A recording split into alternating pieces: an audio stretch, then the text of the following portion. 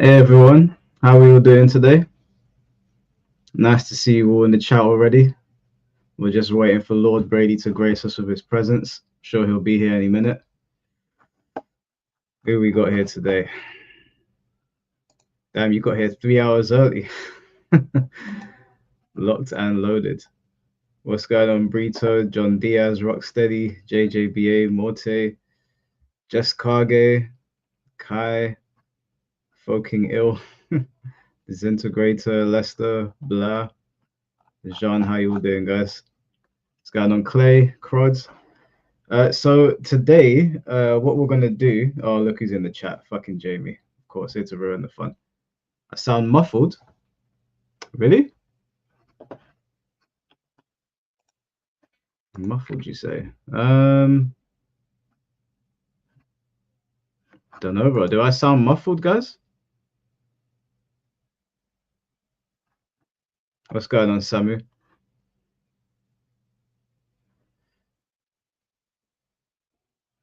I no. Okay. So yeah, Tom, very muffled. Damn. I wonder why. Let's see. Let's try to change the mic over.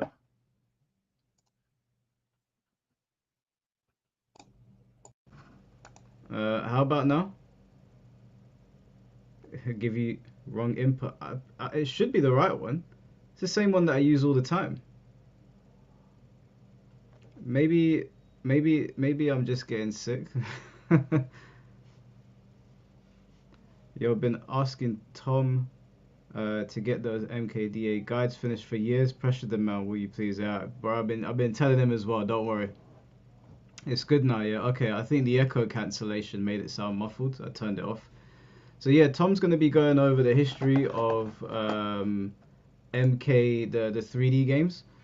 He's going to be working his way from Deadly Alliance all the way up till MK vs DC. And he's going to I think he's got a bunch of stories that he wants to tell and lore to go over and just introduce people to a lot of 3D MK they might not have been aware of. So today we were supposed to be doing a debate with M2 Dave, but he had to back out last minute, so we switched it over to this. Tomorrow, Clayton will be here to go over his issues with Rufelmonger and just like his general story in the FGC.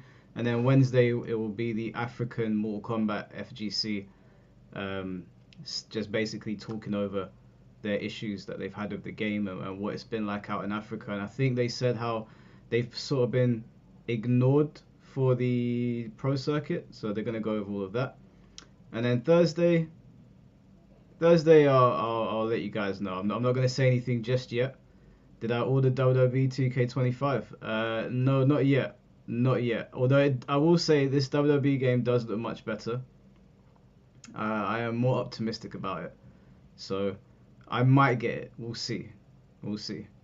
But whilst Tom is talking, what's going on, Dragon? How you doing, man?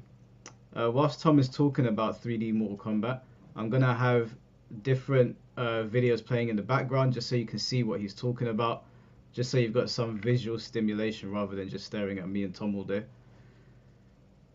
And yeah, we need a cooking with Scorpion part 2. Oh, it's got my GM mode has come back. What, from SmackDown versus Raw? I might I might look into that. I might look into that. Cars, thank you for the 199, bro. Tom's MK Deadly Alliance guides is legendary. Yep, is his three. I mean, Tom's one of the best three Mortal Kombat players ever. Did you see Fighting GM backing Brady up on his FGC Dream Takes? I've seen a lot of people backing up Tom Brady on the things that he was saying about being sold a dream. So obviously, because my channel is where it came from, all of the videos are getting recommended to me. So Fighting GM's video got recommended to me. Some random people that maybe they're really like old school fighting game players, their videos are getting recommended to me, and it's all like, yeah, Tom Brady was telling the truth, and it's not that it's one particular person. It's that it's I don't even want to use the word culture, but it's just something that everybody's aware of, but there's no particular pinpoint of it happening. Although Tweety did kind of sell a dream on my channel, but Tweety aside, yeah, there's been a lot of people that have been You should have Clayton Chapman on your podcast. I just said he's on here tomorrow. He's coming on here tomorrow. He'll be here tomorrow.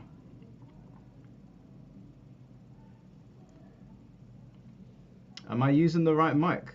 Yeah. Everyone's just said that it's fine. What, is it fucked up again though? Brady was right about the FGC stuff. The FGC, like a pro sports league, hence sports, not everybody makes it and makes top tier money. Most people don't make top tier money, bro. Most people don't make top tier money. So, yeah, I don't think Brady was wrong. I think the conversation went sideways. I sound like I'm underwater. Let me try and fix it before Tom gets it. I apologize, guys. I don't know what's going on. My computer's on its last legs. Need to get a new one. Mike Hunt, thank you for the $5. Do you have hope that the next MK game will be fun to play? Yeah, I've got hope that the next MK game will be fun to play. I have hope that it'll be fun to play because MK9 and MKX were fun. You know, they're still NRS era games, even though I'd say MK9 was probably more midway. But MKX was a lot of fun. So they can do it. It's just they've missed the ball twice now. If it's 3 times, that's 3 strikes, man. Can I ask a name? Can I ask for a name of a song in one of your streams? Yeah. What stream? What name were you looking for? Tom running fashionably late. Where is this guy?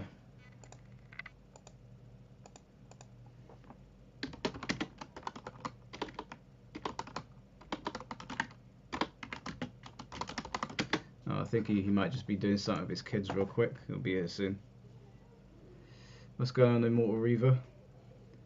First song. I can't really open it while I'm on StreamYards. I can't click on comments because I'm not on YouTube right now. I'm streaming to all 3 platforms.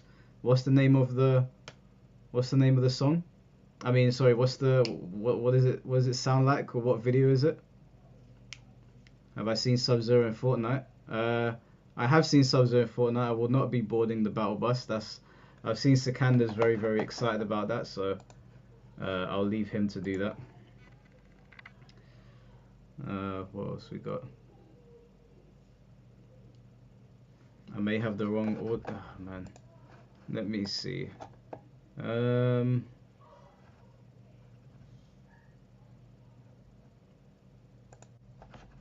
about now? Is that any better? If it's not any better, then I apologize, guys. Tom will be doing most of the talking today anyway, so you won't have to hear my voice. if it still sucks. Same audio. Okay. I'm not sure. Whilst Tom is talking, I will check some stuff in the background and see if I can fix it. I apologize.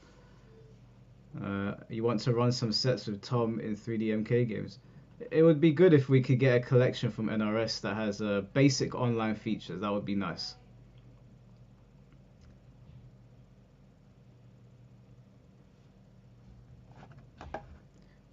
Let me turn the audio up a little bit. I might as well try get it working now before everything kicks off.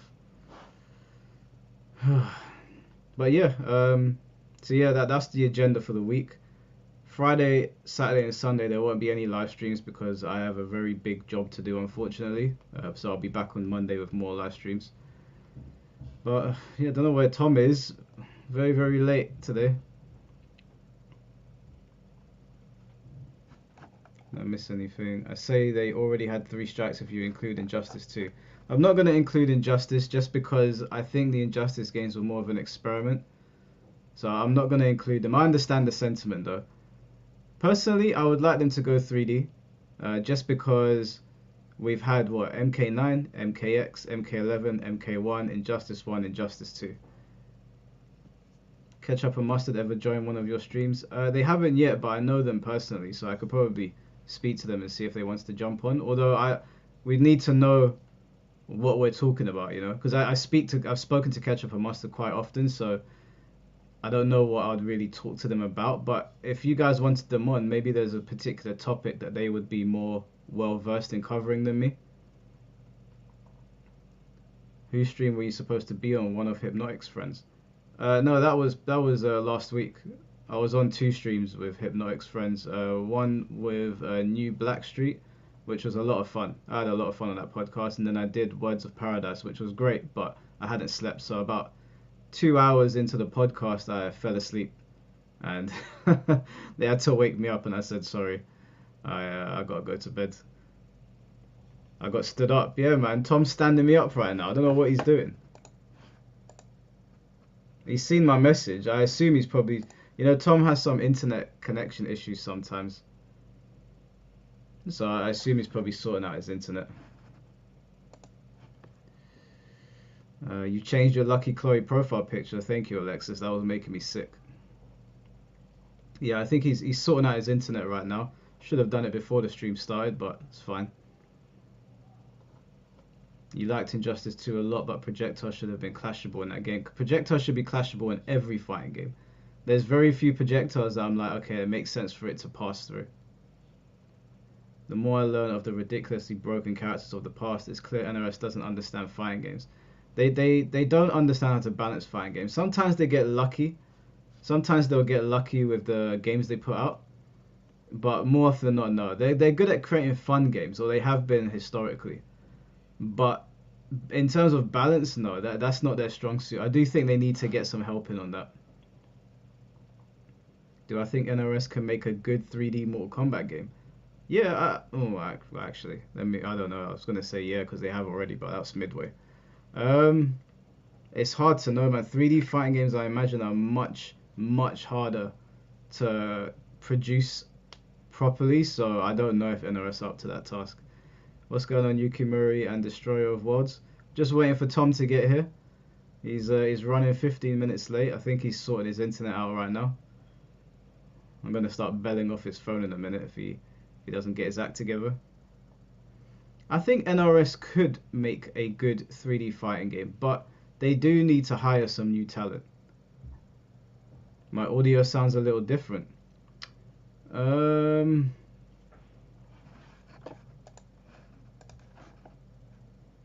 Oh, that's why. Shit, my bad, guys. How about now? Is my audio better now? I think I know what I did. What about like a high def sprite MK like KOF 13? No, I don't want to go back to that. Definitely not. Better, yeah. I had it set to my webcam. Sorry, guys. I am a little slow, unfortunately. Is it too loud? Is it alright now? It's not too loud, yeah? Crisp audio, cool. Okay, we got there eventually. Armageddon killed the law. Unfortunately, do you know what? Whilst we're waiting for Tom to get here, let's Oh, I thought he popped in. Did he pop it? I think he popped in for a second. I think he's having internet issues. He'll be back in a sec.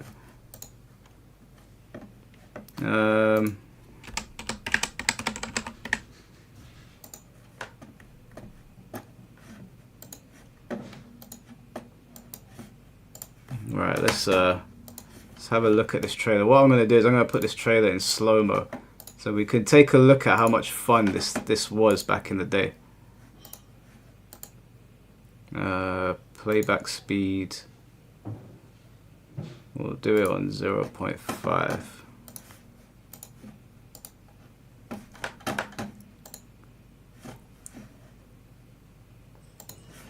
This was a great opening, man. I want to play in slow-mo just so we can watch everyone die very slowly. Armageddon did kind of kill the law, though. I have to agree. Like, this was... They killed everyone. They killed everyone.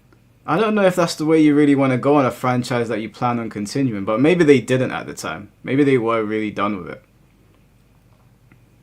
But yeah, this was an amazing intro. I do find it funny that some of these guys have been... Look at the way Lee May's running. That animation is killing me. Look at Lee May. Look at Lee May go. That animation is awful. I think she's the first one to die. Wait, where is it? Yep, bang. Taken out just like that. But yeah, these intros were great, man. They were really good. God damn, he got bitch slapped. They just, you know what sucks about Mortal Kombat now more than anything is they don't have an opening playing when the game boots up. Like, you know, you turn on Tekken 8 and you're like, oh man, this opening is sick. Tekken 8's opening is sick. It gets you into the game, even though like when you start playing the game, you're like, oh fuck's sake, man, this game needs an update. MK needs to go back to giving us these epic openings. Hey, what's going on, Jana? How you doing?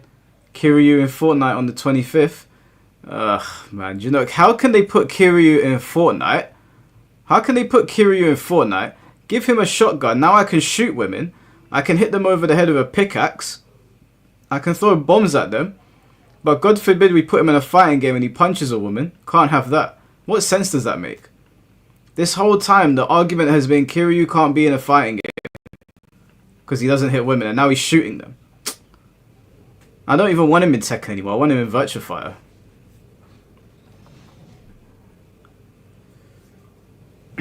Yeah, he's coming to Fortnite. Everyone's in Fortnite, man. Everybody is in that goddamn game. So I think Tom just messaged me.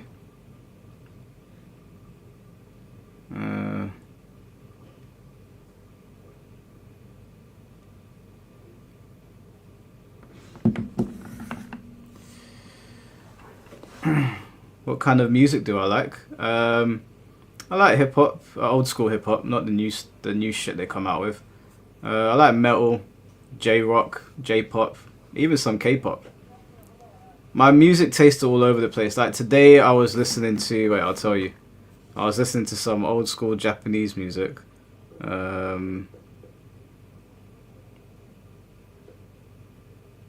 So I was listening to obviously Stay With Me. I was listening to Bay City, 4 a.m.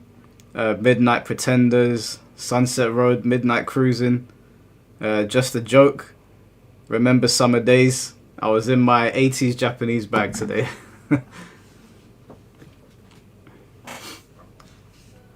What else do I like? I like. Did I say rock? Yeah, I like rock. Don't mind some like old like blues. Depends on my mood on the day. If I'm going to the gym, it's just pure anime openings. Speaking from a POV where I didn't like the cameo idea when presented, but liked them when I played, and still do. Over 2k hours on the game, by the way. There will always be people that won't like SMT. Does that mean something? Yeah, there's always going to be people that don't like something, man. I mean, I think most people don't like the cameo system, but if you're having fun with it, then you don't feel like you wasted your money, then that's good. Gorillas. Yeah, I like Gorillas. Gorillas is good. Any dancehall? Nah, I'm not into dancehall, bro. I'll be honest, man. I've got to be really drunk to digest dancehall. Do I like Ye's music, aka Kanye? Kanye's first 3 albums are phenomenal, I think. It was College Dropout, Late Registration, and Graduation. Those are great albums. You know, despite what he has become now, whatever the hell is going on with Kanye, I can't make heads and tails of it. His first 3 albums were great. His more recent stuff, there were good things here and there, but for the most part, I don't like what he puts out these days. I'm not talking about his tweets. Tell them you like listening to me sing to you. I've never heard you sing in your life, bro. The only thing I hear you saying is, yo, Mike, I'm on creatine. That's all that comes out of your mouth.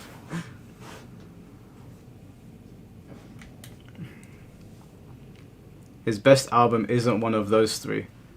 Well, I mean, that's opinion. Those are my 3 favorites from him.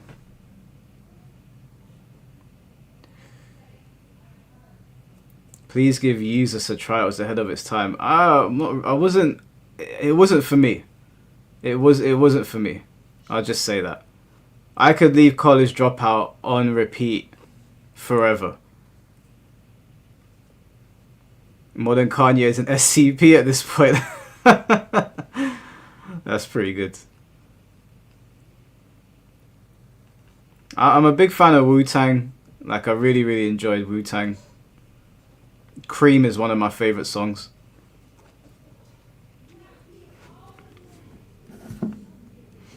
What is Tom doing, man? This is not like him. I hope he's alright. Oh, there he is. There he is. Running on black time today. No, man, dude. The traffic today was horrendous, and it's President's Day, and for whatever the reason, this traffic was horrible. That's alright, man. As long as you're here. Yeah, good to see you, man. How are you doing? I'm doing well, man. How about you, Mike? How you doing? Yeah, I'm alright, dude. I'm okay. Nice. I've got a bunch of like videos in the background to reference like what you're talking about. I know that you want to spend 5 minutes just talking Yeah, about I last actually stream. have the part that I wanted you to play because it's right where all this happened. Just because, you know, when you say something people's memory doesn't remember, and it was a very long stream, obviously people are not going to go back and search for whatever it is. So and again, keep in mind, I at no time I'm going to use anyone else, put words in anyone else's mouth. I'm only going to let their own words do the talking. And fact is, if you don't like what your words are, then you probably shouldn't say them. So let's go. It's basically what Ernesto played. Hmm. Uh, The chat is asking you to finish your Mortal Kombat Deadly Alliance guides. um, I never got back to it, but I might do it. I think it'll be pretty good. Me playing MK1 is a pipe dream at this point. You know, people keep on asking me how much do they need to donate in order for me to play MK1. Guys, I'm just gonna say, save your money. Don't send donations in for me to play MK1 because you're gonna clear out your wallet before I turn that game on.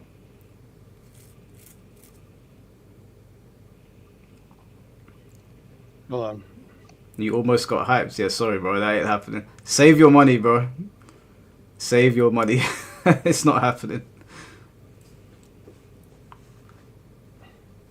Me acting like MK11 is better than MK1. That's a matter of opinion, though. I do think I prefer it. Donate for Mike to clear invasions. Why would you torture me like that?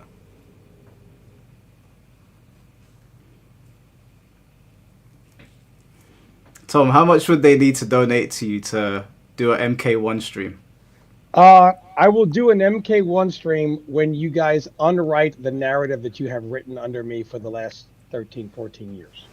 When that is unwritten, I will be back. I will be streaming Deadly Alliance. I'll stream Deception. I'll stream MK9. All I need you guys to do is undo the last 15 years of work that you guys have worked really hard on to make me the court jester. As soon as you undo that, I'm good every day. Good luck. You heard it here, guys. How much to donate for Tom to come back to Tekken 8 again? Were you playing Tekken 8? I think he's locked in. Tom's never streaming MK again. Probably not. Okay, here we go. You found it? Yeah, go to 3. Go to 3. 313? Okay. And let's play that.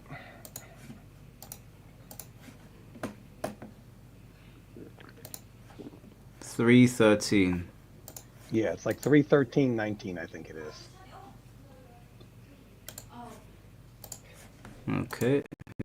Basically, when you say, what did you come on to talk about? We after the whole him and PL back and forth, and then we get to the crux of the matter. And chat, please listen carefully. Even if he's doing everything you say is the key to success, and he's not monetizing himself. All right, let's move away from Because Foxy. of Now, the what was the topic that you wanted to talk about, Foxy? You're saying that people are selling a dream, and people are not selling a dream. I don't know a single top player that's ever said to someone, "Yeah, just fucking sacrifice everything for this." I've actually all the ones that I know, and I know them from pretty much every game.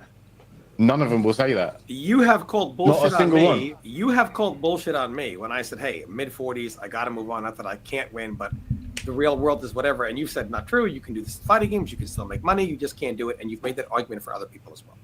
That is promoting that there is money to be there. And I'm like, it's not. It's not. Can't live the way you want doing fighting games like this. Can't. No, that's not what I said. I literally didn't say that, though.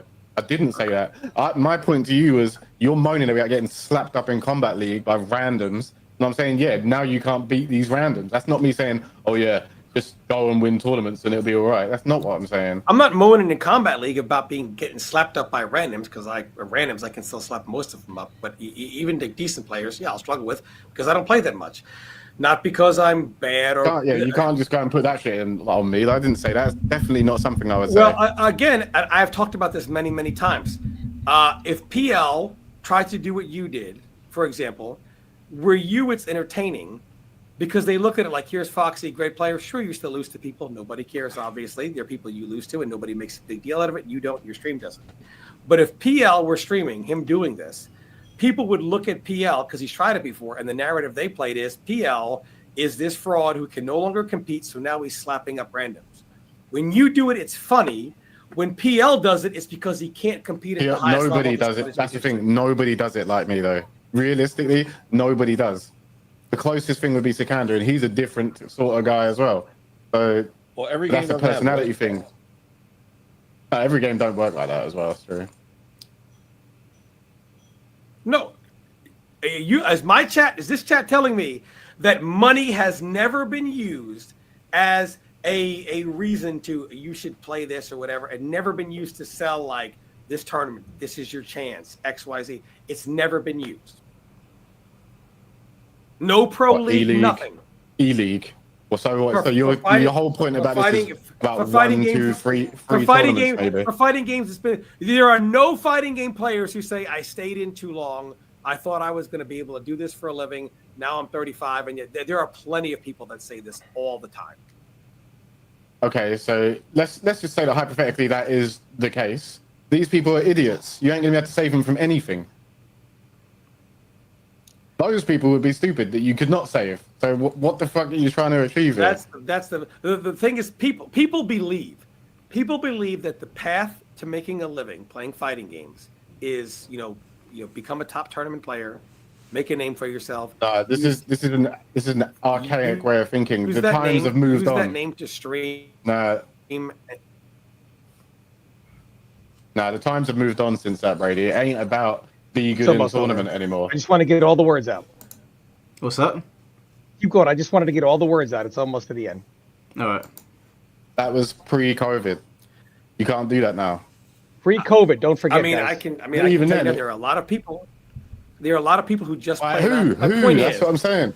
Who? My point is who? People be. This guy says, so Fox is arguing that Who are these people? Who are these people? Who are people? People, answer me. Who are they? Who are they? Huh? Who are they? Tell me now. Foxy, you have. I need to know because you have argued with people whose character made more money, mine or yours. Yeah, because I'm taking a piss. I mean, none of your characters have made any fucking money. Period. But my Sub-Zero is worth more than your Sub-Zero. Actual facts. Buddy. Actually, factually. Buddy. Okay, I did 24 overheads and I made more than your Sub-Zero ever made in one match. Oh, man. I made more today than any of your characters will ever make in your life. Okay, so when I left, okay, so well, it looks to me, Foxy. It looks to me, Foxy, that you're selling the dream. It looks to me like you're selling the dream that you made. No, I'm not selling the dream. No, and I could have made. Not selling. What 5,000 as a Sub-Zero player? Your Sub-Zero doesn't make shit, and neither is mine. It doesn't matter. You hear this? That's what I'm saying. I'm using it to take the piss. You can stop it there. You can stop it there. No one is selling the. Stop it there. Okay, so I just didn't want to mince any words here. So keep in mind, he directly asked who, and the reason why who said this, right? That's not what he said, right, Mike? Who is saying this? And my response is you, correct? That was my response. Can you please, and I asked to please pull the series of tweets up. Oh, yeah, I've got them here.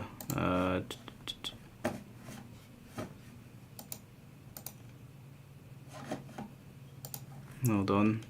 Oh, it's on the other link. Here we are. No, I know he's not here. I don't want to do a debate. I just wanted to kind of get this out there, and I want to talk about it. It's only going to take a couple of minutes, guys, and we're getting right onto the subject. I promise. I just know Mike knows where the tweets are. So this is the one that you're talking about? Okay, so here we go, Chad. If you can read this, basically you have a guy that's basically saying to Foxy, just saying in general, his guy's point is the exception, not the rule, is Sonic Fox. And he says, besides, your guys are probably using the same person. Foxy then says, this is the disconnect. You speak as if there aren't a reasonable amount of people making bank every month that have never entered a tournament in their lives. Now, this is dated December 19, 2023. So this is actually post-COVID, correct? So here we have somebody post-COVID. Foxy said before COVID, new meta. But this is basically someone who's saying Sonic Fox is an outlier. You can't go by Sonic Fox. And Foxy's saying, hey, basically, if you think Sonic Fox is an outlier, it's a disconnect. There are a reasonable amount of people making bank. I can promise you, December 19th, 2023, no reasonable amount of people were making bank. Reasonable would be, I would say, or at least 25 to 30%. I promise you that is not true. So literally, while the internet is making fun of me like, oh, Foxy said, who? And I said, you, and showed it.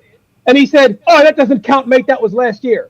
Let me just say, if we reverse the roles, and I said to Foxy, show me one person. And he said, me, and then pulled that up. And I said, that doesn't count because it was last year. You guys would literally roast me to the floor. Ernesto would put that on video and do the bam, bam, bam, bam, shots fired and pretend like he was dead in his chair, falling over. But because it's me, I can literally say you, show evidence, and that doesn't count. Oh, well, it doesn't count because someone said so. Tom couldn't name anybody. He couldn't name anyone. This is what I'm talking about. By the internet is literally made, like ridiculous. Of course, Ernesto, I take whatever it is. He's going to make me the court jester. That's what he's going to do. That's what the internet does. So that was just my whole point, that it was being made out like I made up some boogeyman who's never said anything. And keep in mind, I was very respectful. I didn't say I'm going to take the piss or Sub-Zero this or whatever. And so I wanted to put that out there, that people that were making fun of me that I couldn't name anyone while watching a video where I literally named the person, asking me to name them, and then showed it. It looks very much to me like what has happened is, here we have a situation of somebody who tried to do the quote-unquote old meta, as he said, the old meta, where you're going to be a good player, well-recognized, stream, YouTube, go to tournaments. That didn't work out, and now in 2025, they say, hey, everyone knows, don't do it. But it looks to me like when you say a reasonable amount of people are making bank, that you would put yourself in that equation. So it looks to me like you tried that route to make bank, and now we're back on, we're on the, hey, we all know it doesn't work for money. Many people, even those that say you shouldn't do it, once did it. And that was my whole point. I was not some moron who made up some boogeyman who couldn't name one person. No, I did. I named them, and obviously you see the tweet there as well. But I see a lot of people will say in a YouTube video more recently you shouldn't do it, but they have tweeted or said things behind the scenes or on the stream somewhere where it's not necessarily recorded to pull up that alludes to the illusion of money in it. And they'll say, oh, but I did a YouTube video that says no. But sometimes it's not what people say, it's what they do. And there we go. So we're done with that. No, that's fine, dude. At least you got it off your chest. Just before we move on, there was I did see Fighting GM put up a video defending you, or defending your points as well. And because the video came from my YouTube channel, I started to get a bunch of them in the algorithm. So there were actual people from the fighting game scene, slightly older, that were defending you as well. Yeah, I mean, and GM is, and he'll tell you right now, they do make it seem like the tournament life, it can be lucrative. And GM has made a video saying, hey, I wouldn't do it. I wouldn't go to these videos. It's a scam. He's like, GM is as well-traveled as anyone has ever been. One of the best players in the world through multiple games. And he'll tell you, like, don't even bother, And he agrees the YouTubing, whatever, is the way to do it. But even he'll tell you there's not much money in that. But going to tournaments, it's just something they used to for many, many years. Almost 20 years market that. And there's no money even in YouTubing. So trust me, you do it because you love it and not because you're going to make money. Now, so before we move on to the discussion, just to give everyone a rundown, Tom's going to basically be going through the history of 3D fighting games for Mortal Kombat, all the way from Deadly Alliance to MK vs DC. If any of your super chat coming at like while he's talking, I'll answer them when we get to the end of one game and we move on to the next. I'll answer this one now just because it came in early. Justin McMorris, thank you for the $10. I appreciate your work, Mike. Thank you very much.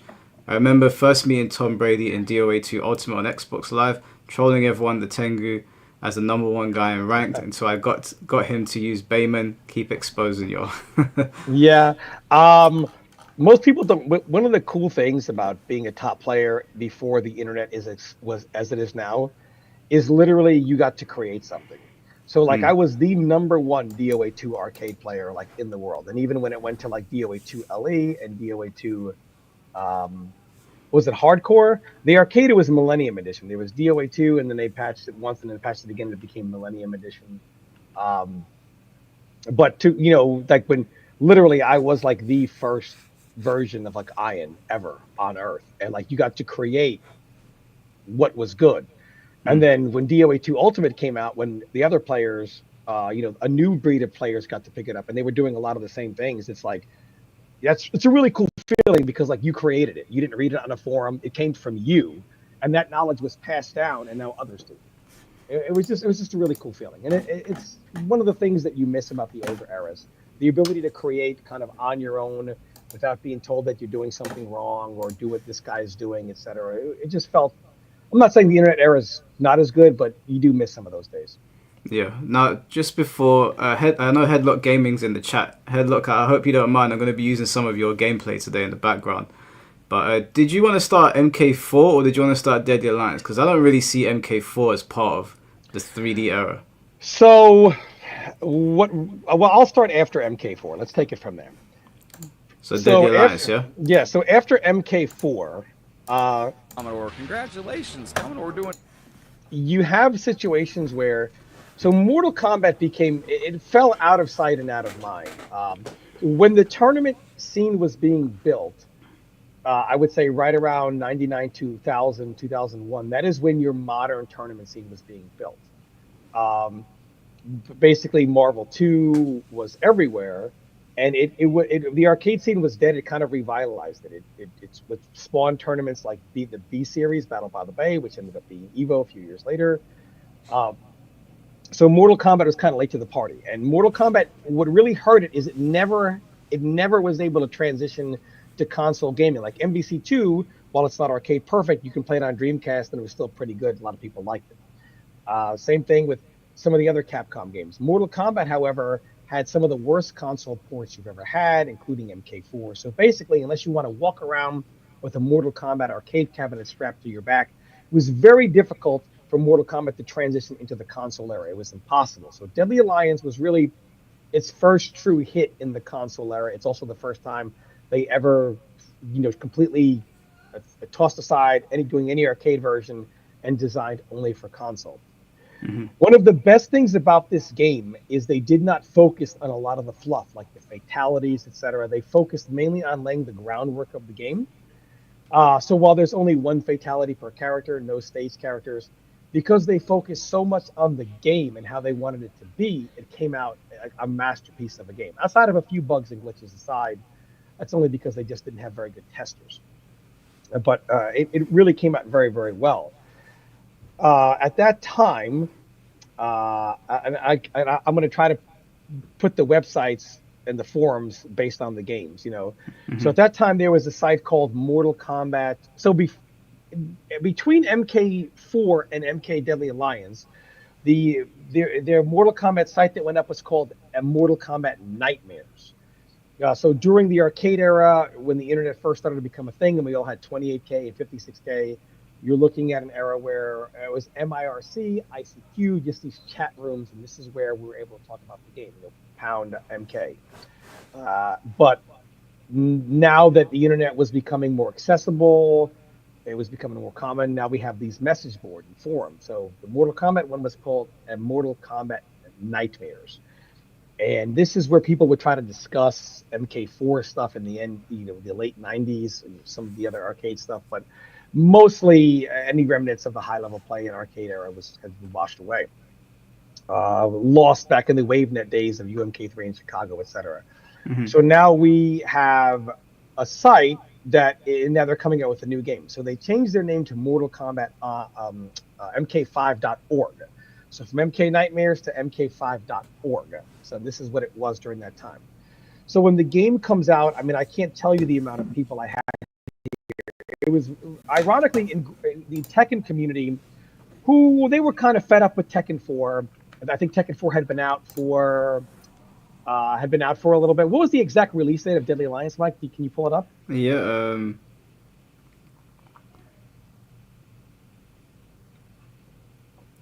Deadly Alliance release date was November 22nd, 2002.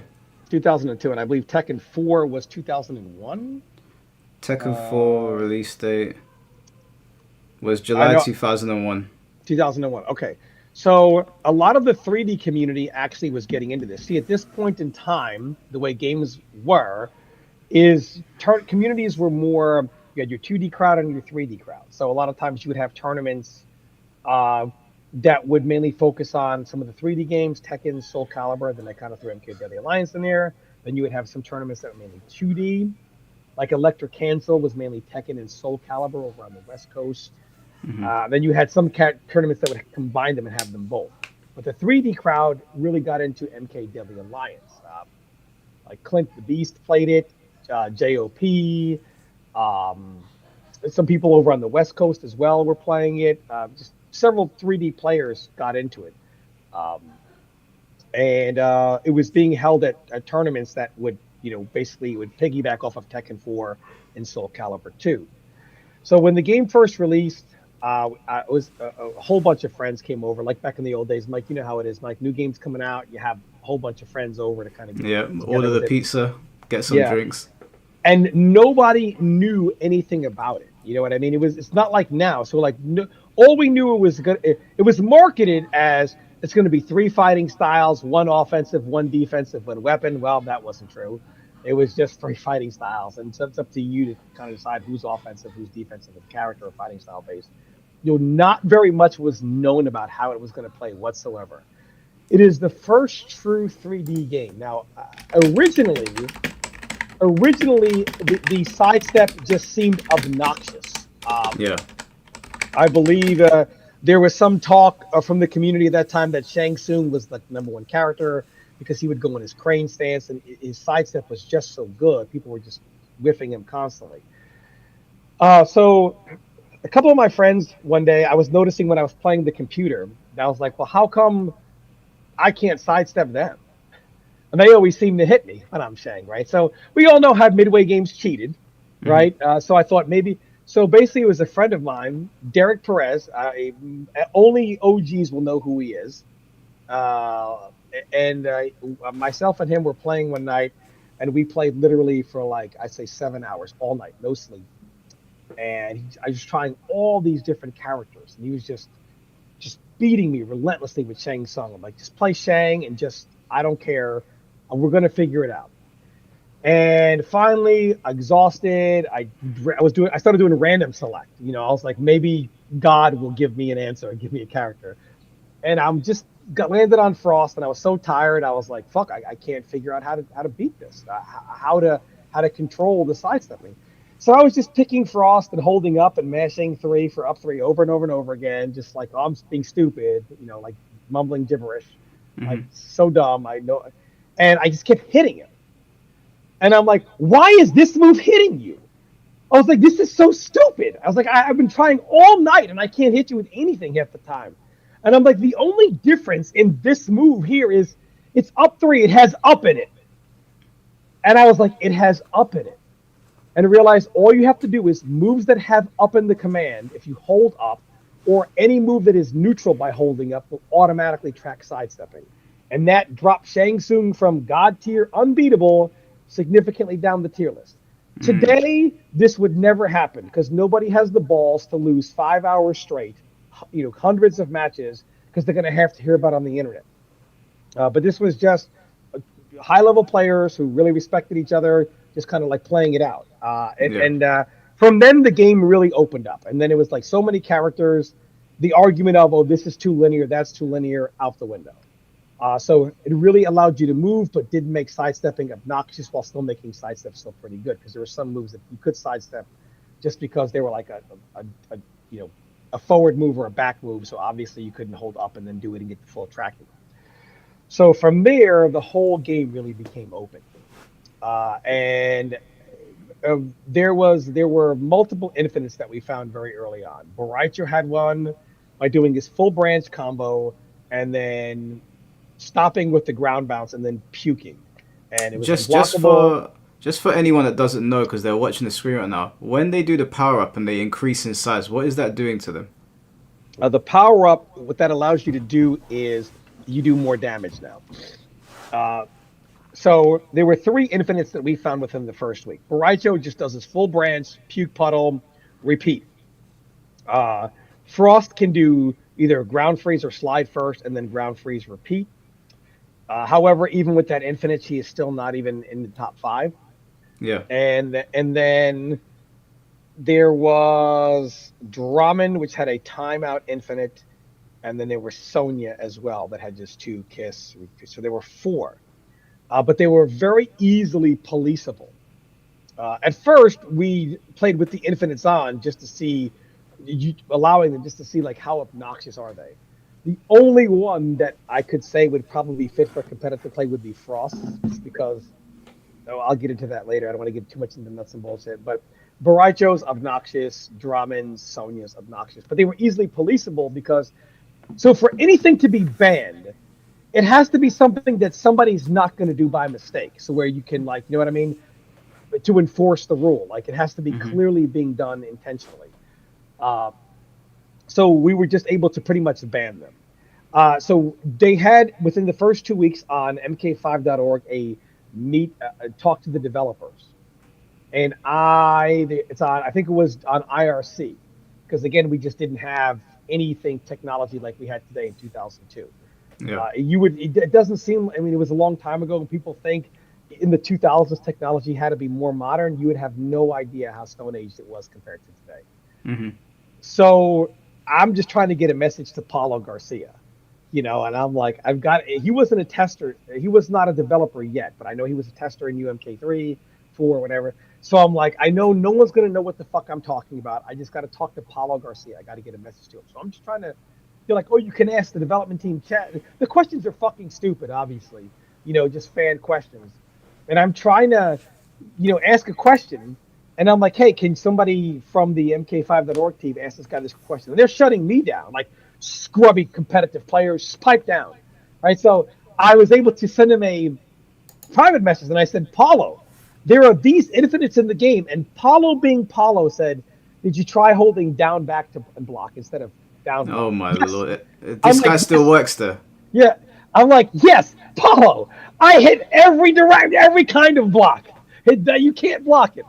And my question just wanted to be like, this is back when they would release a game on PS before Xbox, and they would release the NA versions before the EU versions would come out. Mm-hmm. So I was like, is there any hope the Xbox version can get this fixed, or the EU version can get this removed, just so that we can not have these things in the game in general? Wouldn't need a rules like what's banned, what's not. And of course, nothing ever got done. They're all in the GameCube, Xbox, and PlayStation version for both NA and EU. So nothing ever got fixed. And obviously the game was going to be in tournaments, so the community together came up with rules for the game. The 3D community, like Tekken and Soul Calibur players, were massively instrumental in growing the game, just because the Mortal Kombat community that was rebuilding they just didn't understand. They were still in the tier lists. What do those mean? And any character can beat any character, and they were still kind of like stuck in that. So it was, it was reliant on the people that were coming over from Tekken and Soul Calibur and actually the Mortal Kombat Deadly Alliance thread on Tekken Zaibatsu was actually far bigger than any strategy thread on this Mortal Kombat site. And shout outs to Tekken Zaibatsu. I don't know if people were around. I remember Tekken Zaibatsu. Yeah. So we really began to break the game down. And really, the game was just shockingly advanced. What you would think of when you look at this, when you play, anyone that plays Deception or Armageddon, Mortal Kombat Deadly Alliance is like the rocket science version of those games. It is, there was just so much to it. For one, we discovered something called jump canceling, which basically allows you to extend the range and speed of moves. So, for example, your power up, right? It's usually this slow, like power up animation, whatever it is.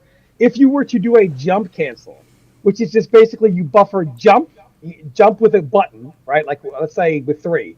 So up forward in 3 so that you jump. And then immediately on the first frame, you're going to jump cancel with power up. You will do a slightly airborne power up move, which literally reduces the animation by about I'd say 60 to 75%. So it allows you to do light speed power ups without being stuck with these slow animations and everything going on. So Just it was to confirm that those sort of techniques, were they put into the game intentionally by Midway or were they accident? accidentally. Also for jump canceling, it will extend the range of moves.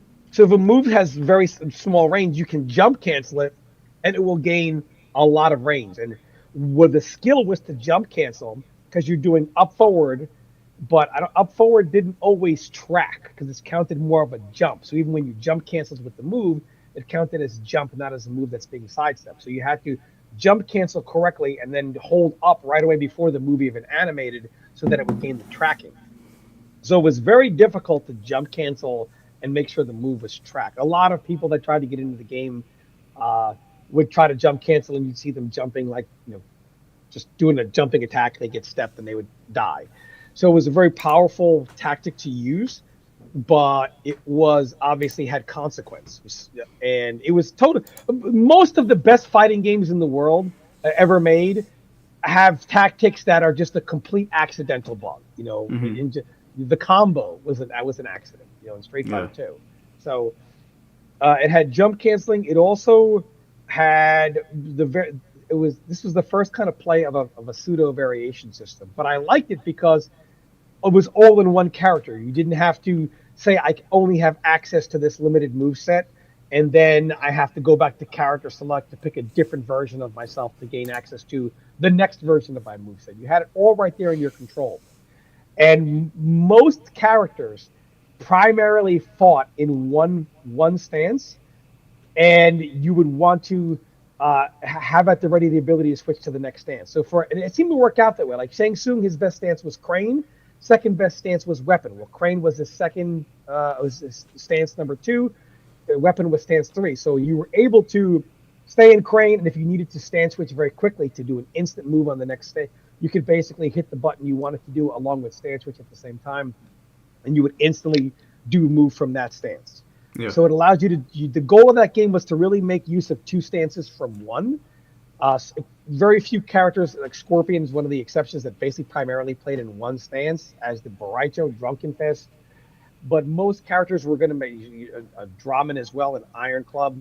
But there were several characters that were able to make use of multiple stances. So just being able to break down which one of these stances, how many characters had stances that had multiple ones that were useful, what's the best way to play them, what's the primary stance you want to be in, which ones were more one stance was their power stance as opposed to using a multitude of stances to play.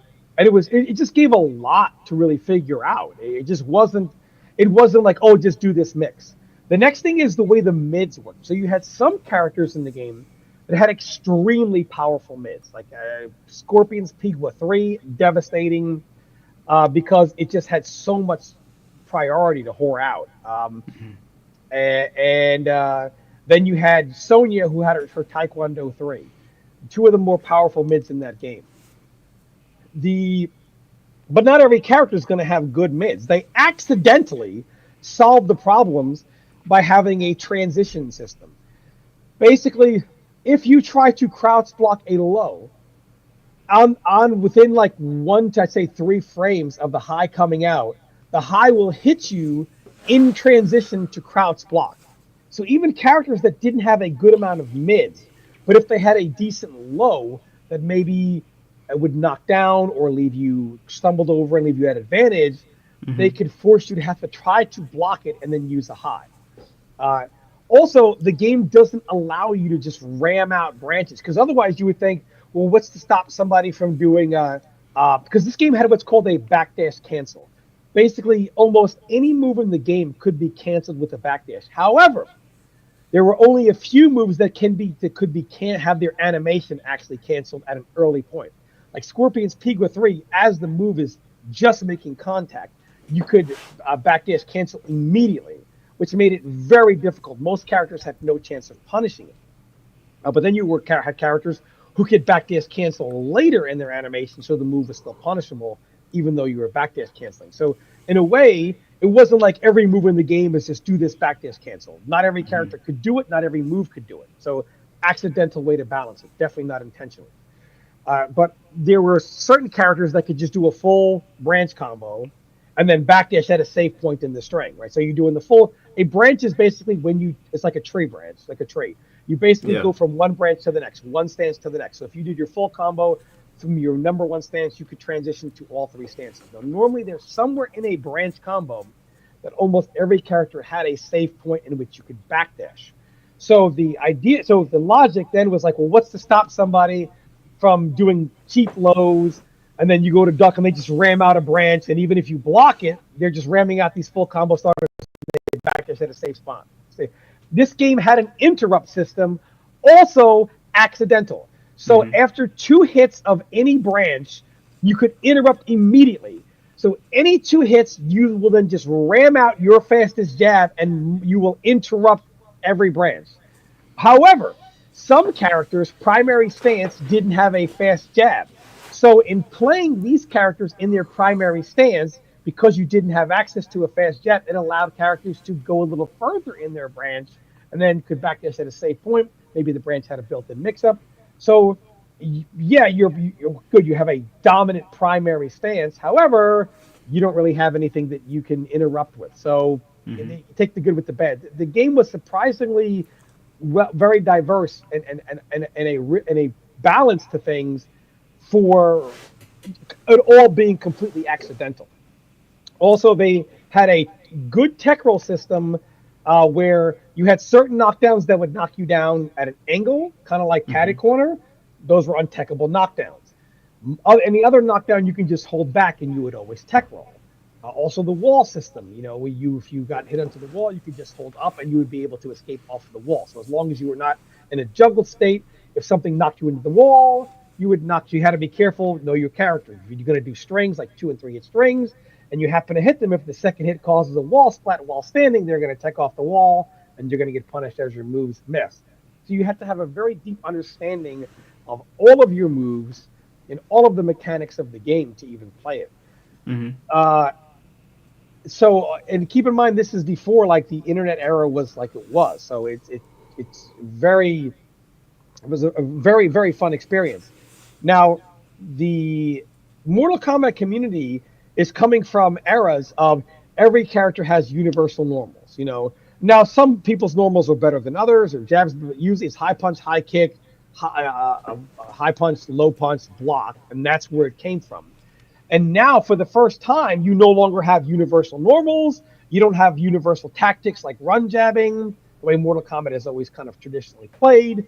Now, every character is at their own individual. This is the first time Mortal Kombat was truly unique from character to character. There were no shared normals, none of that. So a lot of of course, old school Mortal Kombat players, and I was one of them. But for whatever the reason is, I was the only one that transitioned from the arcade era to the 3D era to the NRS era. None of them actually were tournament players to all of them. Do you think that there's any people you used to play with back in the 3D era that are still playing online today? From the Deadly Alliance era, probably not. Deception, there were a handful. No, competitors, no, 0. Competitors, none. Casual players, yes, but competitors, none. So this is Mortal Kombat. Really, each character was more unique than they had ever been before. Obviously the 2D players, they're like, this 3D guard, whatever it is. Mortal Kombat kind of has 3 communities. You have your arcade community, your 3D community, and your NRS community. And then the NRS community is also split into MK9, MKX, 11, and so this is a reason if you look at Mortal Kombat, why Mortal Kombat can never seem to get its legs out from under it.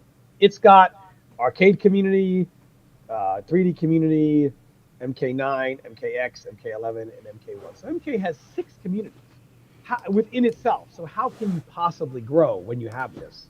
Would you include Injustice in there, or are they their own thing? Injustice is another issue. It was a bad idea. I know they have to do what Warner Brothers says, but the NRS community was just starting, and it wasn't big enough to have an NRS and Injustice community. It wasn't like Marvel came around when Street Fighter was already well ingrained in the area. You know what I mean? Yeah. So it was a problem because the community just wasn't big enough. So what happens is Mortal Kombat players went to Injustice. So then you had an on-season, off-season. See, Tekken is always on-season. Soul Calibur is seasonal based on the game, right? Street Fighter is always on season. Marvel is seasonal. You know what I mean? Sometimes you get a new Marvel game, it lasts for a little bit, but Street Fighter is always on, right? Yeah. If you want to get into Capcom, Street Fighter is always there. Mortal Kombat being the flagship of NRS, it made it so, hey, the MK9's been out for 2 years. I want to get an MK9. Well, too bad. You're a loser now because no one cares because we're playing Injustice. So it would stunt on top of all the division in the Mortal Kombat communities. Then Injustice immediately stopped the growth of Mortal Kombat. And then the next MK game would come out and immediately stop the growth of Injustice. And so you could never truly grow an MK community, never truly grow an Injustice community. And then one MK was so different from the next that while MK was on hold for 2 years, then when you pick it back up, it doesn't even resemble the previous game of a community who was waiting for the next one. So MK has just had way too many factors. And by the way, these are not Warner Brother decisions. I understand the Injustice in MK was, but going from one to where it is, there is one man who is always there. Edward John Boone. And if you want to point a finger at one guy, he is the only common denominator. Would you say that the arcade era and the 3D era had the most united communities because their games were so similar? Would I say that? Say that again? So the arcade era, 1, 2, 3, and I guess you could count 4, and then Deadly Alliance, Deception, and Armageddon, and maybe MK vs DC. Would you say those two eras were more united than the era we have today because their games carried over? Yeah, I would say so. The arcade era was less united simply because communication wasn't what it is today. You know, so, but yeah, the 3D eras were definitely more united, but also very divisive as well, because then you had people who wanted to play casually and people that wanted to play more competitively. So there was its own divisiveness in there, but as a community that was just playing the game, absolutely. Mortal Kombat Deadly Alliance is to this day my favorite Mortal Kombat game ever made. And what I would do is on the site MK Nightmares, I had a thread where I said, hey, I'm going to teach everyone how to play the game. And anyone could ask me any question about any character, and I was able to talk to them and do this without having to charge a coaching fee like today, because getting people helping the game grow was what really needed to happen to have the scene grow. And it was really cool. Some of these people that I was able to talk to and help to become players, you never really know how good they were because some of them couldn't travel. And then when the next game came out and was online to be able to play them, it was like, wow, this guy's pretty good. And it's like, wow, my guides actually did something, and it was great to see, to play some of the players that I had only interacted with on forums and that were in their tournaments. Okay, Deadly Alliance had several tournaments, well over 100 people. And if you're looking at 2000 and 2001, that's still pretty good, or 2002. Now, I know some MK player today will say, oh, wasn't that a Blockbuster Video tournament? If you want to say that, then MK1 is Blockbuster Video, because you guys would praise the sun if you guys get 100 people consistently, which, spoiler, you don't. So, not even online can they do that. So, and I would say if this game got re-released today, or if people played it, they would realize this game is actually pretty fun. I do want to say, though, that how long has it been now? I'd say 4 years. I've been singing the praises of 3D MK against everybody. And with the sentiment is finally turning around. People are finally seeing it the way I see it. This game is good. The best way you can play this game is, I believe, on the Dolphin emulator for GameCube. Smash players, look, when they love Smash and when they want to make something work, somehow they seem to be able to make something work. I think there's also the S Arcade, which is PlayStation, but I don't know how well that actually runs. I know Dolphin runs pretty well. Yeah. So I know people say Parsec, but there's always one person that's going to be at an advantage with Parsec. Independent server, whatever it is. It's too hard.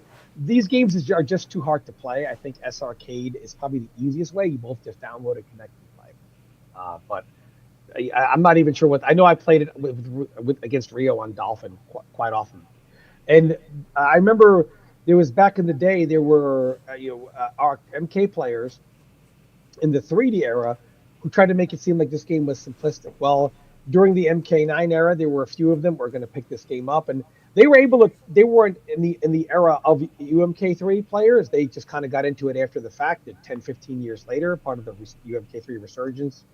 And they were doing glitch jabbing and all this stuff, and they transitioned to it quite quickly and became quite dominant players quickly. But when we would play Mortal Kombat Deadly Alliance, 1-2 months in, it was like there was no possible way they could amass enough knowledge in 1 or 2 months to be able to compete at that level. And Rio was quite good, but it took Rio a little bit of time to learn all the characters, everything, because there was no just use glitch jabbing, and apply it to every character. There was no universe, and I'm not trying to say UMK3 was scrubby or simple, but I'm just saying it is. You can master that tactic. The dominant tactics in UMK3 are not. I'm not saying are easy to master. However, once you master it, they apply in many ways. This game didn't have that. Each character is kind of individual. We see Quan Chi on the screen here. Quan Chi, his best stance was Tang Sudo. However, Tang Sudo, I believe, was his first, and Broadswords is second. But Broadsword, so Tang Sudo and Broadswords were his two best stands. So the best way to make use of it is you want to fight in Broadswords so that you can make use of Tang Sudo.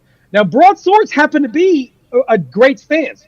It just happened to work out that if stance 2 is your best stance, that stance 3 is your second best stance. And if stance 3 is a great stance and stance 1 is also usable, it just happened to work out that you can play characters that played in 3, their second best stance was stance 1.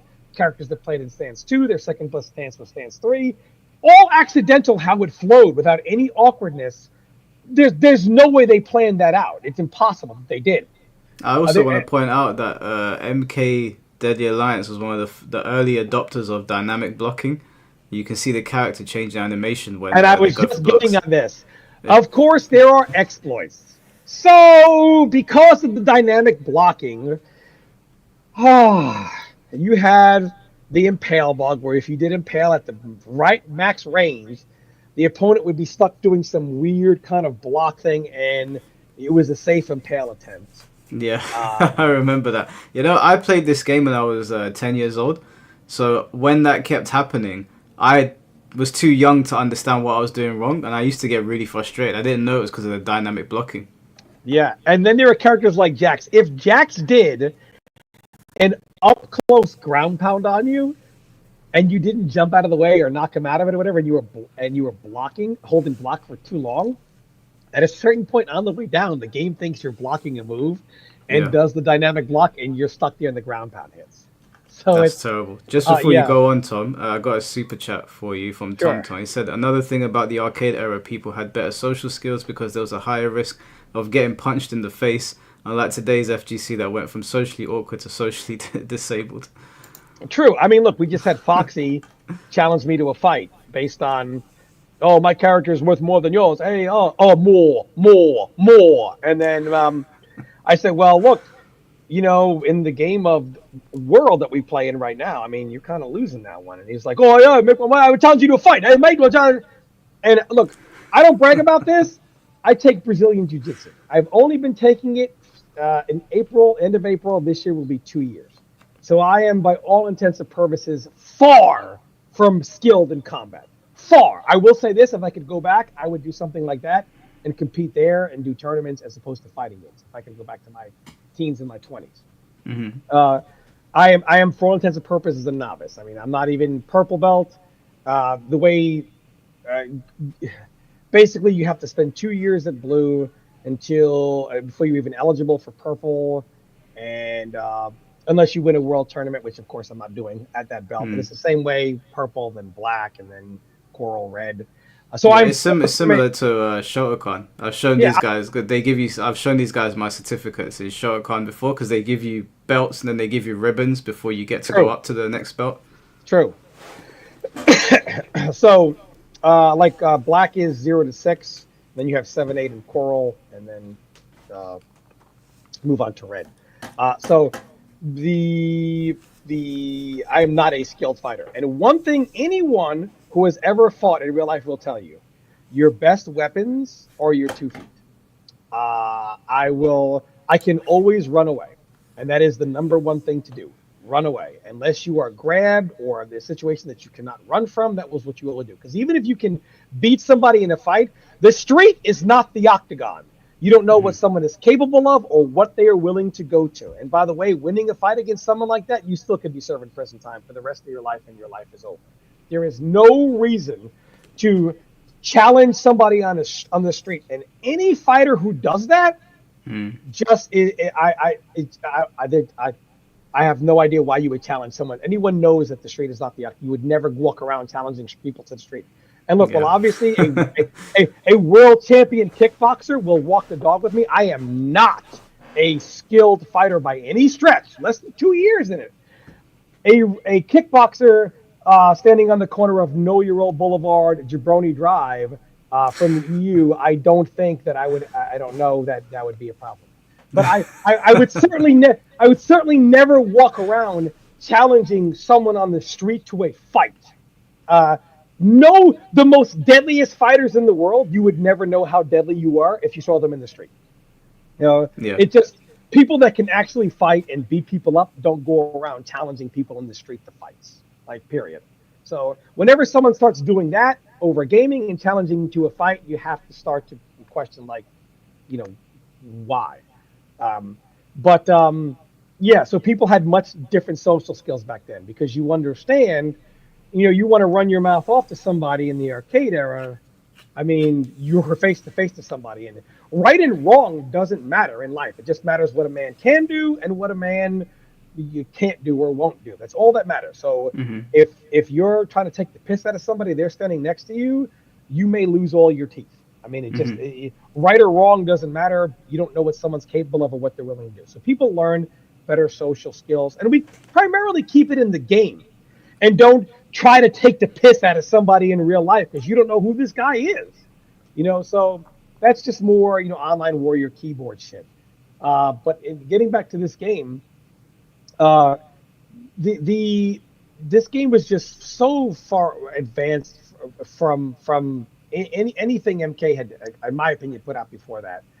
And look at the characters. If you ever play this game and actually put it in high definition for its time, it doesn't look bad. It really doesn't. It's gorgeous. The stages are gorgeous as well. Stages are gorgeous. It moves very smoothly. The movement is smooth. Everything in this game just works, and there's a lot to it. I'm almost done with the guide. The main reason I stopped is on top of all the issues I named with why it's so hard for Mortal Kombat scene to be built. Let me give you another one. The modern scene still takes the piss out of everything before it. As I'm talking about how fun this game is, the modern community will say, "Oh, living in the past. Why bother? You can't compete today." They discourage you from, that game is irrelevant. That game is bad. That game is garbage. You ask the modern community today, they'll tell you MK 1, 2, 3, 4, 5, 6, 7, 8, 9, and X are all bad games. Scrubby, broken. So how can Mortal Kombat ever get off the ground when you look at all the divisiveness from one game to the next community-wise between Arcade 3D and NRS? Then the modern community says every MK game is bad, but the one they're playing. Well, how can the game get off the ground on top of all the other issues it has? By the way, they've never made a good game until now, according to the scene. And by the way, the game they call good now, nobody likes that one either. So in the MK community, they call me a hater or Mike Hollow a hater. They are the biggest haters. No one hates their game more than it. Not even Tekken players hate Tekken more than MK players hate Mortal Kombat. Just way too many obstacles for this game. This was a stage that we did have to ban in tournament just because of the acid. The acid. Yeah, dude, that was stupid, man. So we did have to ban this stage in tournament. But yeah, I mean, this game was a very, very high level game. There was a lot to it, ironically, and it just you just could not pick it up and go. You just couldn't do it. All these moves here, by the way, with Hapkido, they're totally unsafe. And Hapkido 3 up 4, which this game is showing, that move you could not interrupt it. There were a couple of moves that weren't branches, like some 3-hit strings. You couldn't interrupt that. That was very difficult. Most could not. But it's super unsafe, and you can't backdash cancel after Hapkido 3. They're both very unsafe. So there's no scrubby mix-up like 3 up 4 or 3 and then whatever. It's just surprisingly balanced how a lot of the scrubby garbage came out of the game. Also, Scorpion in his Pigwa stance, #1 character in the game. Pigwa 3 is just a devastating move. However, Pigwa 3 does not guarantee a Hellfire. So Scorpion's strategy is he wants to put you in these things every knockdown, every stun, and you get a Hellfire follow-up. So he doesn't work on these long combos, but he works on these single hits or 2 and 3 hit knockdowns.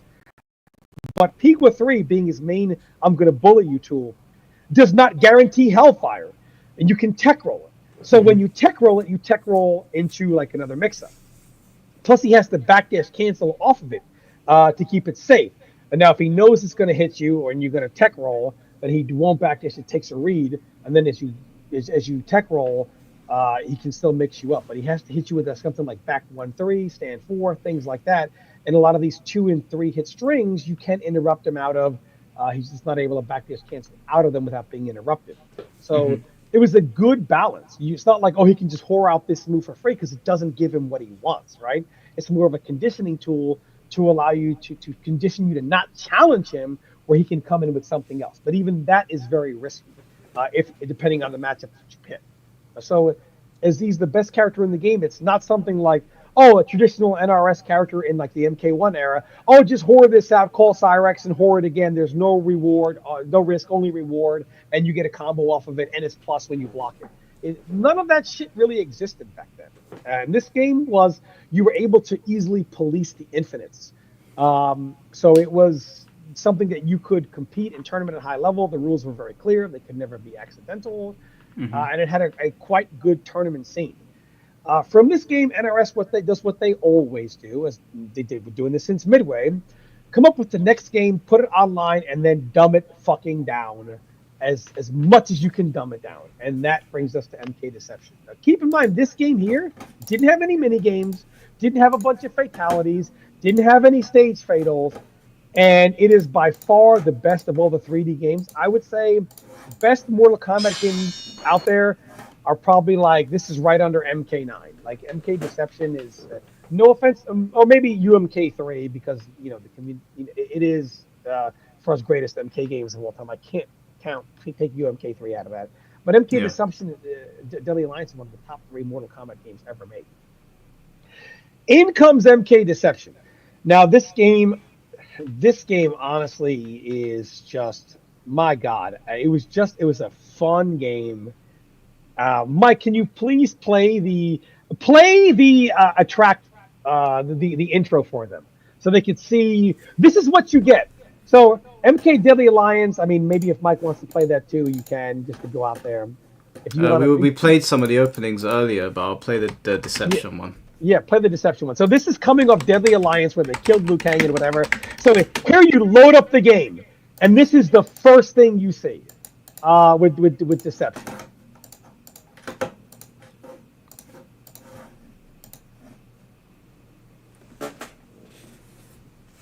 This was a fantastic opening.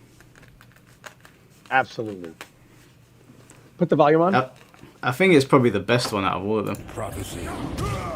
Raiden's Earthrealm champions had failed to stop the Deadly Alliance from fully resurrecting the mummified army of the Dragon King.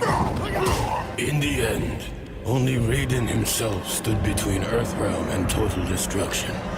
Defying the Elder God's wishes, he alone challenged Quan Chi and Shang Tsung in Mortal Kombat, Earthrealm's last hope for freedom.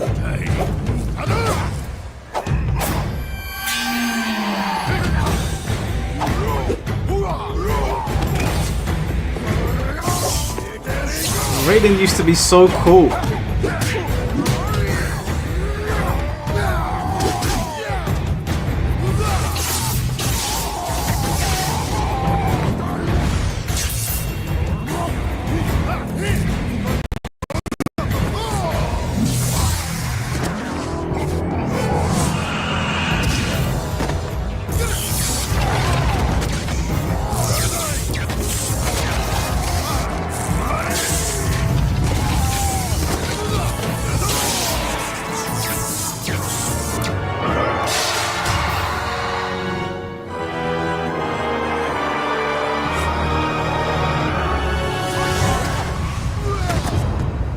Raiden fought well against the two sorcerers, and it seemed as though victory was at hand. But the combined might of Quan Chi and Shang Tsung proved to be overwhelming, even for a thunder god.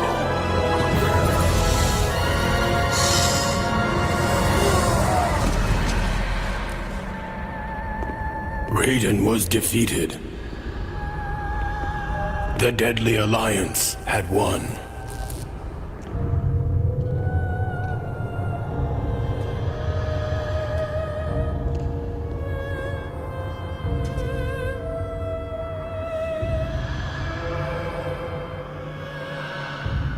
Their victory was short-lived.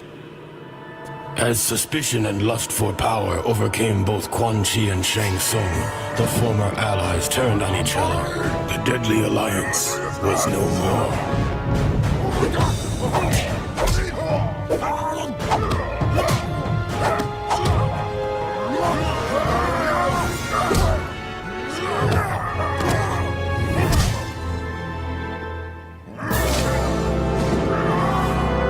Quan Chi defeated Shang Tsung and reveled in his conquest. But it is said that there is only one true ruler of Outworld.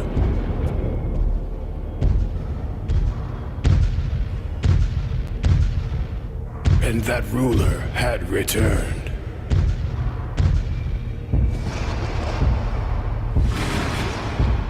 This is how you introduce a character. Oh, right, my God! Onaga, former Emperor of Outworld, the Dragon King. The prophecy had been fulfilled. The Dragon King had indeed returned to Outworld to reclaim his army and impose his dominance. Death awaited all who stood in his way.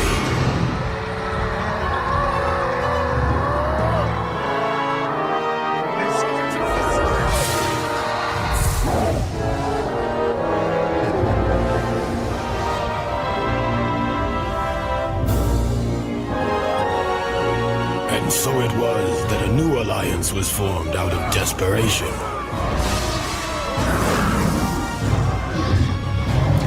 Sworn enemies joined forces to combat a greater threat. Raiden began to realize that even their combined might was not enough to defeat the Dragon King.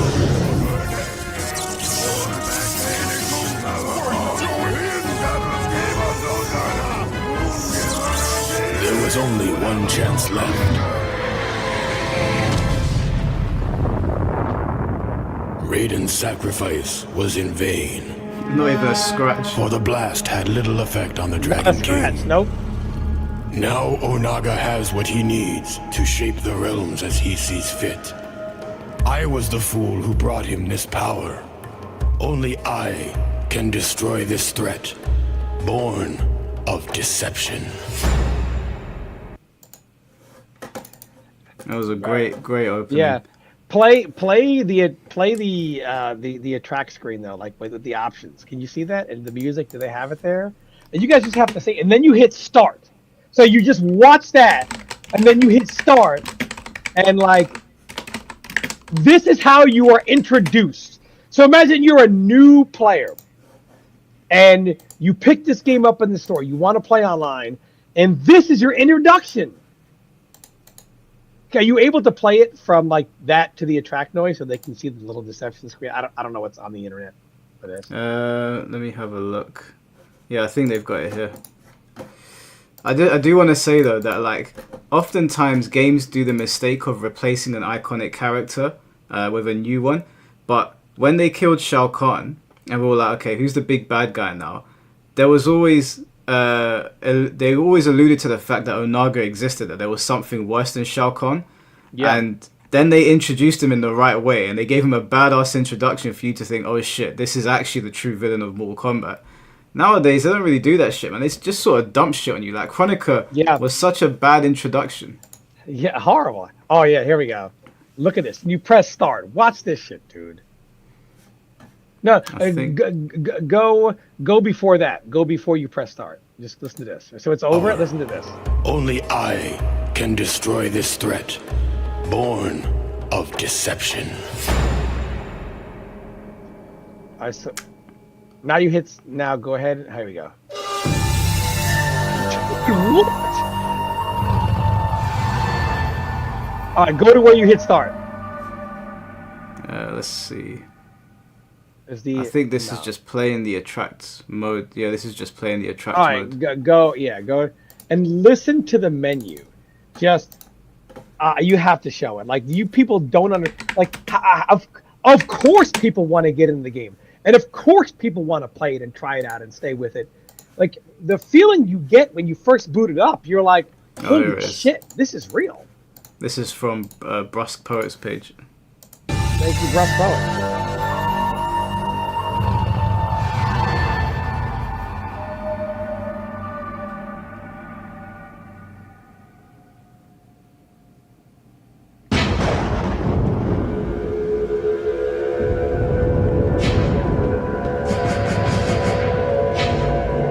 Just a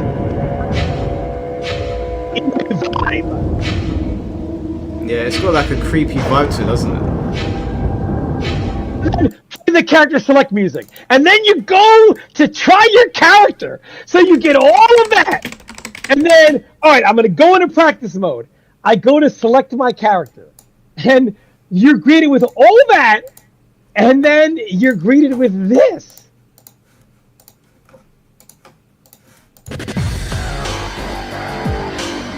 Dude! What? They're sitting up to gold. They are right now sitting up to gold. They are sitting on gold. It is such a shame.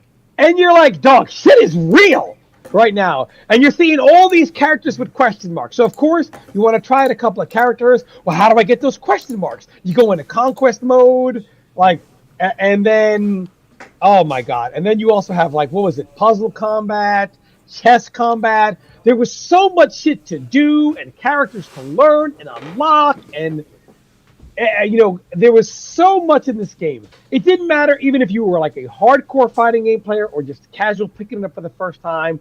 Like, this game, like, you left you with, like, memories. And no matter what stage you got when you went to go ahead and pick your character, when the music started, shit was real, dude. Yeah, even this stage in particular had amazing music.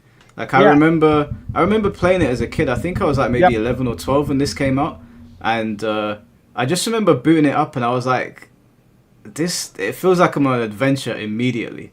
Like, I feel like I've been welcomed into a whole, like, it was one of those games where you could open it up and immediately know the people that made this game really enjoyed what they were doing. I mean, honestly, this game was people enjoyed it from the very very beginning, and whenever you my bad, I was muted for a second. People enjoyed this game from the very first. This is the thing. Like, today they spend millions and millions of dollars on this budget to get this movie, and it doesn't grab you. Imagine spending millions of dollars for a movie theater-like production, and people just get the game and they say, I don't care, Star, let me get right to the game. They don't care about the ending, they don't care about the story, they don't care about the intro. Nobody fucking cares. And they grabbed you. Like, immediately grabbed you. Yeah. You ask somebody from back in the day, what's the story of Mortal Kombat? That was a casual, they can still tell you. Ask a casual what the story of MK1 is, they don't fucking know. They don't care. Mm-hmm. You know, and it's supposedly made for them, and they don't even know or care. So, are they saying I'm still on Wi-Fi? Am I delayed? I meant Tom is lining up like a big kid. Not my. Oh no, there's just saying that you look excited to be talking about 3D MK. Oh, okay. So it was so. This is your introduction to this game, so it doesn't matter if you're an experienced player or a new player. Like, you are all in on this game, and this is like, how could you not want to get into this game? It's not hard to market getting someone into something when this is the presentation they give. So their presentation has severely regressed, 100-fold. Mortal Kombat Deception was a weird game in that it played different online than offline. So in order to get this game to run smoothly, it ran on GameSpy servers. To get the game to run smoothly, they removed animation frames. So, for example, Dairu. Dairu's Eskrima back 1. Online, it was like +2 or 3. Offline, it's like -31. So they literally cut out like 29, 30 plus frames of animation. Um, so it just basically he recovers instantly, and you still have the block stuff. So the game was drastically different on and offline. But of course, this game being online, it is something that most people, unless you had an offline scene like I did, you are not very familiar with the differences, which are drastic. So let's just start with online. So this game is really where the heavy mix-up started. Mortal Kombat Deadly Alliance, the movement and the sidestepping is significantly better than this game. So this game and the mix-ups are nowhere near as obnoxious.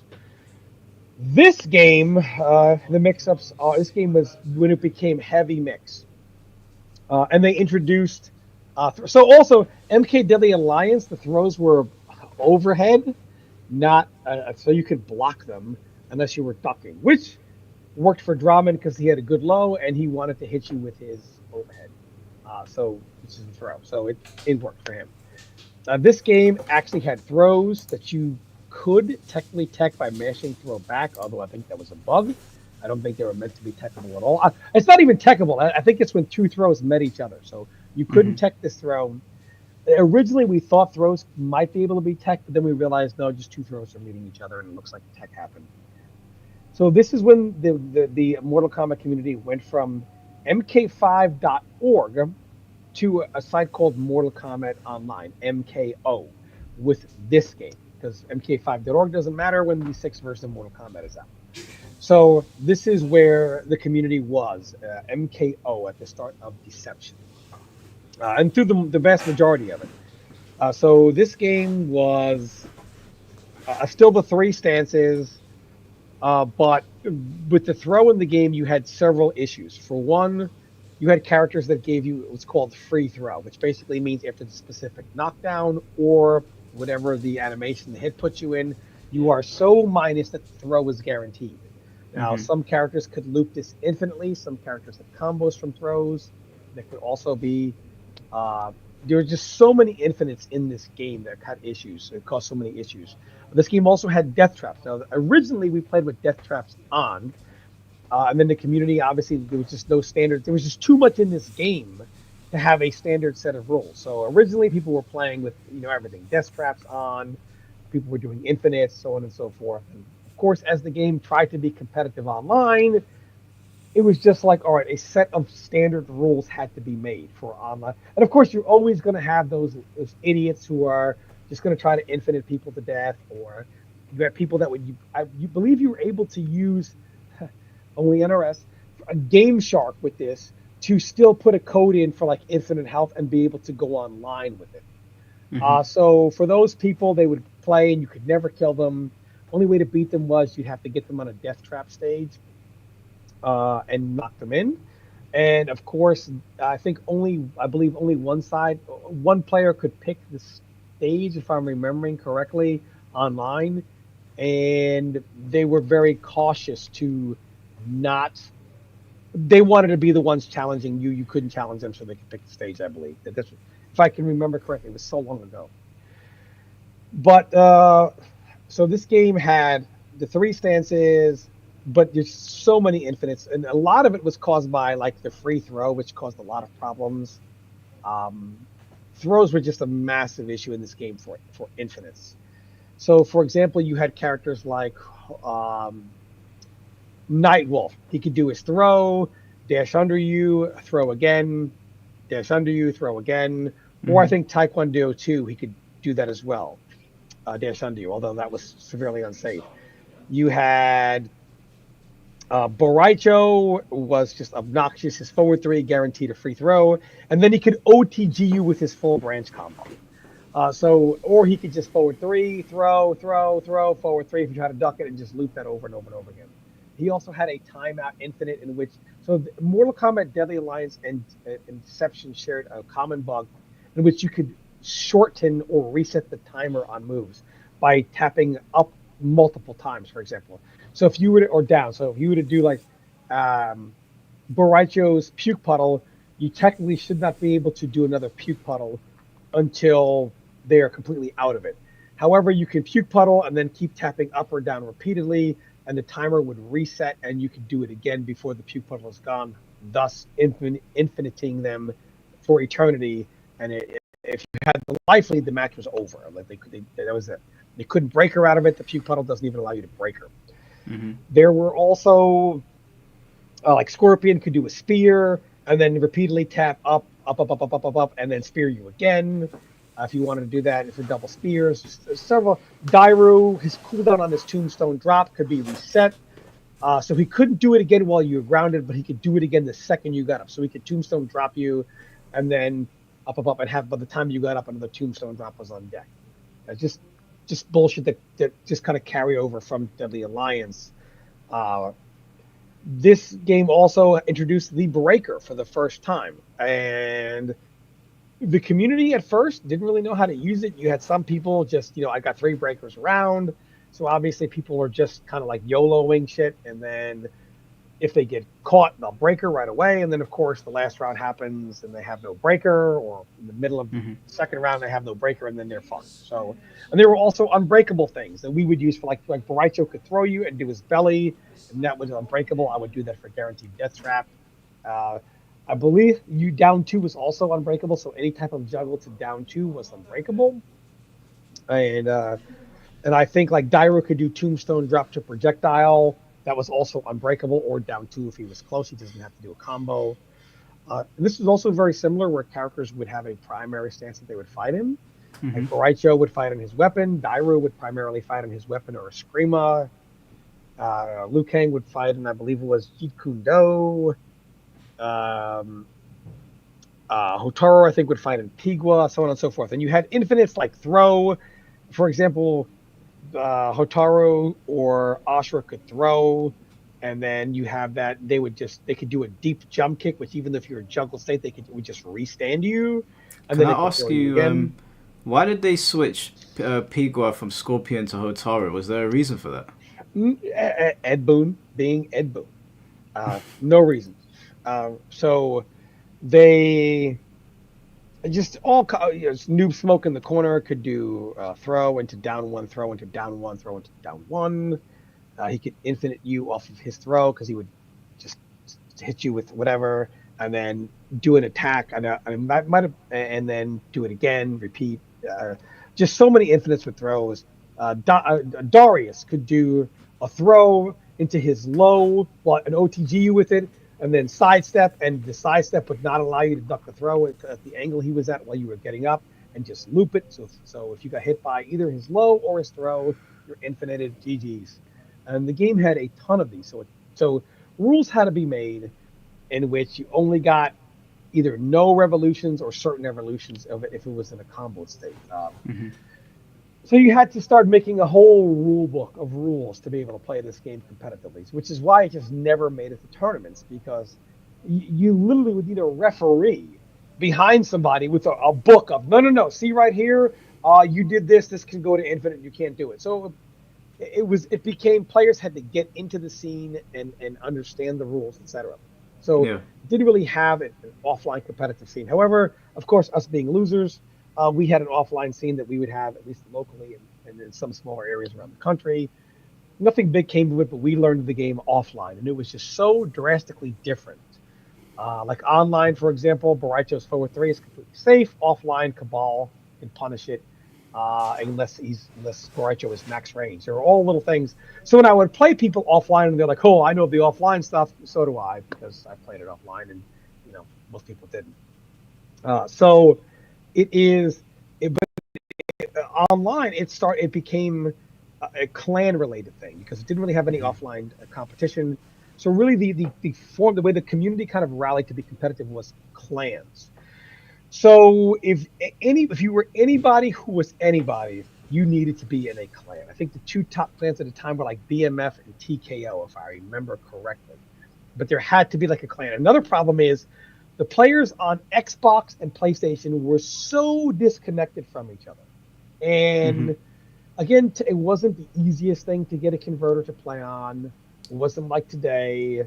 And it was just very difficult to who's the best player on Xbox, who's the best player on PlayStation. There was a lot of that going on. But it was basically clan related. There would be clan battles constantly. And there were certain rules. You had to do like a first to 10. Some people wouldn't play you if you played the same character over and over and over again, if that character was quote unquote cheap. A lot of the scrub rules. And of course, you did have those players who always played to win. But it was like first to 10. They wanted to see you play multiple versions of a character in that first to 10. If you were playing with somebody, it was a good game thread and a bad game thread. And I don't remember if there was bad games. I know there was good games. The good games thread was sacred. If you played somebody, you had better post a score and good games. Otherwise, you were ostracized from the competitive community. Everyone was talking about who's beating who and by what score. And it was all clan related. An MK Deception. And this really, born from this was the more modern NRS scene, modern community that would go on to become the MK9 scene. But it was born right here in Mortal Kombat Deception. And of course, you would have Tekken player USMC Ogre, shout out to him. When DOA Online came out, I was like, there's no tournaments for it. I didn't really play it as much. And I was talking to Ogre. I was like, hey, you can use Baraicho. And of course, he was beating a lot of them, and he was trolling the MK forums. I'm the best. Who's going to beat me? And here's the fun fact.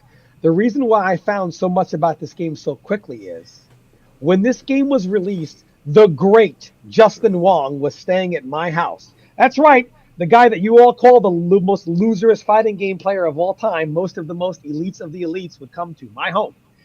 Justin Wong was actually somewhat seeing a girl, Naomi, I believe her name was, in Southern Virginia. She was in school, so Justin was just staying there for a couple of days until the weekend, until he went down there to hang out with his girlfriend at the time.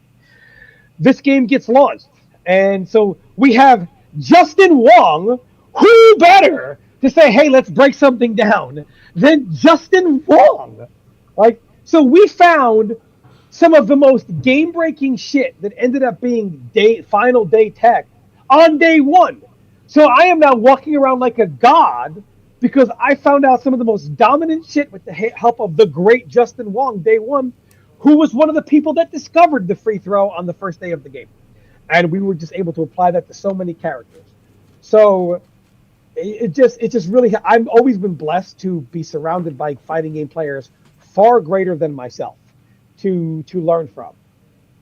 So this is, we're going online, and there was a infamous tester who I just didn't like. His name was Adam Hernandez.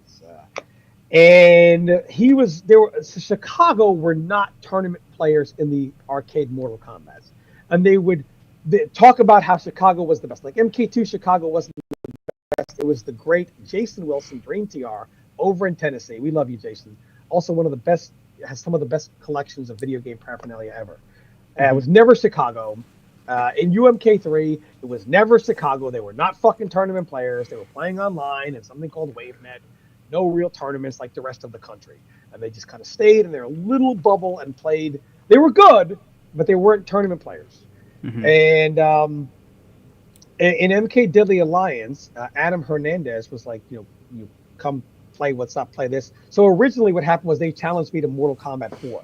And I said, bitch, I'm the best player in that game. I was like, I'll play you for $500. And they were trying to, first to 20. And they were trying to say, oh, well, let's go back and play, MK2 in this game. And I was like, no. I'm not going back to those games. I'm too rusted. You get no payback. I went ahead and bought the board. I have an MK4 arcade machine in my house. I've refreshed up to get back to my old level. I'm going to beat you in MK4, and then I'm going to go home, and you get no payback. Thanks for the money. And, of course, they called it off, and they canceled it. So then they flew a tester out to play me at one of the NECs, and I got first. The legendary JOP got second. I believe third was the legendary Jackie Tran, Evo champion as well, in Tekken 4. And these are the people playing Mortal Kombat, right? These are legends in Tekken at the time playing Mortal Kombat. And then there was there was a tester there, Lex, who said, come to Chicago, play Adam. I said, no worries, I'll come there and I'll mop his ass up free in this game. I went there, hung out with Lex and a few other players from Chicago. Nobody really played MK Deadly Alliance against me, and he was like, Adam said in the next game, see what's up. So what I did was, I didn't want to pull out Baraicho right away. So originally I was just using Liu Kang, and I'm playing this guy, and the name was Do. So I'm like, this is an Adam Hernandez name. Him and his fucking dumbass friends, they have me on my tag, and I think so. I was like, here's what I know. If I beat him, he'll never admit it's him. Mm-hmm. So first, I'm going to pick another character and make sure he beats me badly. And he's playing Dyro and beating me over and over and over again. And then he, because at first I was like, hey, is this Adam? And he goes, no, my name is Geronimo. I'm from Chicago. Some bullshit. So as he's beating me over and over again, then he's like, yeah, what's up, bitch? I caught him on another Heidi. I caught that name. Beat the shit out of him with Baraicho. He didn't win a single round. Obnoxiously annihilated him. And then he was like, oh, the lag was bad, and I gave it to my friend. Yeah, whatever. Absolute garbage. And there's more to this lore, by the way, in the future. So they were Chicago, and the testers were I want to stress how horrible their testers were. The same testers in Mortal Kombat Deadly Alliance didn't realize that you could do slide ground freeze for Frost. Didn't realize that. And what's the first thing you're going to do if you're a new player? Do a slide. Oh, he's on the ground. Can I ground freeze him? Can they block him? Mm-hmm. No. The Infinites were Mickey Mouse, and they couldn't find them. These were the testers that they had there at that time. I'm playing all these people online, and I believe I had the first 5 names on the leaderboard in rank. So the way and the way ranked worked, and of course, if somebody beat me on my main name, I had to create a Heidi and catch them because they would continue to avoid me to say, "Oh, I beat him 1 game," ha ha ha, he scrub, right? So I'd have to find them on a Heidi and beat them. Mm-hmm. The people were a lot of people were getting into like the other modes like chess combat and it was such a community effort. Chess combat and puzzle combat and how to unlock everything and some things you had to do at certain times, Outworld.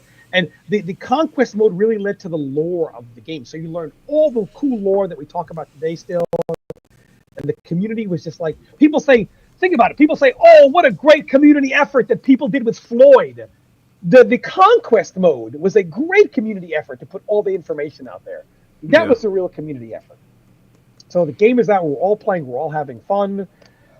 People are obviously complaining about the balance of the game. Evo thought about putting Deadly Alliance Deception there at one time, but it was just too much between the death traps and the custom rules, and it was just too much. So they couldn't do it. So the game ended up being a clan war game. And I do think the clan wars really help people love the good game strat, help people level up because people were talking about the scores and whatever, and it gave some sense of competitiveness and matchups, etc. It was the first really time the new community was really breaking that down. Can I just point out how insanely cool this stage is? Like, it flashes from like Tekken 4 Beach to Mortal Kombat over and over again. 100%. 100%. It also introduces several cool new characters that people really like Ashura is a fan favorite.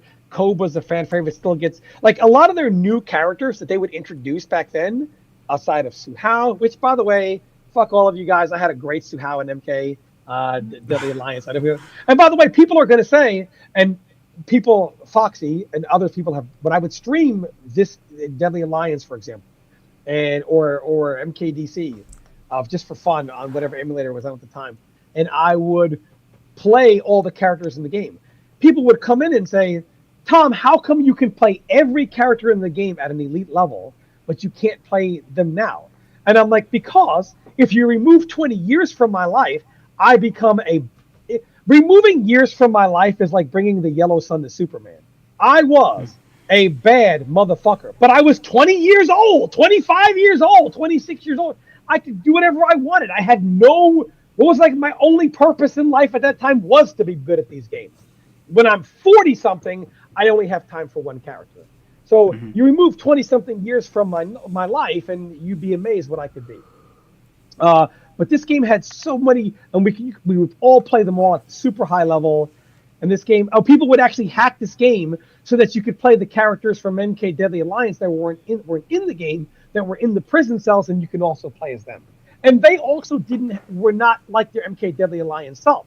So you could tell they were worked on, and maybe at some point intended to be put in the game, but never were, and they end up being in the cages instead. Now, this game was, and this is the first time you really saw the stage transitions. I think Yeah. MK Deadly Alliance had one death trap, which was Quan Chi's could knock you through the fortress and it could do that. I think so. There was Mhm. one death trap there. I also forgot to mention Deadly Alliance had the mini games, Test Your Might, all that stuff. But this game and it was the first one to really go all in with the stage transitions, where you could be knocked off one part of the stage, and you have this animation, and you fall down, and it was a cutscene as you jump down. It really made the stages more interactive. So even if you turn death traps off, you still have the interactive stages where you could knock people through something, or Yeah. I think the beta layer, you could knock somebody down, or then up and then down again. I mean, it was really cool how you had the transitions, and none of them were generic. They were all individual to the stage. So Was this was it this game that had the stage that was crumbling? yes, the mountain. Yeah, did. like the stage would get smaller and smaller as time went on until it was a tiny, tiny ring.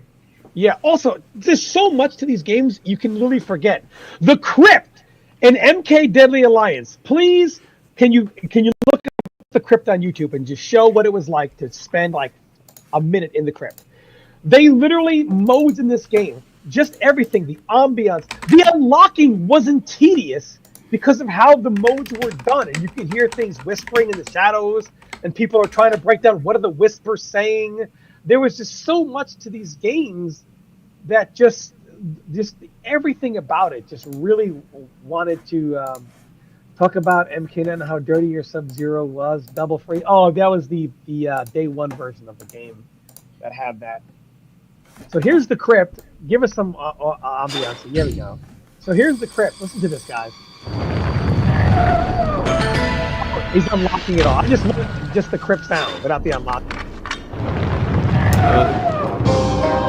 Just somebody sitting in the Crypt. I'll have try that? try and find Yeah. it. Hold on. And keep in mind, you see people like grave diggers walking in between the rows. You hear different sounds, different whispers. There was a whisper that I think we interpreted as saying time will lead you straight to Cybot. No idea what that fucking means. I don't think it means anything, but it was really cool. And we're trying to break down, like, what does this mean? Is there a hidden meaning? Is it a space fatality? Is it? I think this is the closest we'll get because it doesn't seem to be someone just sitting around. Here we go. I think he buys one or two things and then he just sort of sits there. Okay, cool. Just fast forward to when he buys the thing.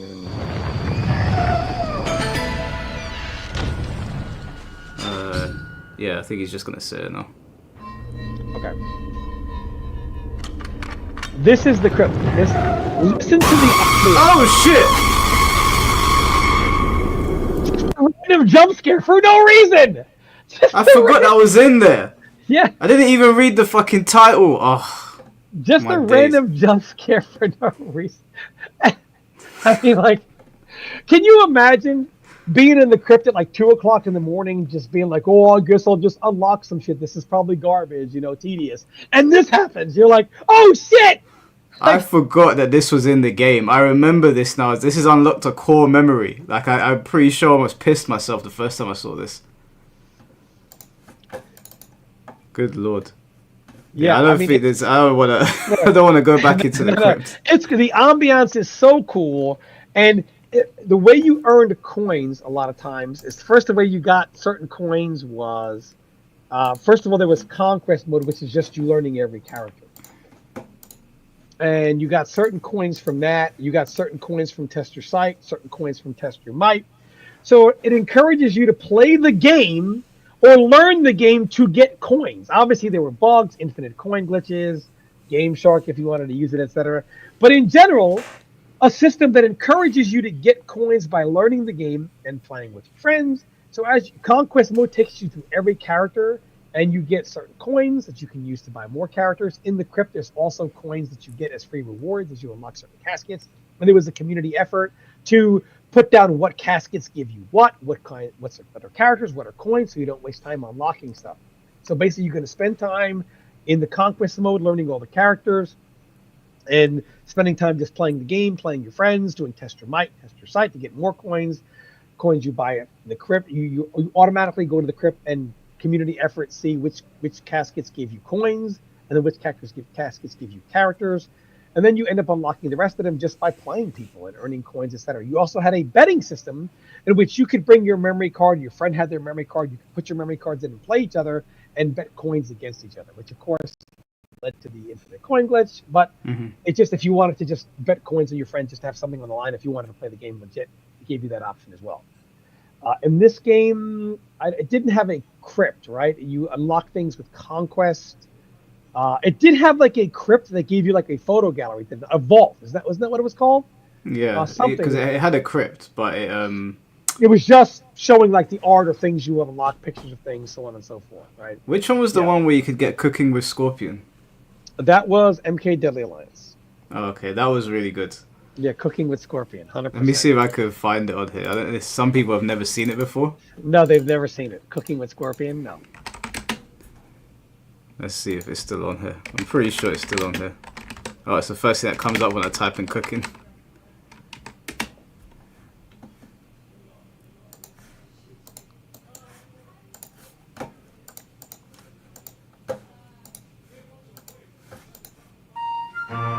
This week on Cooking with Scorpion, learn about chopping, tenderizing, chopping, cake decorating, and chopping. Good times. Simple times. This game was just, yeah. The things they put in were just really cool. Yeah. And so between the single player mode and everything else, and the crypt and all these cool things you had, and this game just grabbed you from the very beginning.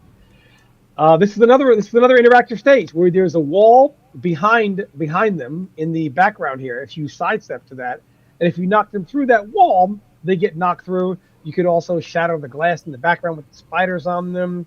This game also would have a weapon that was pretty much useless, but you could pick up a random weapon on the stage and try to use it against them. They really tried to make the stages feel interactive in this game.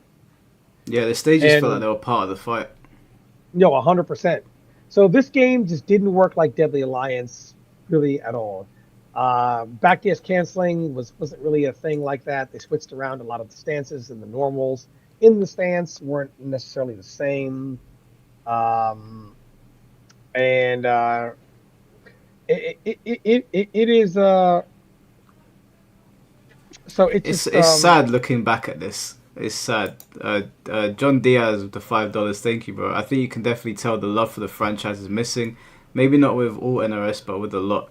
Yeah, this is what I was trying to explain to people, Tom, when they thought that I was hating, because obviously there's a lot of new people that have never experienced the 3D games, or maybe it's been so long they haven't played them. And I was trying to explain to people, it's not that I'm hating on MK1, it's just that MK's been here for a long time, and I've played it since the arcade days. So to see where it is now versus what was here before, regardless of how balanced it was or not, it is definitely a fall from grace. You can tell that they loved these games, even if they were broken. The thing is, even though they were broken, they were fun. If Marvel 2, for example, teaches us anything, it's people will overlook a lot of things if the game is fun. Yeah. You know, and this game is fun. Is this a tournament game? Hell no. But it's a fun game. And like I said, this game didn't play anything like Deadly Alliance. There were a lot of infinites in the game. But, I mean, that's why you just can't enforce them by tournament. It's just too many rules. This game was also, I mean, probably about as mix-up heavy as you could possibly get in a fighting game. Mm-hmm. Also, execution on things where, like, for example, characters like Kenshi and Mortal Kombat Deadly Alliance were actually quite execution heavy. There was a very small link that you could do with Kenshi off his stand 3 into lift. It was quite difficult to pull off. And this game, they even removed the execution barrier as well. And it is a very simple but obnoxiously broken version of Mortal Kombat Deadly Alliance. But again, it was online. It was fun. And that's, and it spawned an entire community from it. Yeah.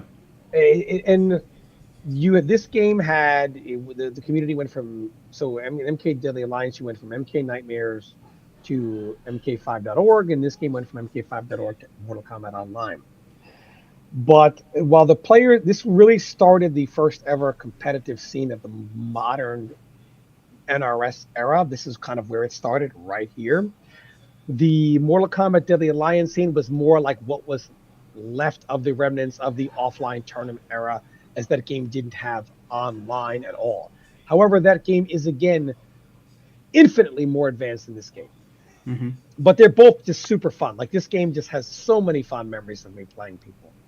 A fun game. And again, this is, you can pick your character. The 3 stances is a good idea because unlike the variation system, you can transition in between stances in live combat, in between combos even. Yeah. And you don't have to pick, do I want to play Noob or Smoke? I can play Noob Smoke, right? Do I want to play Kenshi and Katana or one of his other stances? They also got rid of the 3 stances and they went to 2 stances. So are you moving on to Armageddon now? Yeah, and increasing the roster in this game, they shortened the stances as well. And there's just so much to talk about that I even forget certain aspects from one MK to the next. And as far as strategy goes, I can go on forever, like, on characters in MK Deception and MK Deadly Alliance. In comes MK Armageddon. Do you want to play the intro for that too, or? Yeah, we can play the intro for it. So, keep in mind, you are a Mortal Kombat Deception player. MK Armageddon comes out, to which Edward John Boone says we're going to basically put every Mortal Kombat player that's ever existed in the universe into the game. And this is your intro. So you are not disappointed. So it's not like you're going from one game to the next and you go, oh man, what is this? This is the intro you get.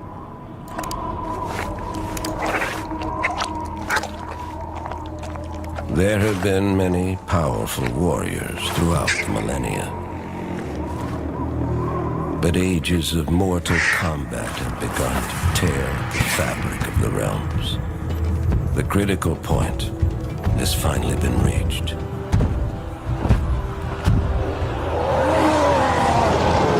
It was foreseen that combatants would one day grow too powerful and too numerous. If left unchecked, their intensifying combat would weaken and shatter the realms and bring about the apocalypse.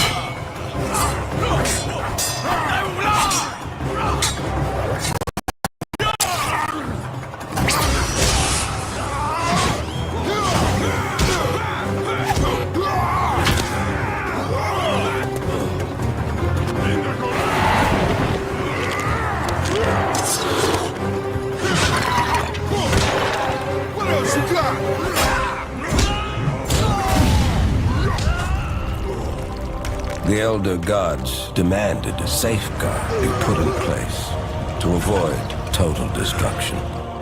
One that would make use of the combatants' insatiable bloodlust. Like moths to flame, they would be drawn to battle. That's always the best bit.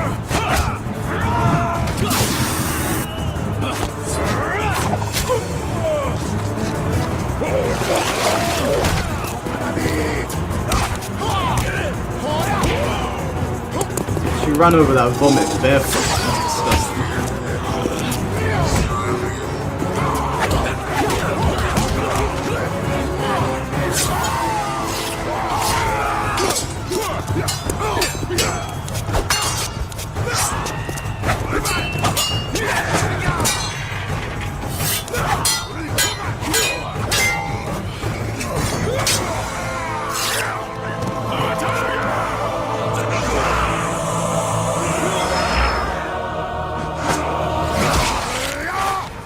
At the apex of destruction,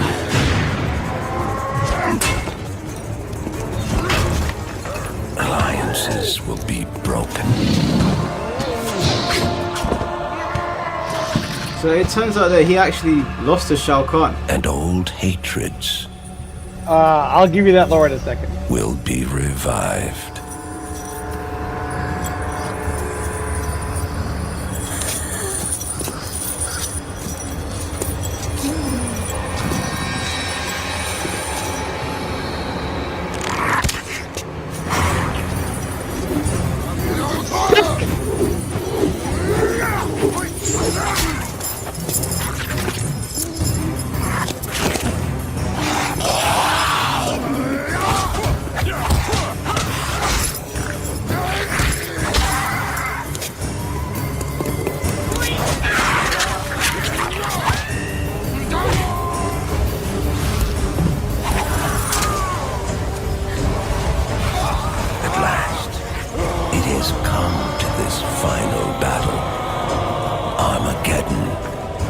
Has begun. Fucking sick! Sick! Yeah, it was a better time. What? What? And the lore was, I believe, that Onaga, the Dragon King, was poisoned by Shao Kahn. I think it was. And wasn't that the original lore? That's how he got him the first time. Yeah, the original lore. Yeah. But how did Shao Kahn win there? Because it sounded like Onaga crunched his head. Well, that canon was rewritten by the MK9 story, where Shao Kahn actually got to the top of the mountain and then won, and now he had supreme power. So Raiden, the only way is they have to have Shao Kahn invade Earthrealm without winning Mortal Kombat. This game is something to where this is something that Mortal Kombat should have always done. So they unfortunately they dumbed it down. Mortal Kombat Deadly Alliance from DA to Deception. However, they did keep some similarities and they added to it. So now we have breakers, you have more characters, and they added certain things to the game. It looks much more fast-paced as well. Yeah, etc. In this game, they took Deception, then they added air combos, a parry. So here they're keeping a similar design and doing what most fighting game companies do, continuously add on to the system, right? And farm it out even more. Of course, and our midway testers, so of course there are characters that have, most of them have air infinites by doing something called 3-3. And basically you can just basically do a juggle, hit the ground very quickly while they're spinning in the air, and just go back up in the air and continue juggling them for eternity. There were several infinites in the game. This is obviously the easiest discovered very first day of the game. So of course the MK community decided to give you only one revolution of this. So you can only do one revolution of this, so one combo, hit the ground quick, up the air and finish it again. You had characters like Jade that can do throw and the teleport, which appear behind them, throw again, because it gave that same awkward angle that we had in MK Deception. So again, many infinites in this game. A rule book had to be given, but this is where the community truly started to branch off to being more competitive. So what happened was there was just, on the site MK Online, there were just way too many. There was a big war between players that wanted to be competitive and players that just wanted to play it for fun. And the PlayStation and Xbox, what was it called? The online games thread was just all out war, in which God knows how many players were getting banned. And they were just they wanted to be competitive. They were talking like competitive players. So you had a site that wanted to focus more on the casual aspect, and you had players who, the clan wars and everything were very competitive to them, and they took these things a little more seriously. So you had a big clashing of competitive ideology versus casual ideology. So because so many people started getting banned, they didn't like the casual ideology that was being forced on them on that side, they left. And this is where we had the first separation, where a player from EU named JTF created Mortal Kombat Armageddon Central, MKAC, which then went on to become just MKC, Mortal Kombat Central. In this thread, in this site, the community truly flourished. And you had players, even in Deception, like Check, M2 Dave, etc. But this one, you had Xbox players like Easy to Beat, Crazy Bone, who would go to both sides. But most of the time, you would have players on PlayStation side and Xbox side, I believe. Check at that time was considered to be the guy on PlayStation, and Easy to Beat was considered to be the guy on Xbox, and they never really played each other. And you had people that only played on Xbox, only on PlayStation. Very rarely did they kind of cross each other. So you had, it was kind of weird. You had two separate competitive communities existing simultaneously. Now we can't even get one. And back then they actually had two of them existing at the same time. Yeah. Once again, death traps would be turned off, and this game also had the Motor Combat, which I think is probably the most popular of all the mini games that Mortal Kombat had. What was it, Motor Combat, and what else did they have in this game? They had Puzzle Combat in this Puzzle game. Combat as well. always. Puzzle Combat in this game as well. So on MKAC and then MKC, same side, they just renamed it. You had Clan War, and this is when it really became a big deal. The Good Games thread became holier than holy.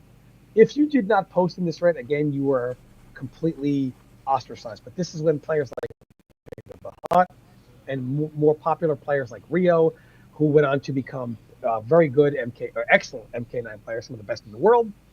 This is where they first kind of really broke into the scene. And you would have, there were so many things that you had. I remember Easy to Beat would have threads where he would rate the players that he played against. And as you got better against him and the score got better, he would rate your strengths and weaknesses and things you needed to work on. So, but as one of the gamers, the community is already trying to level each other up.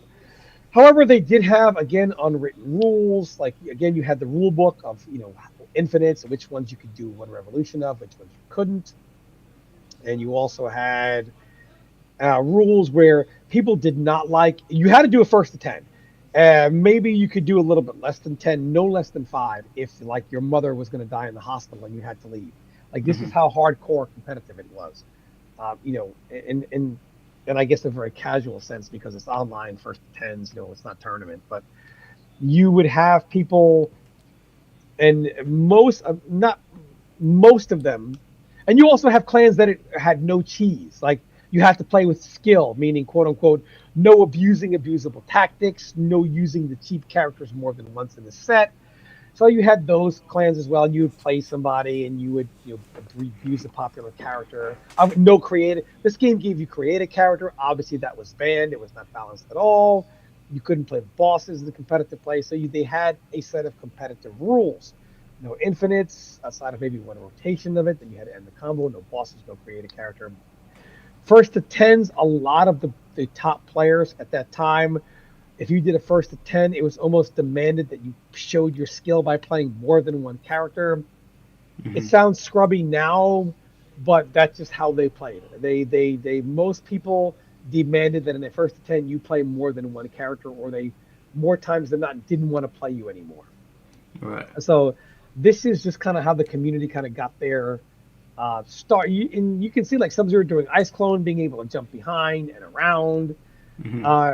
There was just, the game was just extremely creative and extremely freestyle. You see a parry.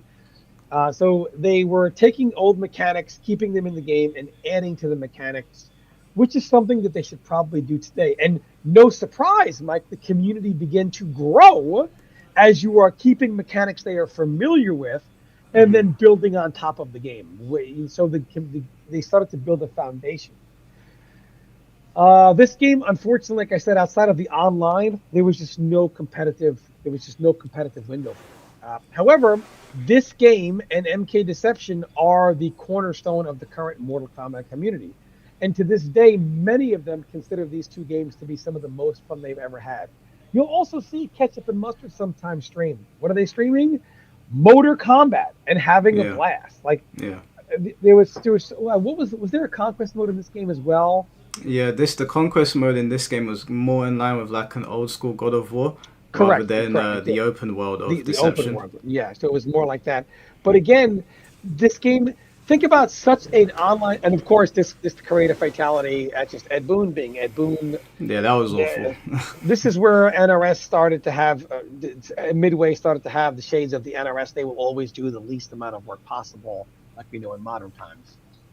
But it was just, the community they absolutely loved it. Think about what this game had. You're coming from Deception, in which just everything about the game brought players into it.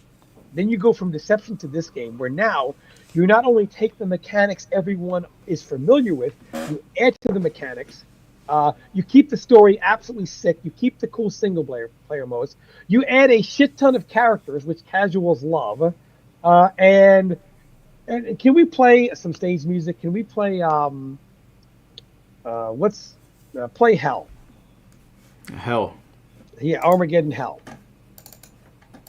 Listen to the music you're getting here. So not only is everything about the game bringing you into it, when you're fighting and you're playing on these stages, this is what you're fighting to.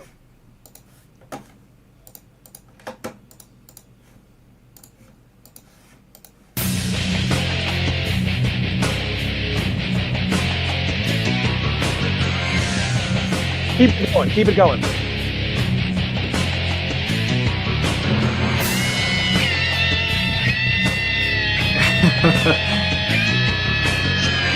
Listen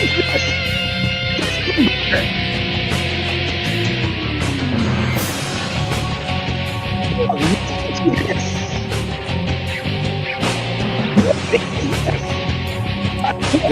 Subway. I'm the Armageddon Subway. Armageddon Subway. Yeah. This sounds like a cross between Dragon Ball Z and Undertaker in the Ministry of Darkness. 100%. What was it called? Subway. Subway, yeah. MK Armageddon Subway.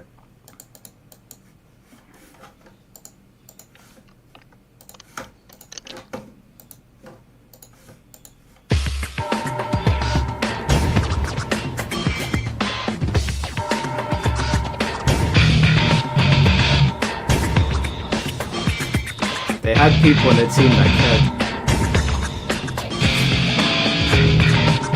Listen to this.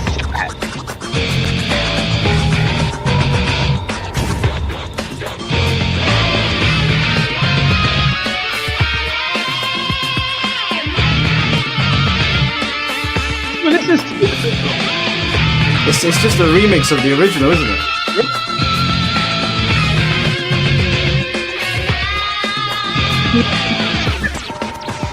Thank you, Mike. There you go. This is what we were fighting to. And just everything. It was very easy to bring people in. People got into the game. They go into the forums. They say, hey, I want to be, anyone who's, there were so many clans. Everybody was fighting or trying out for one of these top tier clans. And there were a lot of them. So there were a lot of openings. Clan wars were massive. There were clan wars threads. Everybody wanted to know who was winning these clan wars. And you had to have, whoever won the clan war had to have proof with the screenshot of the score and all that. It was just, the whole community really rallied behind it and really built something special for themselves. So we see the whole, you don't think the whole FGC as a whole is taking the piss out of this game? Like, oh, Mortal Kombat scrubby, Infinites, 50-50s. They don't fucking care. The Mortal Kombat community shows you they are perfectly capable of building their own scene, even if the rest of the competitive world wants to take the piss out of the game. They don't care. So anyone that says, oh, we're not, you know why? Because they outsold everyone and they had enough people that wanted to play it. You don't need the Asian marketplace to be able to build their own competitive scene. And this game players. And look at it, it was so easy to bring players into because when you get into this game, you're like, this is so fucking cool. The story's awesome. The ambiance is awesome. The characters are cool. The stages are cool. The music is cool. And then you get into the game and you say, I want to be good. I want to join one of these clans. So by default, you level up. You try it for one of these clans, and of course, they help you level up. And then you start doing competitive clan wars. It was the perfect way to get people into the game, into the scene, and into what was being done. And if the game did not give you all these cool factors, it'd be impossible to keep someone interested enough to transition into getting into the more competitive online scene at that time. However, there was another game on the horizon after this one, and this is where this game kind of has its own. This community is more along the lines of MK9 than MKA. Mortal Kombat versus MK DC DC? Universe. Yeah, MK versus DC. Now, MK versus DC is what allowed Warner Brothers to buy out Midway. All this time, we're hearing about Midway's financial troubles, and the success of this game had Warner Brothers buy Midway and keep the Mortal Kombat division, and they called it NetherRealm Studios. Do you want to play the opening of this one? No. It's a very long opening. Yeah, no, we're not doing that. Long story short, what happens is Shao Kahn and Dark Khan, there's dimensions are kind of getting mixed, and they fuse together to form Dark Khan. And both the world of Mortal Kombat and DC are kind of colliding together, which is why you see some of these stages where half of it is the Mortal Kombat stage, and I think the other half of this is Apocalypse, where Darkseid is. So it's really cool. So half of it is the MK stage, and the other half is literally Apocalypse. Awesome. This game are you Green Lantern here? Yes, I'm Green Lantern. Okay. I'm quite rusty here as this as well. This is actually, I made top 8 at this Tekken 6. This was a major here. I made top 8 at this Tekken 6 tournament. And I was very out of practice, as was Rio, because he was playing UMK3. And we really wanted to bring MK Deception and Mortal Kombat Deadly Alliance into the offline scene. So what happened here is all right, so there's a lot of lore here. I was playing DOA competitively. And by the way, one of the top players in the world at that game. You'll see that's a recurring theme through my 20s and teens. Top player in the world. And even early 30s. But I believe I was just in my very early 30s here. And you had CGS for DOA, and I was competing in Soul Calibur 4. This game comes out. So the Mortal Kombat scene, this game caused a massive problem. The clan wars they wanted to take things even more competitively than they were. And of course, there was just a big incident over at Mortal Kombat Central. So another player named Gerchap moved to the community and created another site called Mortal Kombat United, MKU. And this is where the scene transitioned from what was the 3D era of Deception and Armageddon into what would go on to be the community in Mortal Kombat 9. So this game comes out, and this game was MKU. MKU was the place to be. And that actually had something called the Shout Box, to which it was like a live chat room to which it was displayed on the front page, and you could talk in real time with anybody there that was hanging out. And you could set up games in real time. You could go into the Shout Box, anybody around, anybody want to play, and get games right there in real time without going on a forum. Hey, anyone's playing. You didn't actually have to go on the forum and wait for a reply or whatever. You could actually in real time set up matches with people. So it was the player that named Versa who brought me back to the Mortal Kombat scene. He said, hey, do you want to play this game?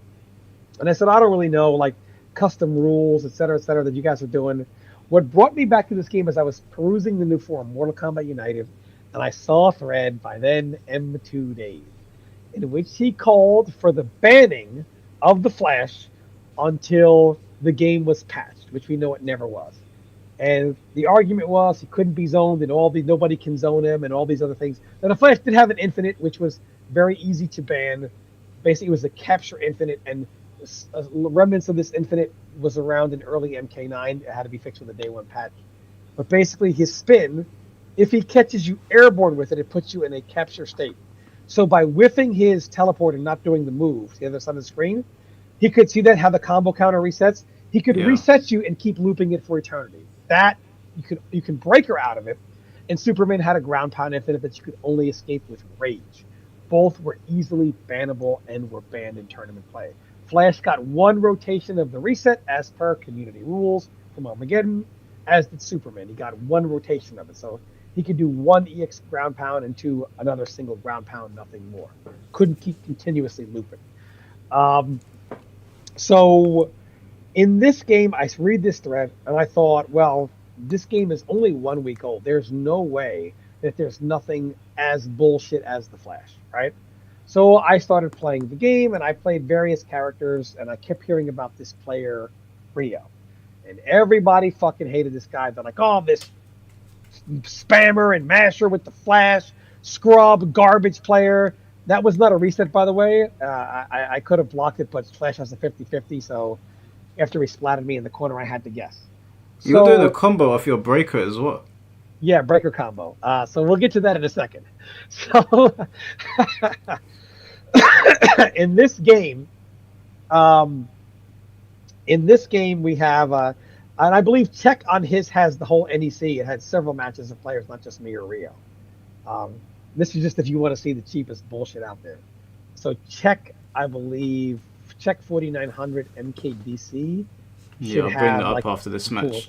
Yeah, so basically you have, I hear about this guy Rio, and was like, this cheap bullshit player, etc. So I'm like, I missed the breaker combo there. I'm like, I got to play this guy. I got to find out what is this bullshit that should be banned by the Flash. So I finally run into Rio, and I get him on the shop bike. I was like, hey, let's play. And he must have beat me 100 straight games I was using. But I just wanted to see like what I had to counter. I was not seeing anybody doing this. So I'm like, what in the world? What do I have to counter? And oh, by the way, this game also, you have the sidestep had to be holding a button. So the other Mortal Kombat Deception, Armageddon, Deadly Alliance, you could sidestep by holding, but just holding or tapping up or down. In this game, you actually had to hold, I believe, one of the buttons. I forgot one of the L buttons. Was it L2? No, I think it was L1 or whatever, and you could hold it to sidestep. So this also was the first. You'll see a lot of MK9 moves, like the up two. You could in this game you could do instant up two on the way up. It was an instant overhead that was a launcher, or on the way down, and even a jumping forward two would be a launcher. The jumping forward one was not the launcher. The two was. And of course, the neutral jump punch became a staple in 9 X that comes from this game here. This game also introduced a meter system as well. It's just so much. This game is more like MK9 than anything else. But so I'm playing Rio, and this guy walks the dog with me. And afterwards, I said, "Hey, man, good games. The Flash was sick." And this dude thought I was trolling him. And he sends me a message. He's like, "What the fuck? Are you trolling me?" Because other than that, people are like, why you only play one character? You're a scrub, you're garbage, you're shit, all this stuff. And I'm like, good games. So I had some friends that I would play offline with, and I game plan. I said, what can I use to beat this character? And I came up with the Green Lantern, which the breaker combo, he was the only character that could zone the Flash because his meter game was so powerful. It was able to match anything the Flash did and the Flash's meter game. And it allowed me to zone and do certain things that no other character could do to Flash, as well as giving me the breaker combo. Obviously, he also the Flash's spin was 1 frame. It also allowed me to have certain strings that I could do that couldn't be punished. Now online it was a little different because frame data was different again, but offline the Flash's spin will punish almost anything. So Green Lantern had a string 113. It allowed me to do it without being punished, and he also had the breaker combo, and he was able to zone the Flash where no other character could check him. He also had his green hand, which would grab sidestep, which if I had a breaker, Flash really couldn't do much but lose damage for trying to punish me for. It was a huge deal finding this. And myself and Rio would play, and it got to the point where we just stopped playing Flash vs. Green Lantern on each other. We would play every other character on each other, and we eventually met up offline. The reason why I also clans battles were somewhat of a thing early on in this game as well. I was brought into TKO by M2 Dave. So basically, no one had an answer for Rio. And us sparring with each other, Dave's whole thing was, well, let me get the only person that can fight him. Rio was in the clan BMF run by Crazy Bone at that time. Let me get the only person that can fight him. You might be able to look up West Coast Warzone also, MKDC top 3, whatever it is. Papa Valle, I was like, hey, I'm going to put him. Keep in mind, I got Papa Valle to put MK versus DC in West Coast Warzone. Traveled just to play no more than a 30-man tournament on the West Coast. If you think I won any money for that, you'd be a fool. And I was able to play some of the players on the West Coast as well that I normally couldn't play on the East Coast. If people weren't. This is, winners finals. There we go. This guy is, sure you can. So the quality is obviously garbage. We couldn't do things in high, whatever. Back then, why are the buttons there? Is this practice or is this tournament? It's apparently West Coast Warzone. Why are the buttons on the screen? Okay, it's button check. Okay. I was like, what is this? This is the winners finals, and basically they only had enough room for us to go to the top 3 on the tournament floor, and then Vi is like, hey, we need setups. We need you to take it to a hotel room for your top 3, which we did. So this was the top. While everything up to top 3 was played on the tournament floor, Vi is like, hey man, we need the setups. You only got 30 people here. It is what it is. Sure, no worries. He was like, Dave was like, nobody can fight Rio. We need you. And that time, people in that clan were like, yeah, this guy Rio, man, he's talking shit about you, man. And so myself and Rio, they were telling Rio the same thing. So we thought, wow, this guy I spar with is talking shit about me. Why? And then, of course, we ended up talking with each other, I believe, on AIM back then. And it turns out it was just prefabricated to get us on different sides. Oh. So then myself and Rio became super close. We played each other constantly every day. And then we started meeting up offline at like Shock's house or Nit's, Summoning's house, etc. And playing the game offline.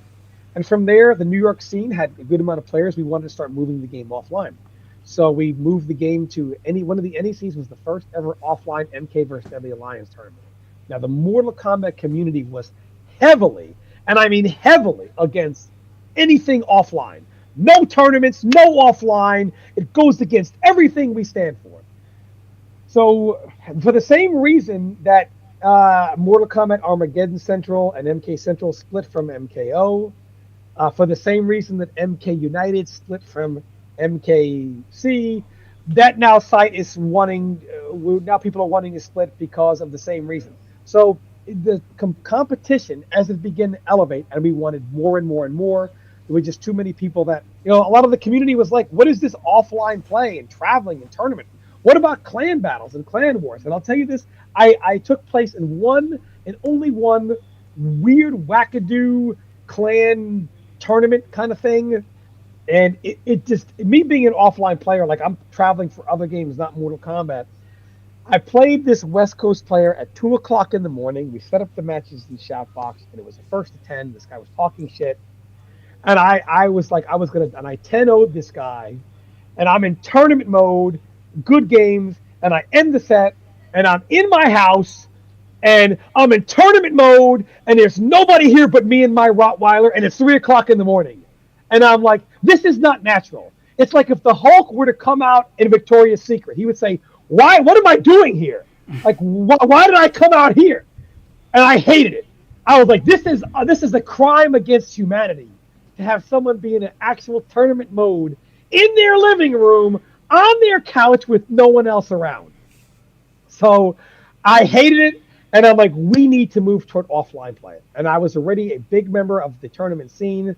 That's right. Back then, before your Mortal Kombat scene made me the court jester of fighting games, I was actually a well-respected member of fighting games. And I used a lot of that influence. I said, hey, Papa Valle, let's go ahead. So Papa Valle allowed us to have West Coast Warzone. Big E allowed us to have NEC. And all of a sudden, UMK3 and Mortal Kombat DCU are being played side by side at tournaments. And this was the devil to the current online community. They keep it online and clan wars. And why should so-and-so have to travel if he's good? Why can't you play him in first to 10? Who cares about these tournaments? And it was just so another split had to happen where it went from Mortal Kombat United, founded by Gertep, Storms and Crazy Bone resigned as moderators and then went on to form Mortal Kombat Empires, MKE, which before MK9 came out became what we know now as Test Your Might. And this is the evolution of the Mortal Kombat sites and the community. And once the scene went to offline tournaments, it was all about setting the stage and paving the way so that we would have an offline scene ready and waiting for the people that wanted to compete in Mortal Kombat 9 offline. And of course, when Mortal Kombat 9 was coming out, people were like, well, we don't care if this game's at EVO. They better respect our rules and fuck them. The online community was just still revolting. They just didn't like it. They almost didn't want this game to be to succeed offline at all because they didn't want MK9 to be an offline tournament game. They wanted to keep things online. And this game also followed the same formula as Deception and Armageddon Online, where the game played one way offline, another way online. But this is the first time the community said, we don't want to play this online shit anymore. No more of these online tactics where certain combos are only possible online. There are moves that didn't launch online that launch offline. People were like, we're tired of it. We're just tired of this. We want to play the real game, and the offline scene really started to take off. This game, man, I love this game, and this game is rocket science next to Deception and Armageddon. Although I'm not going to play this game up with so much. So this game paved the way for Mortal Kombat 9. It is a 3D version of Mortal Kombat 9, so to speak.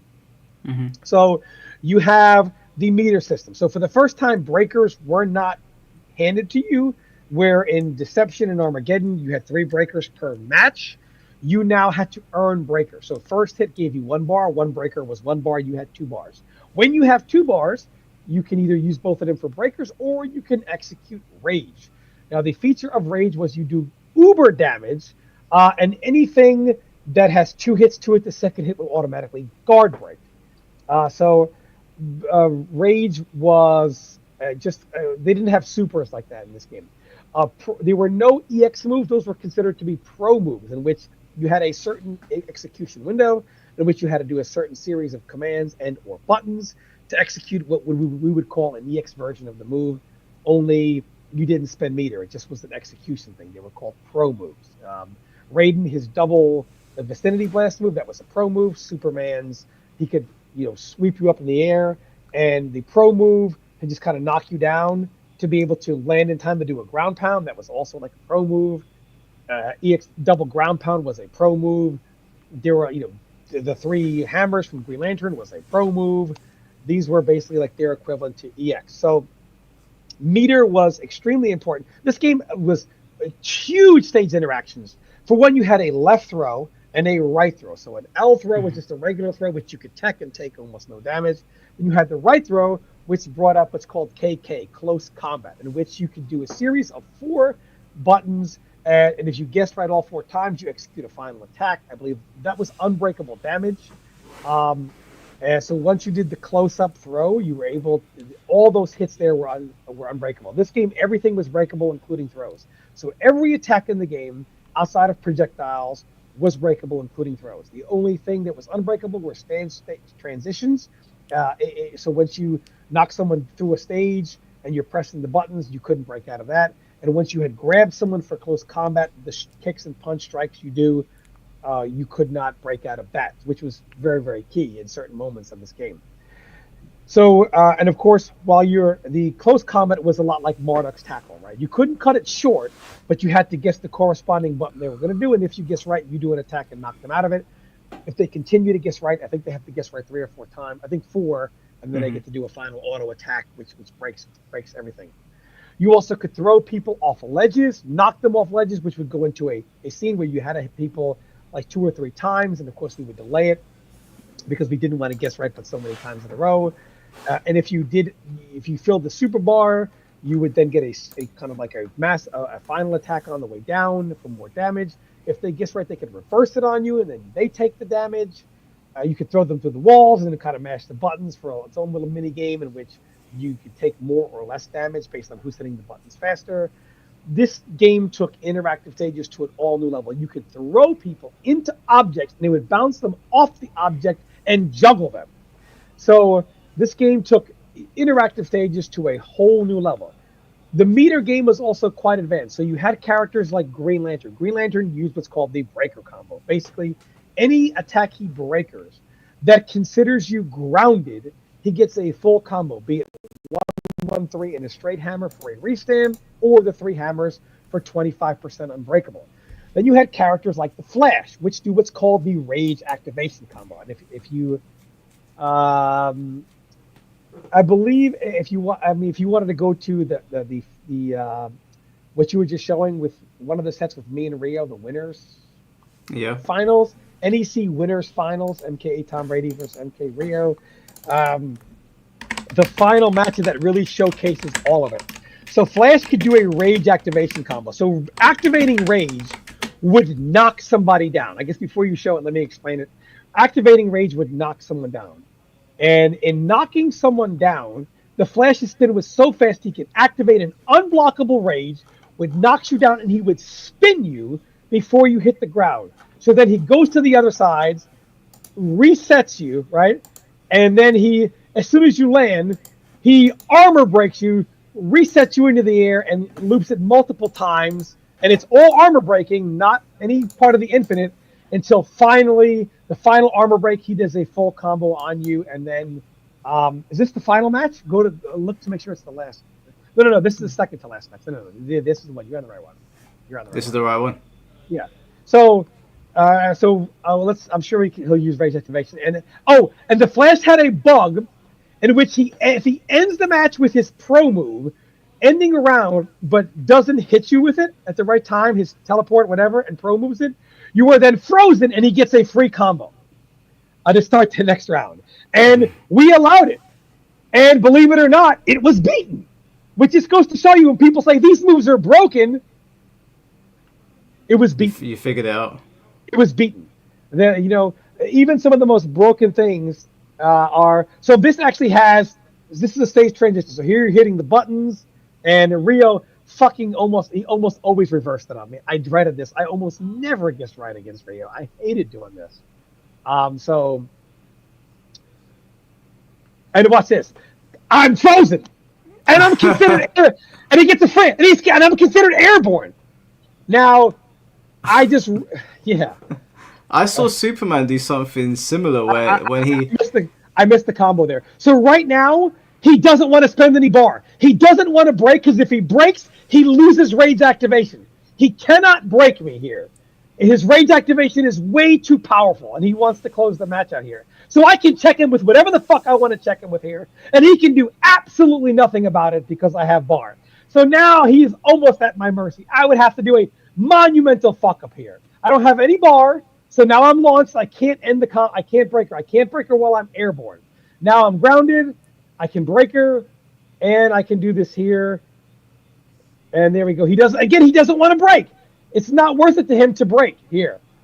So now here, I realize something. I want you to pause it. Pause it right now, Mike. So here's MKDC strategy. I don't have any bar. If I do anything and he hits me here, he is going to combo me, reset me, and by the time I have bar, then he's going to rage activation me, to which I can't break because he's in rage. And I'm going to lose my whole life bar before I can do anything.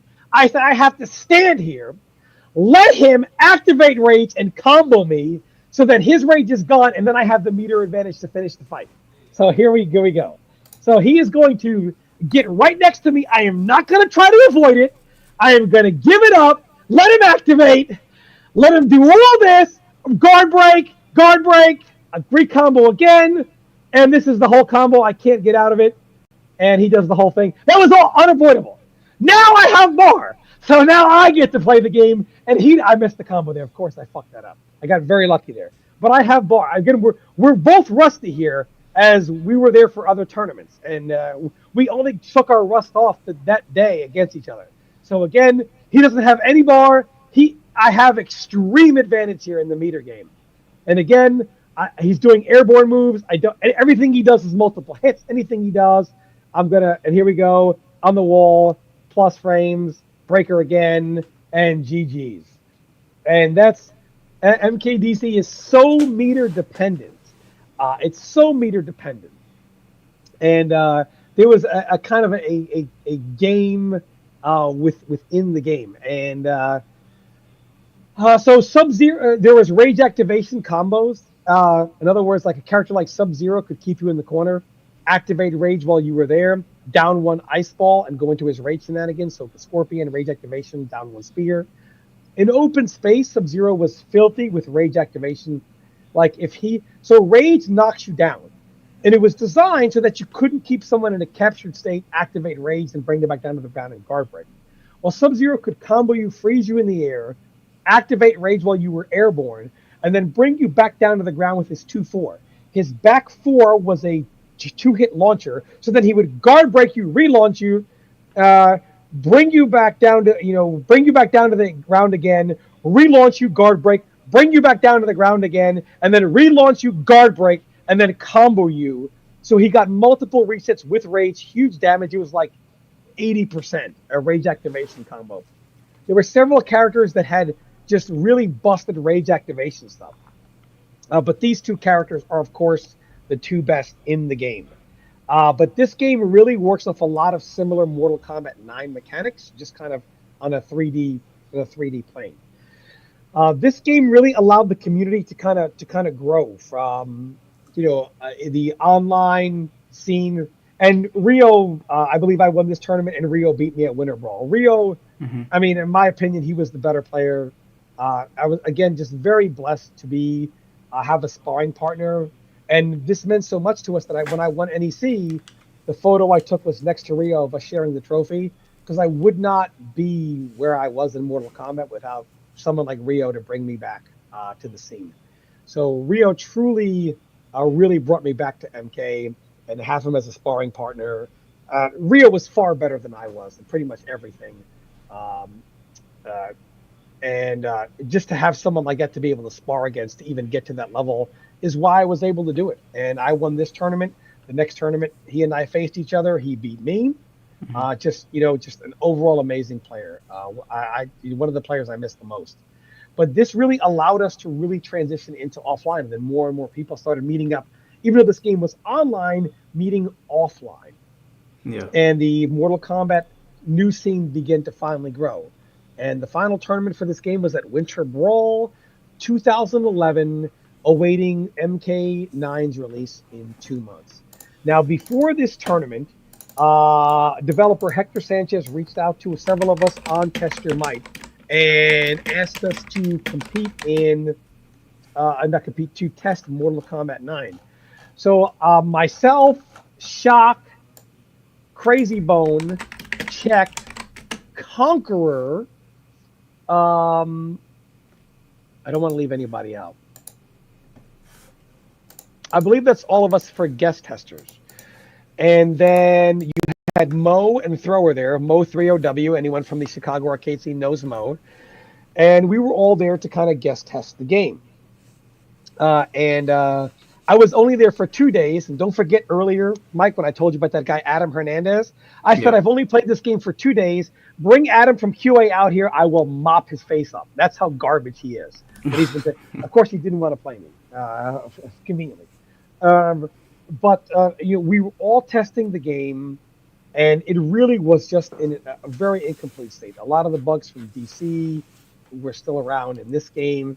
It was just in a very incomplete state. And really, this is where we really found the main issue with MK9. The way MK9 was coded, it was kind of like slapped together. So many people will always say, why could they never patch anything? Lazy NRS? No.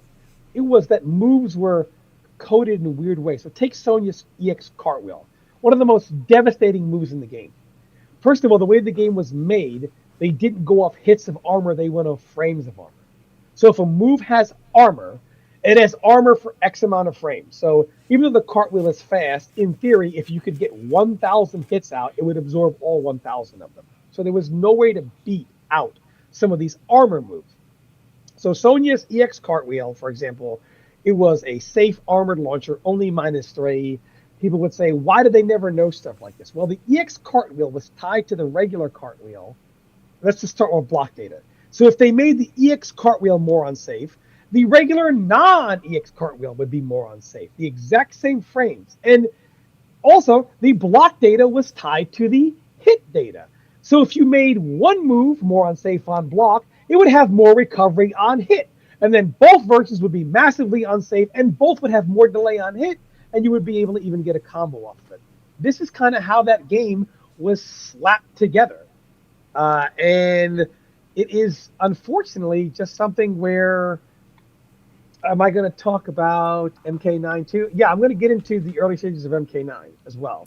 Now, after MK9, after you talk about MK9, are you okay to start taking questions from people in the community? Absolutely. All right. Yeah, if you guys want to start sending me messages, I'll queue you up. Yeah, so this game really started to bring that in. MK9's first tournament was at Winter Brawl. So MK9, for those of you who think I never towed the company line, I did. The reason why I don't do it now is I did it once before, and to see the faces of those players who spent money, traveled the tournament, and I'm like, yeah, I don't know what it is. You must be bad. Never again. Never again. So the first MK9 did a beta. So MK9 in general, it was just in testing, was very incomplete. Infinites with Cyrex and Sindel and Ermac all had to be patched out. And so there was a day one patch that had to just limit the way some of these characters can do things. And of course, it was later fixed with a permanent patch, not a day one hotfix. Multiple bugs and glitches. Sub-Zero could not even do a breaker without being ground comboed for some character. So Sub-Zero, my character, if he did a breaker on the ground, some characters could get up and get a full combo off of me.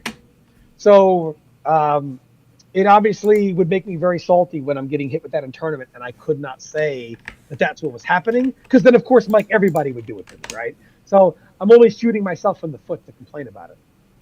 But I towed the company line early on. So one of the first ever tournaments where the first one was called Power Up. Power Up was in Ohio, and I think we only had 80 or 90 people there competing in this tournament. You might know some people's names. Flo, the great Flo, rest in peace. Great player, fighting game legend. Justin Wong. Have you guys ever heard of these people? Arturo was there. PR Rog played in it. These are people that were popular Street Fighter players. I believe. What was his name now? Banana Ken played the game.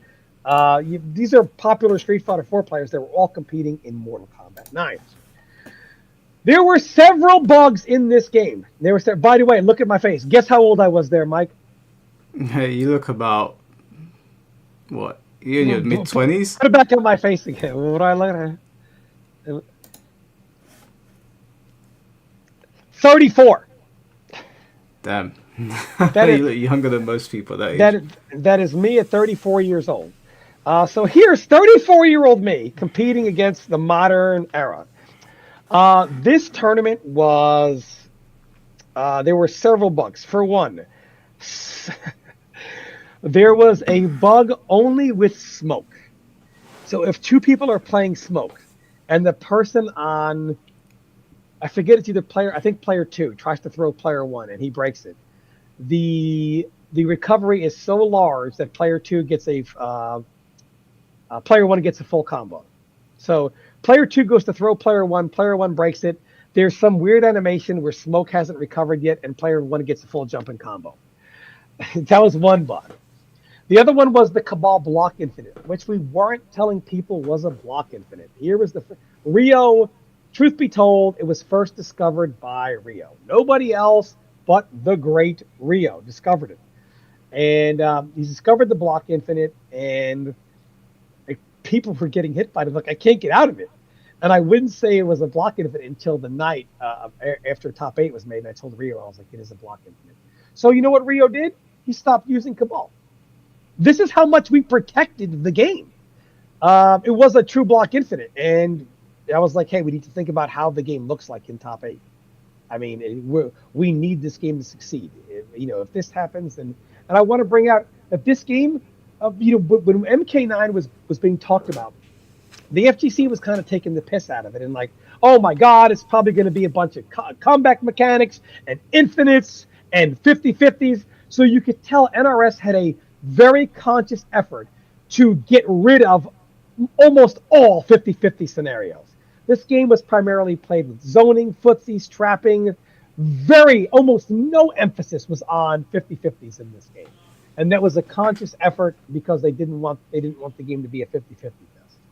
So at this tournament, there were several bugs being done, and we kind of protected the game. But again, you just had to see Justin Wong play your game in top 8 is a huge deal, Mike. Mm-hmm. It's a huge endorsement, right? To see these people, and even in future tournaments, like to see Alex Valle and L.I. Joe. These are legendary, or the great Ryan Hart. You were traveling to compete. These are legendary fighting game figures. Tokido was playing Noob Saibot. Can you imagine going to CEO and streaming a match on stream, on main stage? Tokido was playing somebody in Mortal Kombat. Can you get more exposure than that? So this imaginary world where the whole world is dunking on Mortal Kombat is false. Lord Eris, some of the most popular figures in the history of fighting games are playing Mortal Kombat on stream, all while the MK community wants you to believe that no, the community's taking the piss out of it. Absolutely not. So this game we protected the game. But of course, the Block Infinite was not getting patched out. It was UFGT won by the great Perfect Legend. I believe it was PL. I think Justin got second. I believe Papa Valle got third. Flo fourth. Michelangelo fifth. I think of these names in top 3. Perfect Legend, then Justin Wong, Alex Valle, Flo. These are top 3 in Mortal Kombat. These are the names. These are legendary figures. Can you imagine the exposure you get even if you didn't see it? Justin Wong, Alex Valle. These people are in the top 3. It makes people from other communities want to try the game. If Justin Wong is traveling and competing in it, surely I want to. If Valle and Flo and Chris G and all these other people are playing it. Yeah, it legitimized it. It legitimized it. Tokido. If Tokido is on stream playing this game, maybe I might want to try it out. So we but the reason why I started going against the grain is I saw people were just complaining about this Block Infinite. They're complaining about it, and the producer at that time was like, just take the hit. And I remember Flo lost to it, and he stands up and he says, in Chicago, UTT, can you get this out of the game, please? And people were talking about it. So instead of towing the company line, I was like, no, this is wrong. Like, it needs to be taken out of the game. And players need to realize there's nothing wrong with saying, no, this has to be removed. They shouldn't be labeled as people complaining about the game or just take the hit to get out of the Block Infinite. So that's when I went the other route. And I said, I will always support the players. I dropped my toe the corporate line, and I became a players guy, which just didn't go over well with NRS. So then all of a sudden, I went from being a good ambassador of the game to the narrative I'm a crybaby and a complainer and blaming the game for everything, all by educating the community of some of the issues with the game. Oh, Tom's crying about the bugs. This bug doesn't exist. All this stuff. So was the very second I no longer towed the corporate line, it was off with his head, and my name became the dumpster of the Mortal Kombat community. Even to this day, I am the biggest court jester, loser, fraud in Mortal Kombat history. Went from being the only player to ever place top in any tournament, regional or major. And there was no major in MK1. They were like regional events. And MK1, 2, 3, 4, 5, 6, 7, 8, 9, 10. And even MK11 at a 90-man regional, which again, laugh at it's only 90-man. You guys would be praising the Sun for a 90-man offline tournament today. So instead of being I guess you would say, Alex Valle-like figure, I'm considered to be the worst player in the history of Mortal Kombat, the biggest loser there has ever been. And that's all from just once you stop towing the corporate line, that's how you're known. Even most of you in this chat know me as the biggest loser to ever live in Mortal Kombat. And that's largely the narrative that started once you stop towing the corporate line. So the reason why players do it today is if you don't tow that corporate line and you speak freely and truthfully and factually about the game and talk about a lot of the negative factors about the game and things that are wrong, you will be absolutely just kind of like crushed. This game, again, it built on the MKDC system. And it was a 2D version of MKDC. Instead of 2 bars, now you have 3. Instead of pro moves, you have EX moves. Breakers are 2 bars, and then for 3 bars you have an X-ray, which was awesome. It was their own way. What Mortal Kombat has always been that made it successful is while other games have tried to copy from Street Fighter or games from SNK, Mortal Kombat has always gone its own direction. And it found its own way to do its own supers without copying something from Street Fighter, and the way it does now with Fatal Blows, which is kind of like a copying of like the Revenge Meter in Street Fighter 4 or Rage and Tekken, etc. Another thing people loved about this game was not riddled with 50-50s, and there were no comeback mechanics. I mean, sure, you had Cyrax, and Smoke with their 100% combos, but there was no mechanic built into the game like Level 3 X Factor, like Rage and Tekken, like the Revenge Meter in Street Fighter. None of that was built in. So people were praising MK9 more so than crushing it. And the only people that trash MK9 today are the players that play Mortal Kombat 1 and tell you how garbage the game is. Any MK1 player will tell you that any game made before it is garbage. Mm-hmm. Just, again, how can you build a scene when this happens, Mike? So this game, as quote-unquote busted as it is, you have Sub-Zero considered bottom 10, consistently making top 8. Just because of how powerful the characters are. Mortal Kombat 9 teaches you that being a low-tier character doesn't matter if you were low tier for the right reasons. If you were low tier simply because you were just super powerful and there were just more powerful characters than you, it doesn't matter. You can play the game and have lots to do. If you were low tier because you just are bad, then you need help. And characters today, when NRS games get released, are more low tier because they're bad. See Shao Kahn and MK11. There were just more of an array of characters that were powerful in this game. And the way characters, look at all the, you don't see me ramming one thing down someone's throat. This character wasn't even the ice clone. You didn't even ram it down people's throat. There were just so many things.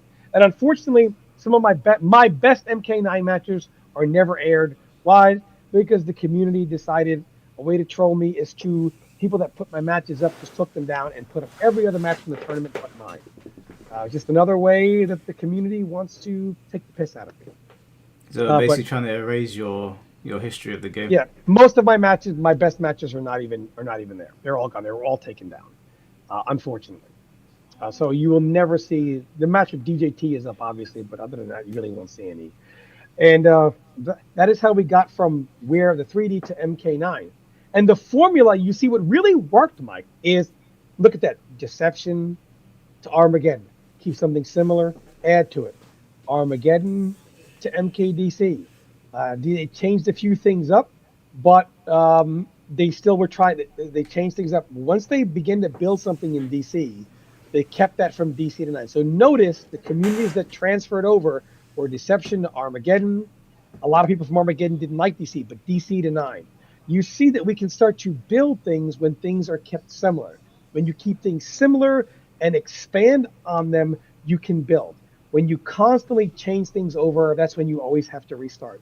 And unfortunately, that's what Mortal Kombat's been doing, restart after restart. The 3D era and MK9 are some of the greatest games ever made in the history of Mortal Kombat. And I do believe that NRS intentionally makes sure that they never get re-released into the world for us all to play, simply because they don't want any remnants of the old community to ever come back. Are they also worried that if people go back and get a chance to play them and see how fun they were and get a chance to play MK9 again, that they'll just not play their current game? 100%. Nobody would ever play MK1 again. People would be playing Deadly Alliance and Deception, probably not too much MKDC. You would see DA, Deception, and this game played over and over and over again, and that's all that would get played.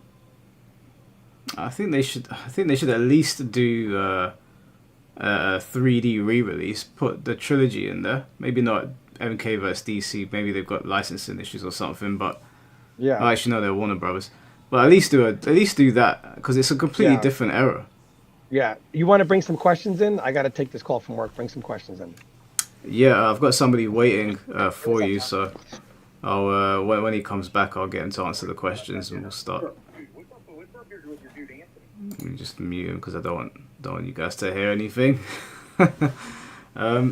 Well, that was the history of 3D MK, guys. So we'll bring in the first caller once Tom comes back.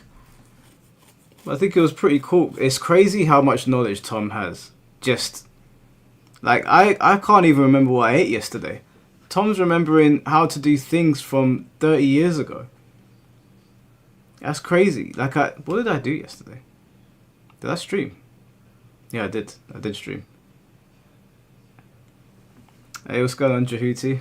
Like your Gojo picture.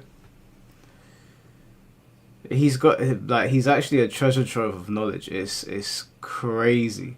I can't remember. Like I've been playing certain games for a long time. Like I played Soul Calibur 5. Getting me to explain how that game works is like I just do a terrible job of it. I'm dumb, yeah, basically.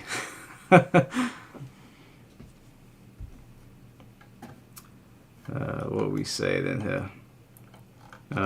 Yeah, for those of you that are sending me messages to join the call, I'll send you out the link to join. I'm not ignoring you. Let me see. Alright, a couple more have come in. You just gotta click on the link, guys, and then it will let you in.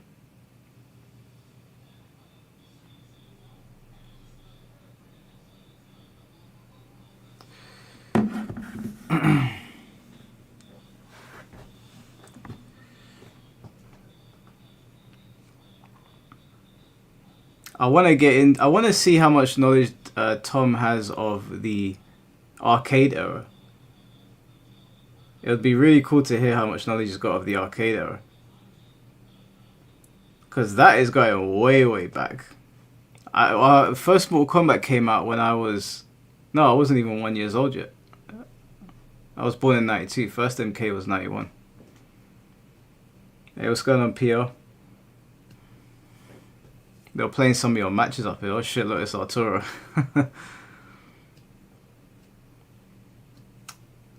Philip, the party is in my pants, Lansing. I don't know, bro. What, are you gonna join and be fully clothed? Alright, XY Seal, no problem, bro. The guy on the left passed away during COVID. Oh, damn. Shit. The, is it the reptile player? Rest in peace, man.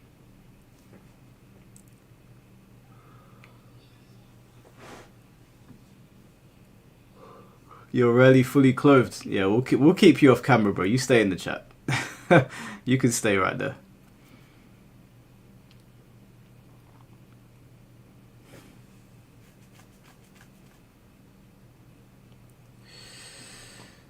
Yeah, the way this game was designed, like the pacing of it, and the fact that like it always feels like you have a turn. When I was watching Tom play just now, the neutral was getting reset over and over again. I think fighting games these days are lacking that. Can I join? I will drink a full gallon of milk. That's alright, bro. You just chill there. I think you're good. You hate MK1. That's fine, man. We got one thing in common. It's dark in my room, so going without the cam. Tom will know my tag. Yeah, just message me on Twitter or on Discord, and I'll send you the link.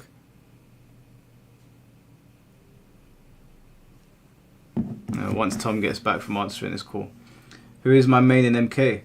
Arcade era was Scorpion. 3D era was Scorpion the whole way through, even MK vs DC. MK9 was Smoke and Noob Saibot. And Scorpion, actually. I played all three of them. MKX was Scorpion. It was Hellfire Scorpion. MK11 was Noob Saibot and Baraka.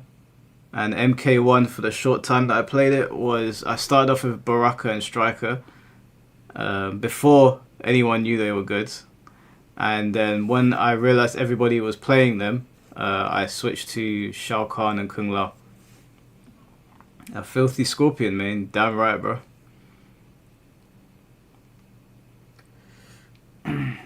Thanks for doing the stream. A nice story time from Tom. It's very nice to see Tom light up with excitement over these games. You know what? For ages now, Tom has been battling me on 3D MK saying, no, Mike, no, we don't want to play this anymore. And I kept on bringing it up to him. I was like, Tom, you look like you were having fun back here. You look like you're having fun. Lo and behold, look where we are now. Big 2025. And Tom's come around to join the campaign for 3D MK. You know what? I don't even need a new 3D MK because I'm not sure they do it any justice. I just want them to re-release it, give it an online. That's all we want. I'm not asking for them to sink millions of pounds or millions of dollars into a new one. Just re-release the old ones. Give it a basic online. A basic one, like a really basic one. Doesn't have to be anything extravagant. And that's it. Look, we got Jaton as well. Yeah, I remember Jaton, you were disagreeing as well. Everyone's come around. Everyone's come around. I've been on this shit since I opened up my YouTube channel. Like when I originally opened up in 2018.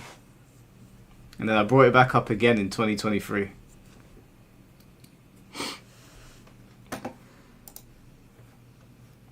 They should re-release a fighting game collection of MK like they did with Street Fighter. It would be nice, wouldn't it? It would be very nice if they would. Street Fighter's always getting re-releases. And I hate it when people are like, oh, there's ways to play this, that, and the other, this, that, and the other. You know, some people don't really have good PCs. And it's like, okay, cool. Well, you buy a new PC then. I'm like, okay, easier said than done, mate. It would be nice to just have a nice, easy way to play. Yeah, I do want a lazy way to sit and play my games. I don't have to keep on downloading all this shit and looking for ROMs and whatever. I just want to turn my PlayStation on and go online. Mike Hunt, thank you for the $10. These games were a lot of fun because they were actually designed for young men. Heavy metal, scantily clad women, fun but broken gameplay. What is not to love? You can see the love in the games. You can tell the people that made the games that we've been looking at today loved them. They were a ton of fun. So much fun. And this is not nostalgia speaking, because I did boot up my PS2 and play Deception with a friend, and we were having a great time. We played it for like 3 hours. I was meant to be doing some work. We were just sitting in a hotel room playing it. We were like, this is fantastic. Best MK versus game is Shaolin Monks. Oh, boys. You know, some people have not seen the Shaolin Monks intro. Maybe we should run the Shaolin Monks intro.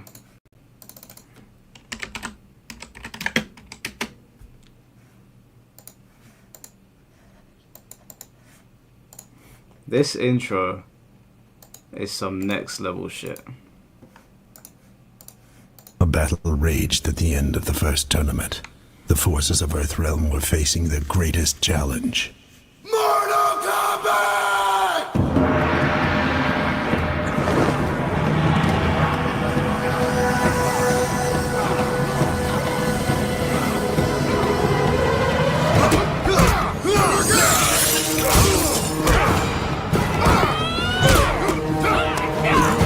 And we had Peak.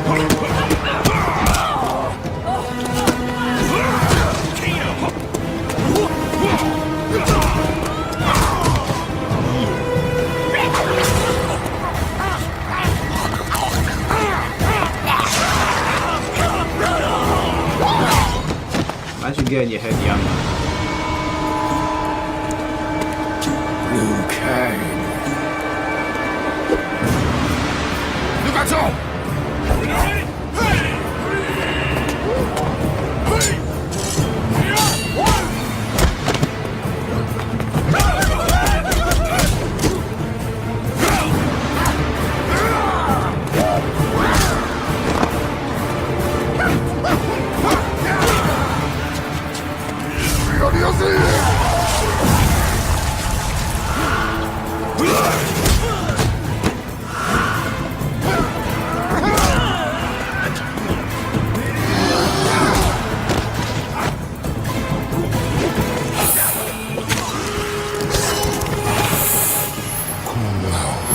So cool.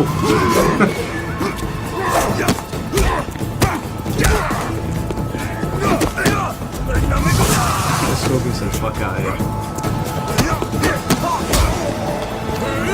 Nuts.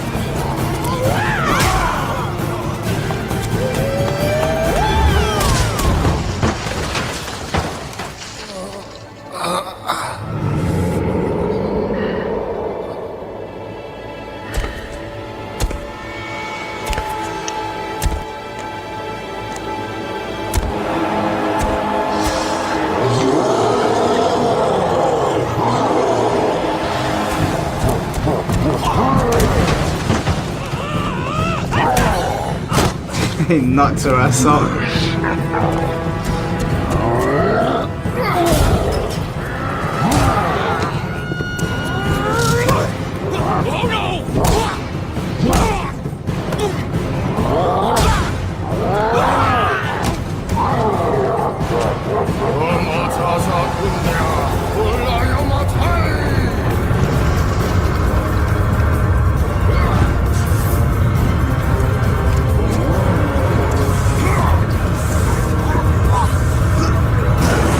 Shang Tsung is destroying the island. Get out! We must return to the Wuxi Academy.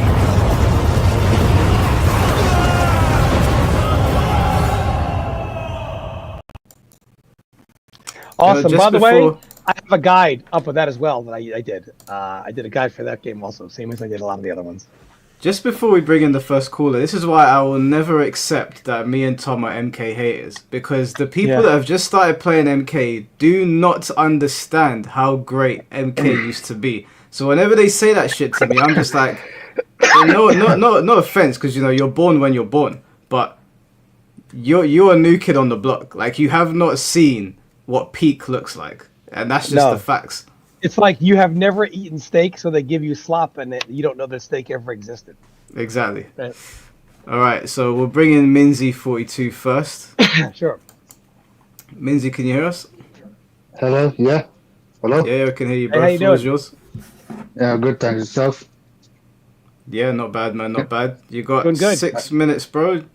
Go for it. Yeah, that's fine. I won't take much of your time. I appreciate it going on, and yeah, it's just that I can't believe time's gone flying, from, the classic MK all the way up to now. And I just want to know what Tom's opinion is that, the NRS games, just taking the fun aspect of it compared to the old games. So is that something that should come back, the fun aspect? Because that's what it was all about. Fun, wasn't to like enjoying the games, having a good time, rather than just competing, from the casual perspective. So, Tom, what's your opinion on that? Do you think? I think that too much focus got put on. We need to make the most balanced game out there. And the problem is that in order to get the games balanced, NRS has tried to water down a lot of things, meaning make it more simplistic. In other words, let's take MK11, day one. You really didn't think that they knew Geras was going to do sand trap, throw loops, 1-1-1, 1-1 low sand before they fixed all that when it was actually a guess at some point. You didn't think they knew that? Yeah. You didn't think they knew Aaron Black day one was going to do back 2-2 stuff in a scud shot? Of course they knew. Yeah. If no one there knew that day one MK1 was going to be that Cyrex shenanigans, everything in the Cyrex repeat, then they need to fire all their testers. Because then, so clearly they did. But when things are simple and easy to figure out, they are easy to foresee how the game will play, hence balance. To make a game like some of the other ones, there's kind of an unpredictability there. They can't really predict what's going to be good or bad or how powerful or how to fix it, because there's just too many avenues that players can go. So they remove players' freedom. Players will say, "Oh, the power level is just as high as ever was." Offensively, maybe not, but they've cut out a lot of other fighting styles and a lot of other ways that characters can play, and kind of give you like a straight line option A or option B route, and this allows them to balance it more. However, people mistake balance for fun. The most balanced fighting game in the world that is not fun is not a good game. It is a bad game. And some of the most overpowered fighting games in the world that are super fun are actually good games, not bad games. Like Marvel vs. Capcom, innit? There's a reason why. By the Mortal Kombat standards, Third Strike and MVC2 would be one of the worst games ever made. Yet those two games will walk the dog with them all day, every day. If Marvel 2 had a Pro Series right now, it would have 3 times the participation of MK1, which is saying a lot. So we'll find out this year. Yeah, it's always better to be first and foremost, Before a game is balanced or anything else, it must be fun. And if making a game super fun makes it harder to balance, so what? Yeah, true. So I just want to ask both of you guys what your prediction for the Evo numbers from MVC2 numbers and MK1 numbers participants. I think MVC2 hits close to 2,000. MK1 does maybe 400, maybe less. Yeah, I don't know. So. I don't know about Ballpark. MVC2. I'm not really following it. I don't know how the community's responding to it recently, but I don't anticipate MK getting beyond 350 max. I can't see it going beyond that. I would be shocked if it is, and if it is, fair play, whatever. But I don't see it. Yeah, true. And because I've seen a lot of YouTube videos where a lot of players they've been playing UMK3 on Fightcade. A lot of them are from the Asian territory and Eastern Europe. There's been talks of MK Arcade Collection being remastered. So do you think that could revive the franchise in any shape or form, like the old classic games? No, because the classic games. No, because the classic games already have their own communities. The problem is the more modern NRS era is not going to do that. You need to bring games like Deadly Alliance, Deception, MK9, make these games playable again. The problem is these games are not playable. MK9 is not playable, nor is Deception or Deadly Alliance really. It's too hard to play. Fightcade isn't hard to do, but to set Deadly Alliance up and MK9 is just way too hard to play with another human. Yeah, but what if one of us thinking, you know what, let's just test out the waters first with the classic games and see how people respond, and then we'll put in the 3D era classics. Do you think that's a possibility? It's a possibility, but you're going to have some good-ass GGPO for MK9. I mean, that game is very, I don't know. That they definitely, and the way MK, again, the way the games like Deception are coded, it's coded to have, for the online portion, that to have it run not by GGPO, but to remove animation frames. So it'd be very hard for them. They just can't copy and paste, so to speak. So for even someone else to do it, it would be a ton of work. I would love to see it happen. I think I honestly think before the next game, if there was a stopgap, where they re-released MK Deadly Alliance, Deception, Armageddon, DC, and 9, if they re-release those on something, I think that the communities would come together, and then you would have a well-balanced community for the next game. Yeah, because I think from MK4 to Deadly Alliance, I think there's a 4-year gap, if I wasn't mistaken. I think 3-4 years gap, wasn't it? MK4 to Deadly Alliance. Yeah, there was a bigger gap because obviously they were going into a different realm, I guess. Yeah, because MK4 is transitioning from 2D to 3D, so that's where Deadly Alliance came in. But my thing started from MK Trilogy. MK2 first, but my addiction for Mortal Kombat was from Trilogy because my neighbor had it. I used to bring him over, and he used to call me a cheater because he didn't know how to play as Chameleon. So I used to whoop him every time. Fair play, bro. Yeah. Alright, bro. It's been 6 minutes. Need to get the next caller in here. Take care, guys. Give me one more second. No worries, bro. Take care. Take care. Hey, Josh. So he's being... We'll wait for Tom to finish this call. Finn, I sent you the link on Discord. So Master Havoc is going to be the next person up, and then Nelson, and then you can join. Or if you get in the queue. Tom needs to mute his microphone, but he's got to bait out his work. What was my what character that I hate fighting the most in MK 3D? I think it was probably, what's the bastard that kept on slamming his body on the floor? What was his name again? Was it Dairu? Dairu, yeah, he kept on doing that bloody floor slam, and I was just like, man, I can't deal with this shit. I think it was him. MKX remastered. I don't. MKX doesn't need a remaster because they've already re-released it on like the PS4, and I'm pretty sure they did a re-release on PS5, didn't they? Or you can upgrade it to PS5. Either way, you can play it on your PS5. It still looks great. I don't think they need to remaster it.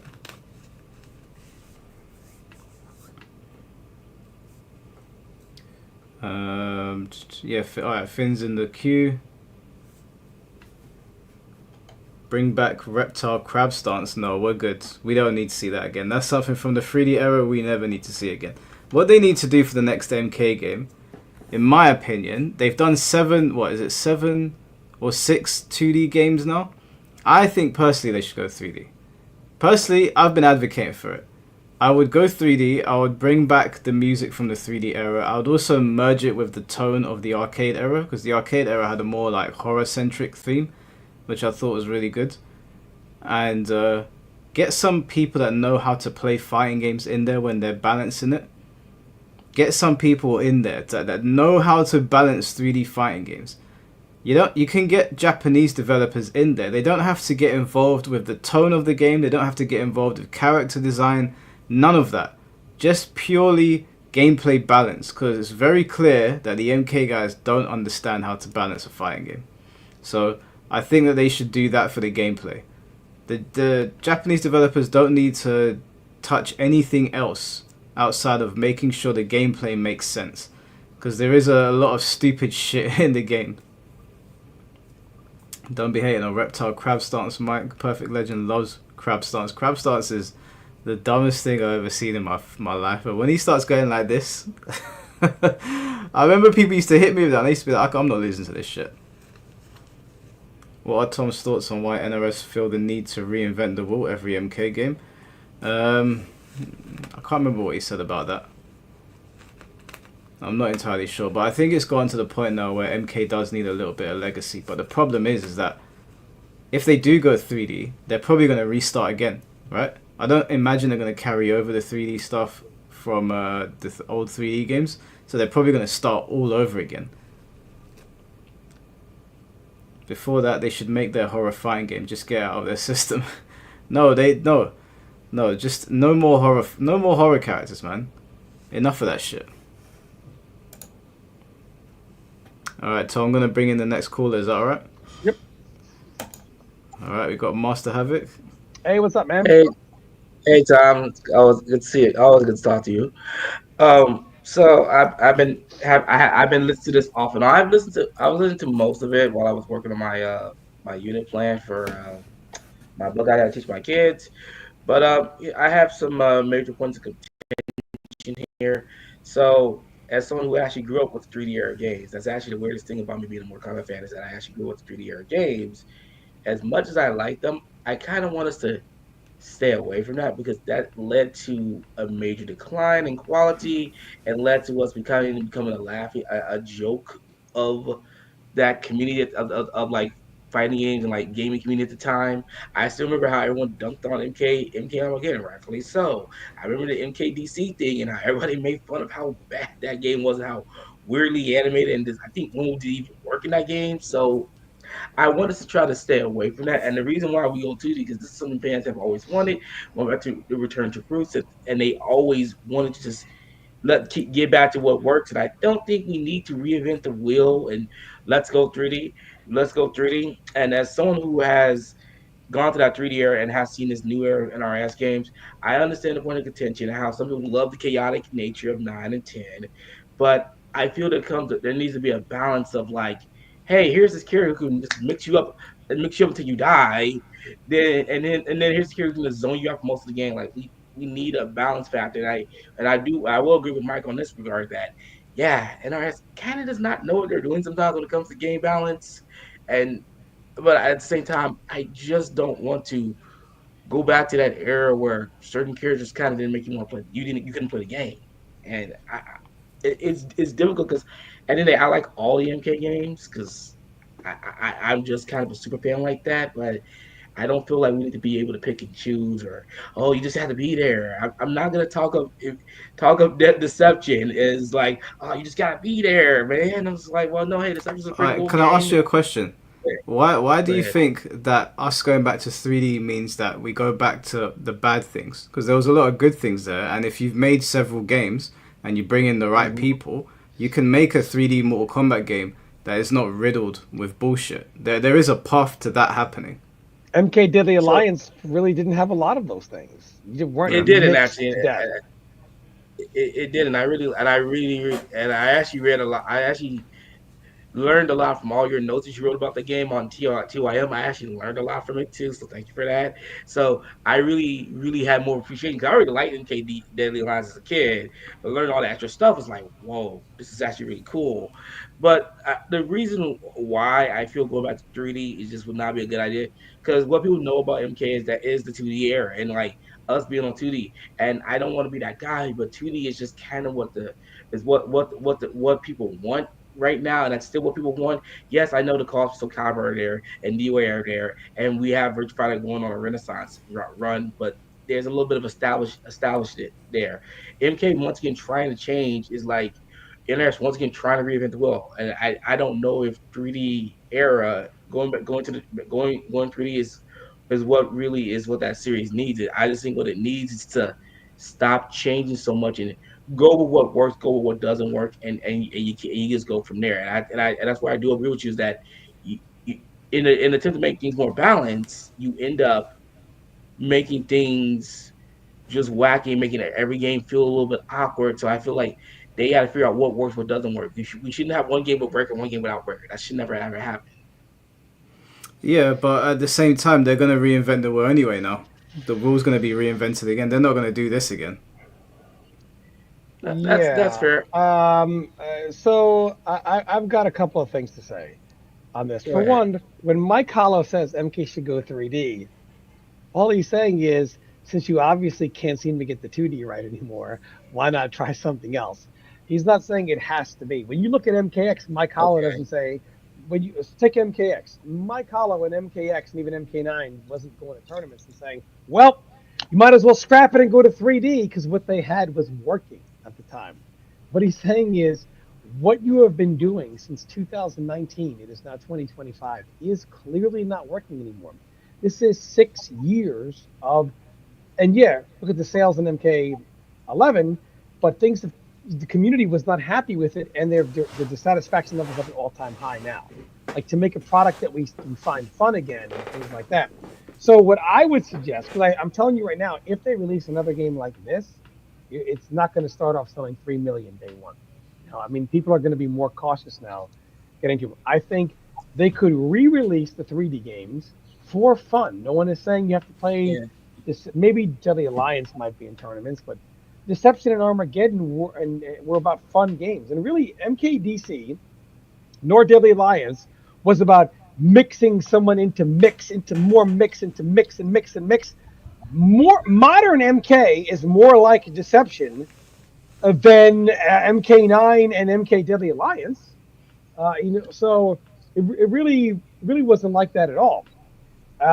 So you could just make the game fun again instead of making these games too, I mean, option A, option B kind of oriented. They really have taken a lot of the life and soul, not just out of the characters, but out of the game. Anyway, the presentation is bad. The I, kind of I, mini game modes are bad. The characters. I mean, you have Scorpion in MK11. Scorpion is doing forward three, 1-1, down one, and throws, and like maybe forward four and teleport cancel, like 3 or 4 moves. This game, for over half the game's life, all he did was something into his death spin, and now all he does is back three in his stuff. I mean, like the character is just as less moves in the last 2 games combined than he used in MK9 by itself or MKX by itself. Uh, Even in I think MK Deadly Alliance, I mean, they have seriously gone away from what has made their game so loved by its player base. but I think what's actually happening is the same thing that happened with Armageddon. Both MK1 and Armageddon are victims of being rushed. The main issue of MK1 is that it was rushed, and same with Armageddon. That's why those games just feels so undercooked. And yeah, you are right that people are now be more aware, but more so hinges on WB Games giving them a proper time to develop a properly fully fleshed game, and not have to rush. Because if I recall, I think it was like 9 months they only had to make MK1. Is that correct? No, let me tell you the real truth. Mike, do we ever had that old graph that was the circular, or the two graphs that shows every other fighting game developer and how NRS their development window? I know Remember which one you're that talking about. I don't know Yeah, where it is. yeah, I don't know where it is either. So I gotta see. basically, I here's gotta the see issue. this. I gotta see this. Mortal Kombat 1 was being developed for, from when they announced they were working on it, we still had to wait a good 2 years.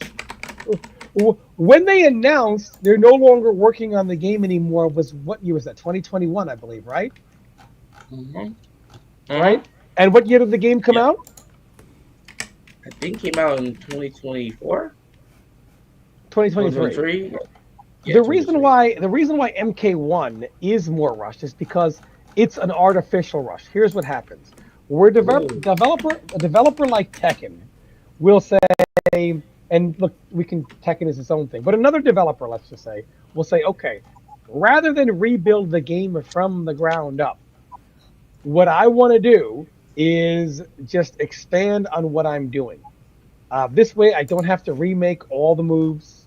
I don't have to remake all the everything. I already know how characters are going to play, what their moves are, and I can work on how the new things to the game are going to affect the game, and how some of the changes to how the game plays are going to affect.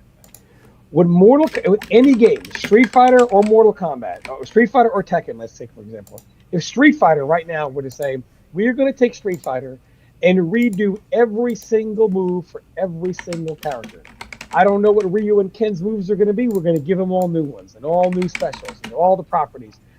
That would take so long that by the time they actually got to work on the combat itself and the other modes of the game, they would have no time.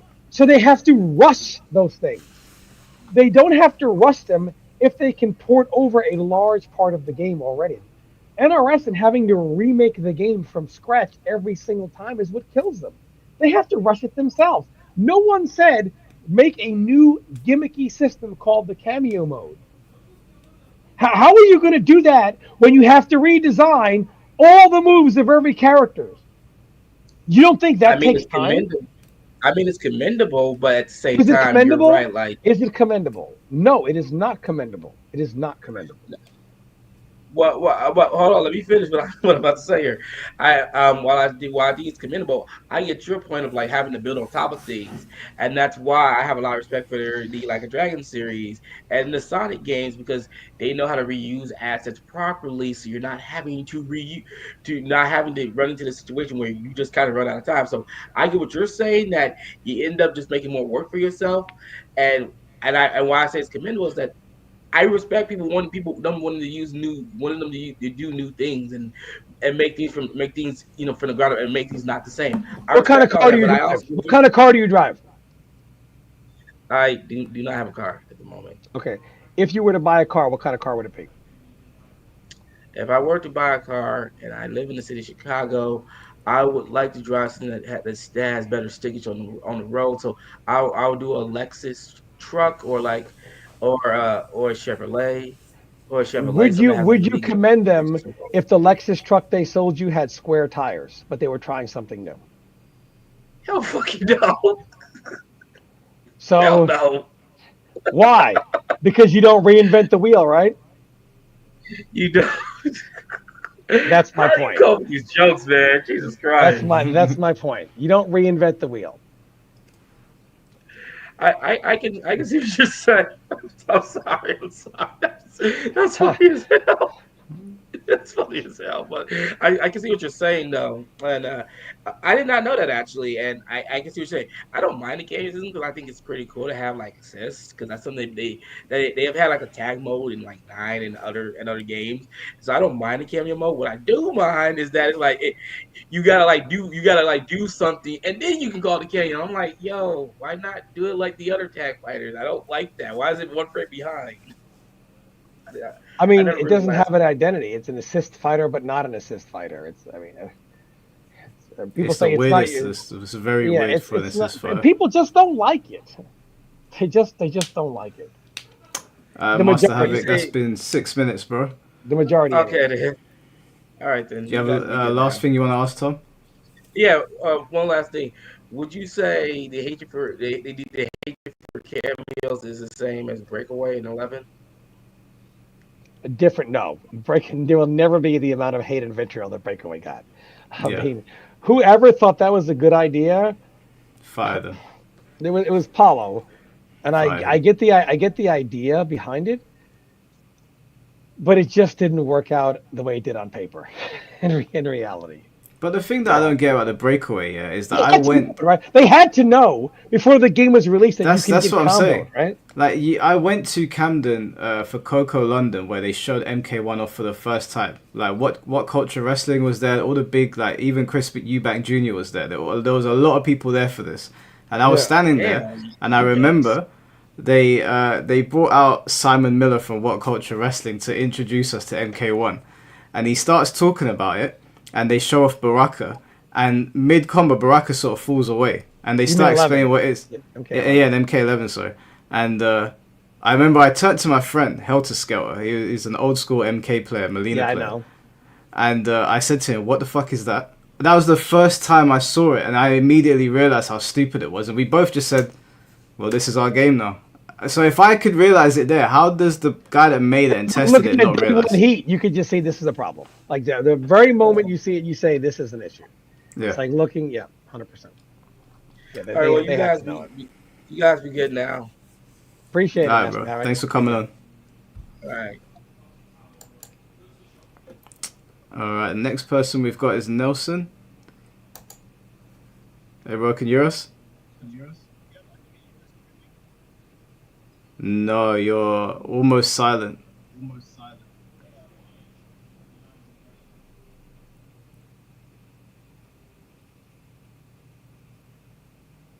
Hello?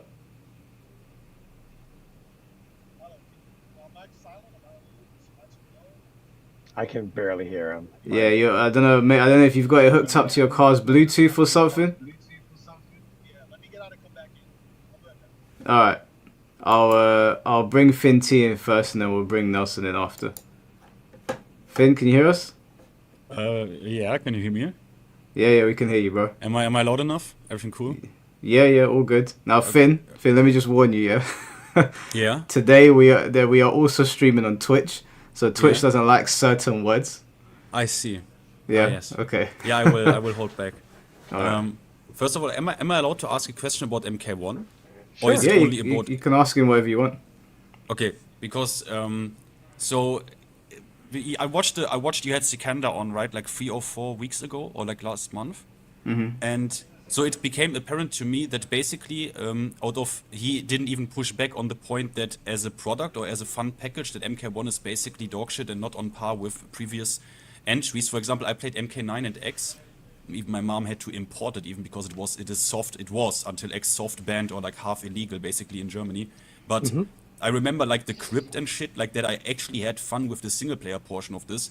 But you know, Sikander also didn't push back on that point. So I mean, I guess everyone is in agreement that as a product, this game is like not on the quality level or on the package level that once was. So I wanted to talk about Tom's perspective, even though I have picked up bits and pieces all around about like his perspective as a competitor, because Sikander said basically, okay, in this game you get hit and you will hold very nasty shit after it, and he says he enjoys this kind of way. So for me, I just wanted to ask you, Tom, about the competitive perspective, like what this question one, like, and please explain it in a low IQ way for me, because I'm not high level in MK. I was a scrub in MKX, and I was more of a scrub in MK9. So what is your personal opinion, and what about the competitive, why it doesn't vibe maybe MK1, or what the problems with it is, and what was like your favorite competitive environment and why? Like what MK title? So you're gonna hold really nasty shit out of it. I think what Sikander is meaning is you're gonna hold really nasty shit that is very accessible and extremely user friendly, which is what makes it so annoying. And then you tack on the assist and how it's used. And what he's saying is anyone can do it. It's Like when he was talking about stuff into Terra, right? It's like, people will make it seem like it's rocket science, but especially when Terra first came out, he was like, because they're doing back three into Terra and mixing me from like halfway across the screen. He's like, where is the skill of that? And if I get hit, they could always do it again. Or when he brings up Kenshi, where you get hit once and then you're sandwiched, and MK players will say, "Oh my God, Kenshi is the hardest character to play in the history of fighting games." And Sikander like, "It isn't that hard. Anybody can do it."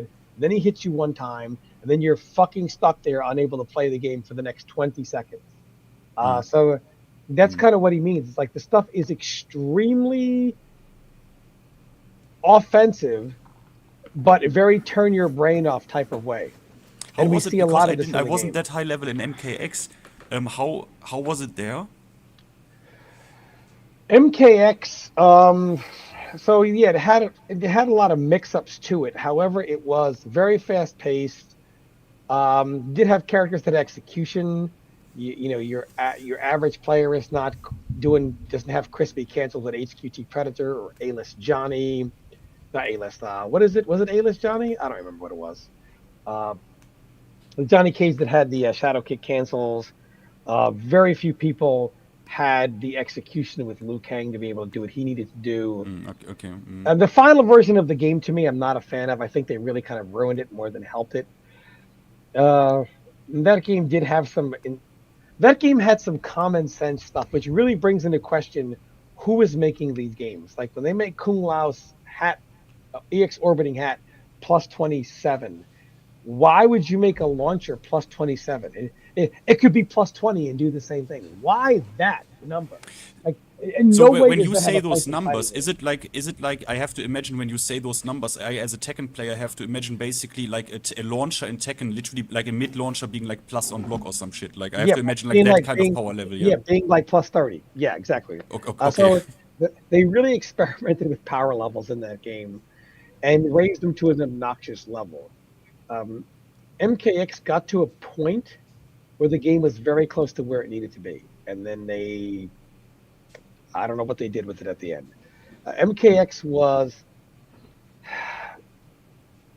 it was flawed in a lot of ways, and the community remembers it because it was still fun, and they kept the soul of Mortal Kombat intact. But MKX has a lot of stupid stuff in it as well. However, it is still not as linear. People think it's all mix. It's not as linear as even a game like MK11 and MK1. Okay, so it's like in MK1 it's like too simple, too one-dimensional. Everyone can do it. It's the same always. Like there's no layers to it. Basically, too simple. Like before they nerfed, like Peacemaker. What was he doing for a long time? Runaway, gunshot, checks you with eagerly. Peacemaker into, bullet, straight lunge attack into Kano to knife, or you get him cornered, and then he's going to do the anti-gravity into Kano and just reverse it again to the other side of the screen. And it's just too simple to do. And what was your favorite environment as a player? And by the way, what did they do to nerf it? Did they say redesign him? No, they just said, "Oh, just take it all away and nerf him to bottom tier." Like, there's no middle. Is there no middle ground between him just running around doing gunshot and eagerly into straight torpedo into Kano and then anti-gravity into Kano and going the other direction? There's no in between that and what you did, and that's again the simplest way to make him effective and the simplest way to not make him effective. Just nerf him to the floor, take it all away. My most fun environment was MK9. MK9. It's when MK. There was really also execution with I heard this from a player with instant air gas mask of Cabal. Like they had a lot of depth to it. Like when it comes to how you can play this game. Yeah. There was execution as well, but really to make characters effective in that game took everything in conjunction. In other words, if you were just someone, I'm going to play Cabal because I can instant air gas blast, it's not enough. You need to instant air gas blast. His zoning was a combination of instant air gas blast, the ground saw, and being able to threaten with nomad dash, either where people get overzealous and try to advance too quickly, or carelessly, besides some gas splash, you might eat a full combo, or you respect that and he doesn't pull the trigger on it and cancels it and goes into offense right in front of your face. And then when you're going to the Cabal cancels, when do you continue canceling with pressure? What moves do you use for pressure? Do you end Do you end it early with low saw? Do you end it with overhead? Do you end it with a poke? Do you stop pressure to poke to stop them from trying to poke you out of it and then go into more pressure? Do you end like Rio with sometimes pressure, and immediately IAGBs, bam, bam, bam, bam, bam, all the way back across the screen? I mean, like, you have to have such control and use all those tools at rapid speed and make those decisions to make the character work. Not one of those tools by itself is powerful. Whereas MK1 comes out, if your character can do this in the Cyrex, Cyrex makes it all powerful. It's not a series of decisions or 10 tools into one. Even a character like Freddy, or even my character Sub-Zero, who is very good, you have to use every move he has to make him very good. This really isn't the case. When Homelander was winning, watch Combat's first video before they nerfed him. He's like, you're going to do this low into this, or throw into this, all hit confirmable into this, mixed with overhead throw, all into Farah, and it was all like safe, and all 33. Well, that's a very simple game plan. Sub-Zero and MK11. Oh, overhead or low, or slide from across the screen. Well, the character never evolved from the first day of the game because there was nothing more to him. To me, that was boring. And the community is like, yo, that was, why can't you do this? And it's not that I can't, but I'd rather fall asleep than do this. It doesn't keep you. It doesn't keep you invested long enough. The other I games have one were more question. I have one more question to you. It's also just I want just let you talk because like you once talked about like power level, and basically like it's basically a form of like fun. And you talked about like giving power, like what form of power level is like in MK like desirable, and also about like taking it away. Like, can you maybe how this relates to like MK1? Is it too much power? Is it the wrong form of power? What is going on there? It is not too much power. It is the way power is given. So fighting games have archetypes, and when you start getting rid of them, it makes it very difficult to distribute power properly. So fighting games always have offensive and defensive characters of different forms of offense, be it pressure, mix, high flyer. Defensive characters can be trapping, they can be runaway, they can be zoning, you can have grapplers. When you break down one archetype, they all fall apart. And that's what MK did.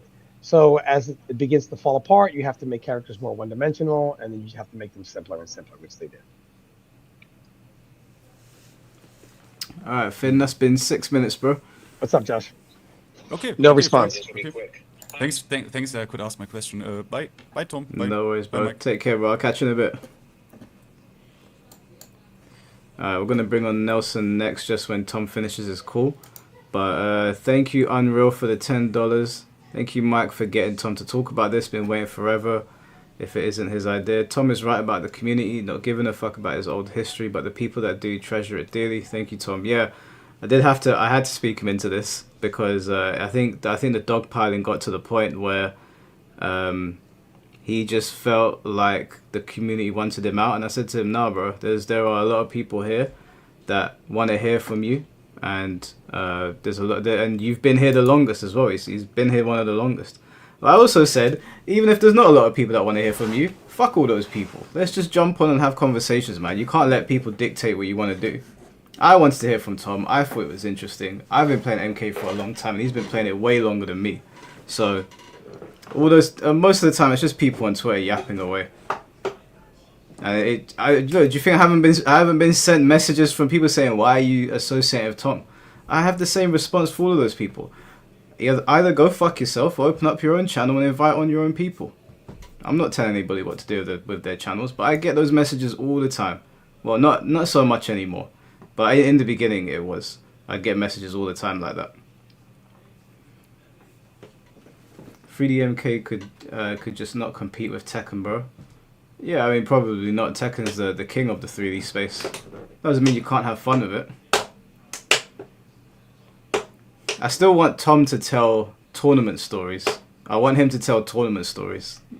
I'm going to talk him into dropping some lore on the tournaments. Viewers who think they're entitled to, who are they to tell you to bring on your channel. I don't mind taking suggestions from people. Yeah, I don't mind that. But when they're telling me, oh, don't have this person or don't have that person, I'm just like, I don't know. Maybe that's like something that has always worked on people. Like they get pressured into not doing it. If someone tells me to not have someone on, I feel more incentivized to bring them on. I'll go in the opposite direction. But once Tom finishes on the call, we'll get Nelson on, and then we'll get Burrito Voorhees is in the back. I mean, those people who say things like "get him out of here" in the chat, yeah, that's fine. Like, I mean, the chat's open for anyone to come in and comment. But it's at the end of the day, it's just a comment. Even if there was 1,000 people in here, saying that over and over again, I'd just be like, listen, you're wasting your time. I'm not that guy. I'm very stubborn. I'm glad MK gave us Ninja Killer, though. Most fun Tekken play in history. MK didn't give us Ninja Killer. I'm pretty sure Ninja Killer was a Tekken player first. I'm pretty sure Ninja Killer was a Tekken tag player. Or Tekken. So Ninja Killer was on Tekken first. I'm almost certain it wasn't MK. I enjoy Tom's knowledge and his stories. He's been a big part of the community for a long time. Yeah, I think that someone like Tom is very much needed in the community. Because again, MK is split up into loads of different communities. MK first mic. I don't think so. I'm pretty sure Ninja Killer was a Tekken Tag 2 player. Ninja Killer played Tag 2, but he didn't start competing until he got on MK. Well, maybe. But I'm pretty sure people knew how strong he was on Tag 2. Like, he was well known for being strong on Tag 2. I'm pretty sure I heard his name when I was playing Tag 2. But yeah, he probably started competing. Hey, what's going on, Blood Moon? How you doing, bro? He probably started competing in MK. But yeah, I'm fairly certain Ninja Killer's skill, like, he was recognized for his skill back on Tekken first, and then obviously went over to MK and did what he did. Ninja Killer was scary during the Tag 2 days, yeah. Yeah, I used to play some sick guys on Tekken. They were like, yeah, don't play Ninja Killer, bro, he'll kill you. Not going to lie, True Underdog seemed like a grifter. He admitted to not even liking playing the game. No, I don't think he's a grifter, dude. I think True Underdog just sees the game and the way everything works differently to us. I don't think it makes him a grifter, though. He didn't compete until MK, though, because people were calling him an online warrior. Yeah, MK is probably the first one he competed in, but I knew him for Tekken. I knew him as a Tekken player first. Do I like hot dogs? No, actually I don't. I read some study that hot dogs take like 10 minutes off your life or some shit. The hot dogs that you get in the cinema. And I was like, yeah, I'm good. I won't eat those. Hate to be a nagging weirdo, but do you mind showing Brady my dono message? It doesn't have to. Yeah, I'll bring it back up when he comes back up. Don't worry. Lies? No, bro. Go online. Type in hot dogs take 10 minutes off your life. I don't even care if it's true or not. That put the fear of God in me. I was like, I'm not losing 10 minutes of my life to a glizzy. Are you crazy? No, absolutely not. They sell chicken tenders at my local cinema, so I don't have to worry about that.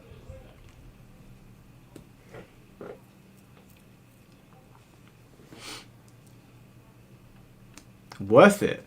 You want to lose 10 minutes of your life to a glizzy? Come on, man.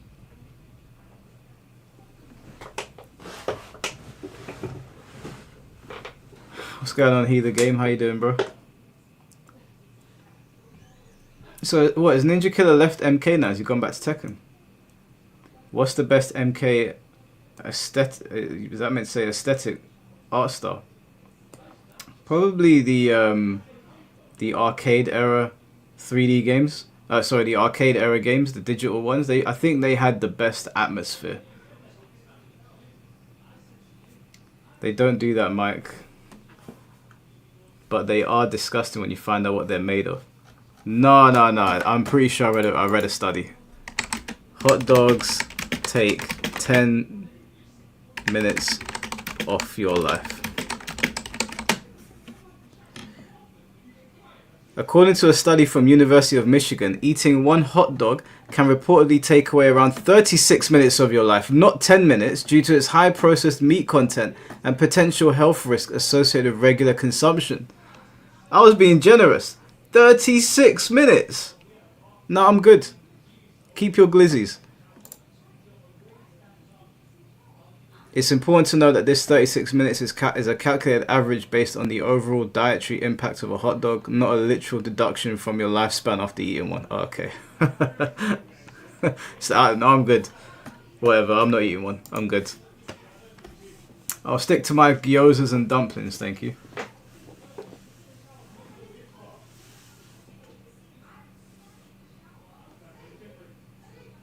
Where's this shouting?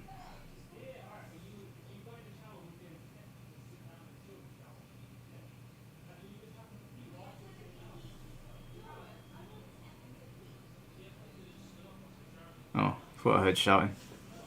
Looney Tune Hollow. Listen, I'm not taking them chances, okay?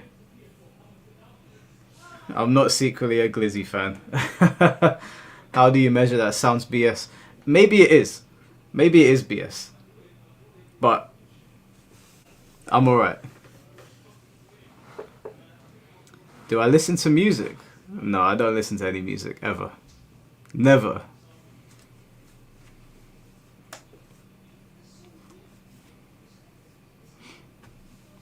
.52 defense also takes 5 minutes off a life. Listen, Mr. No Display Picture. What rank are you? Huh? What rank are you? I know you ain't talking to me. I'm Tekken God Supreme, son. About to be God of Destruction tonight, actually. Yeah, 52 defense, God of Destruction. None of you are going to stop me.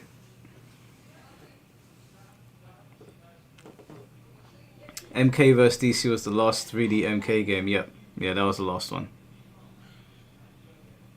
Unfortunately. All we want is them to package it. They just need to package it. Give us the first 3 games. And that's it. I'm good. Tom's texting his host. I think he's on a work call.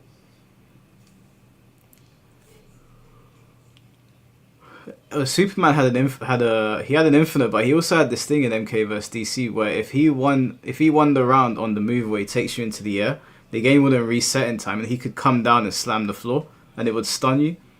That was some straight bullshit. I'm the lone MK1 enjoyer here. Do you know what, Alexis? You stood firm on that. Do I like tacos? Yeah, who doesn't like tacos?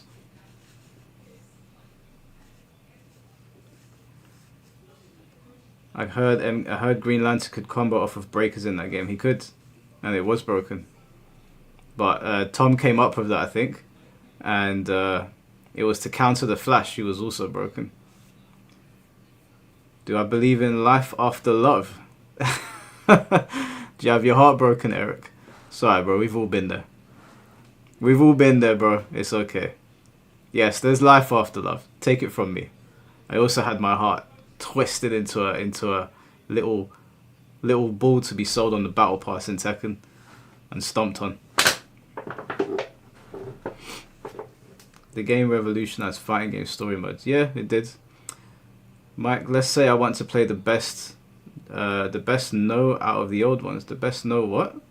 Never did give me your recommendation pre MK9. Oh, Deadly Alliance or Deception for me. Deadly Alliance or Deception. It's a Cher song. I don't listen to Cher, bro. I couldn't tell you a single one of her songs. Did you just get me to confess that I had my heart broken as well? You son of a bitch. What's more important, fun or balance? Definitely fun. Definitely fun.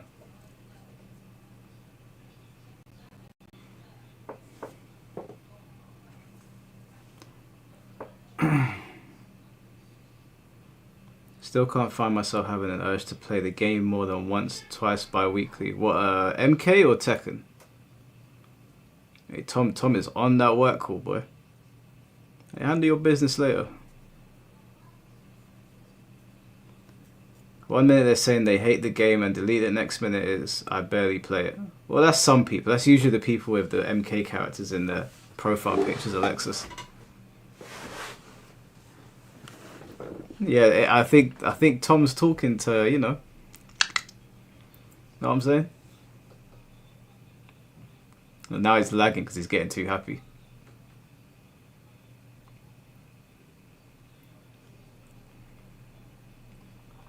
If balance leads to fun nowadays, hard to say. I just think NRS doesn't know how to balance games. I think they throw shit at the wall and sometimes it sticks.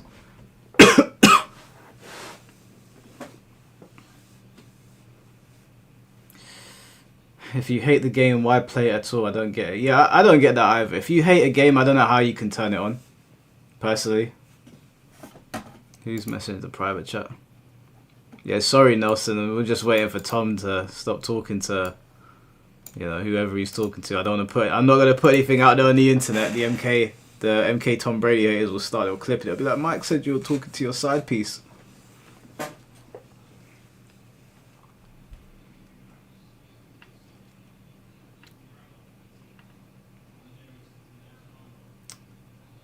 When most people say hate, they don't actually mean hate. Well, I mean, people should learn to use the English language properly. I hate it when people do that.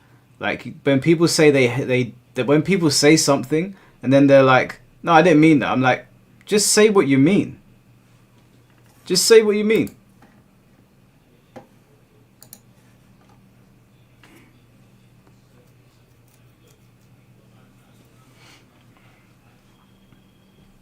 Online gaming is a lot more toxic today with everyone using the exploits. Oh, here we go. I think Tom's back now. Yeah, construction's not ballet, man, and people get angry when. That's all right. Oh, we'll get Nelson in here, see if we can hear him now. Go ahead, Nelson. Oh, Burrito Voorhees is in here too, man. All right. Yeah, he's coming up afterwards. All right, Nelson, can you hear us? Hear me? I can hear you guys. Hey, Nelson, can you hear me? Yeah, we What's can. up, How you doing, fellas? How Nelson? y'all doing? Hey, Yeah, what's good. up, What's man? up with y'all?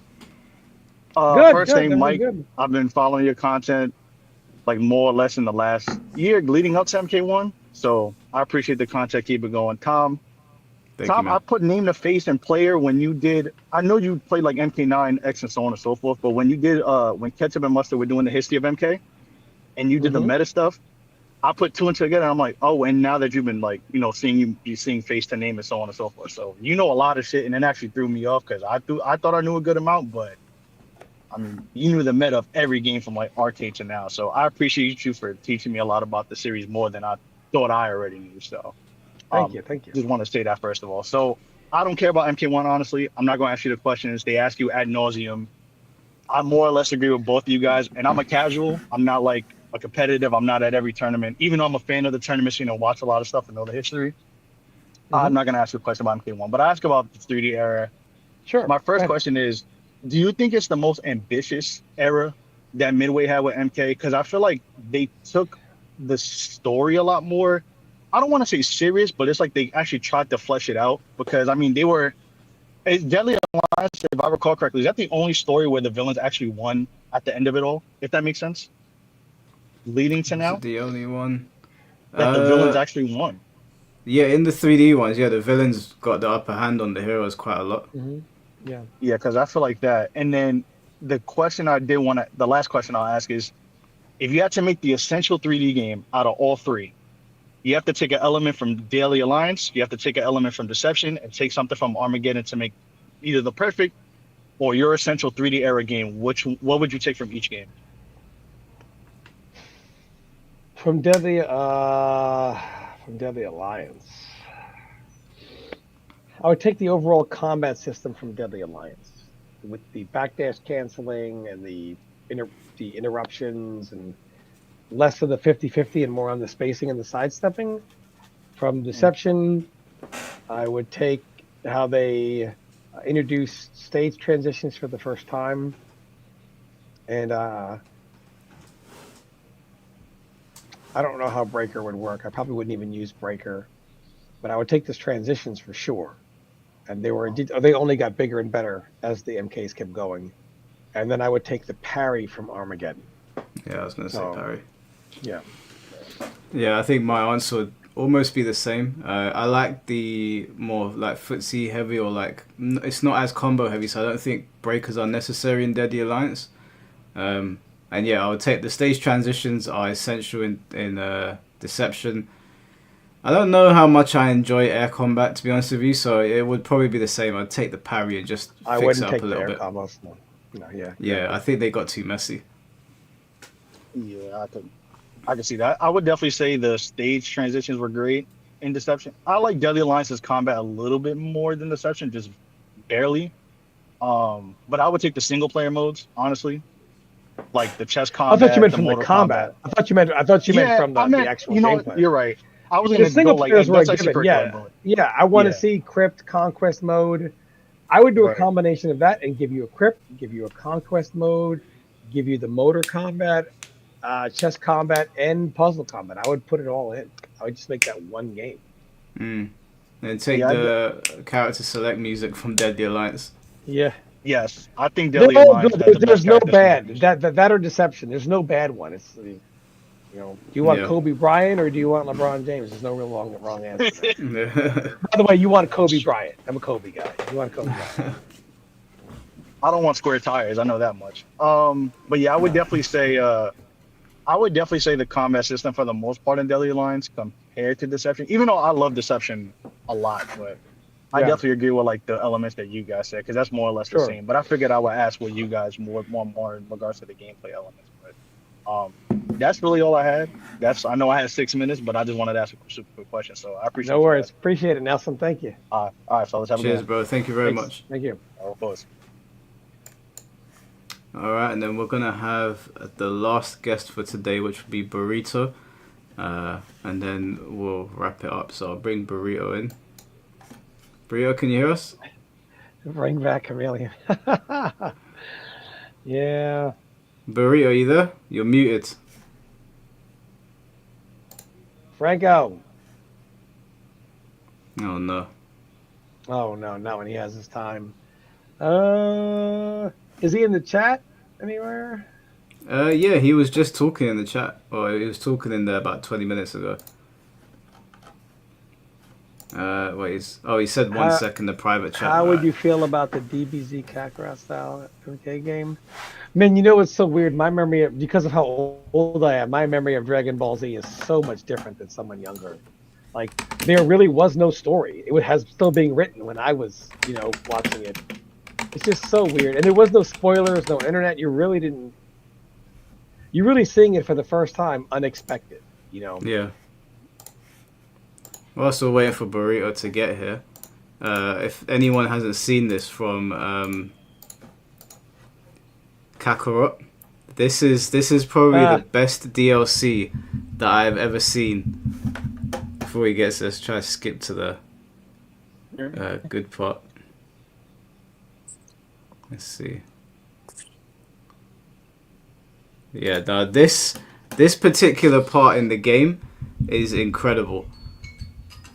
Yo, you guys hear me? Yeah, we can hear you. Sorry, I just put this on at the wrong time. There's no volume. I just think that.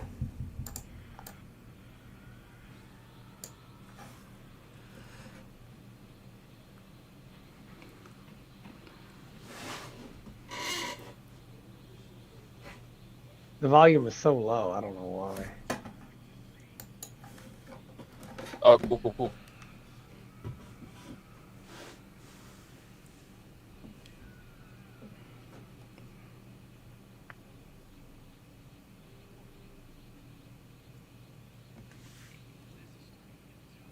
Anyway, I'll be here too long watching this. Hey, where's Burrito gone?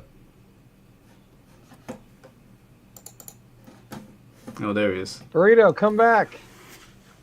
Can you hear us? Yeah, can you guys hear me? Yeah, what's up, Yeah, man? we can hear you. What's good, man? Hey, it's been a minute since I spoke to you, Tom. What's up? Yeah. How you doing, man? You doing good?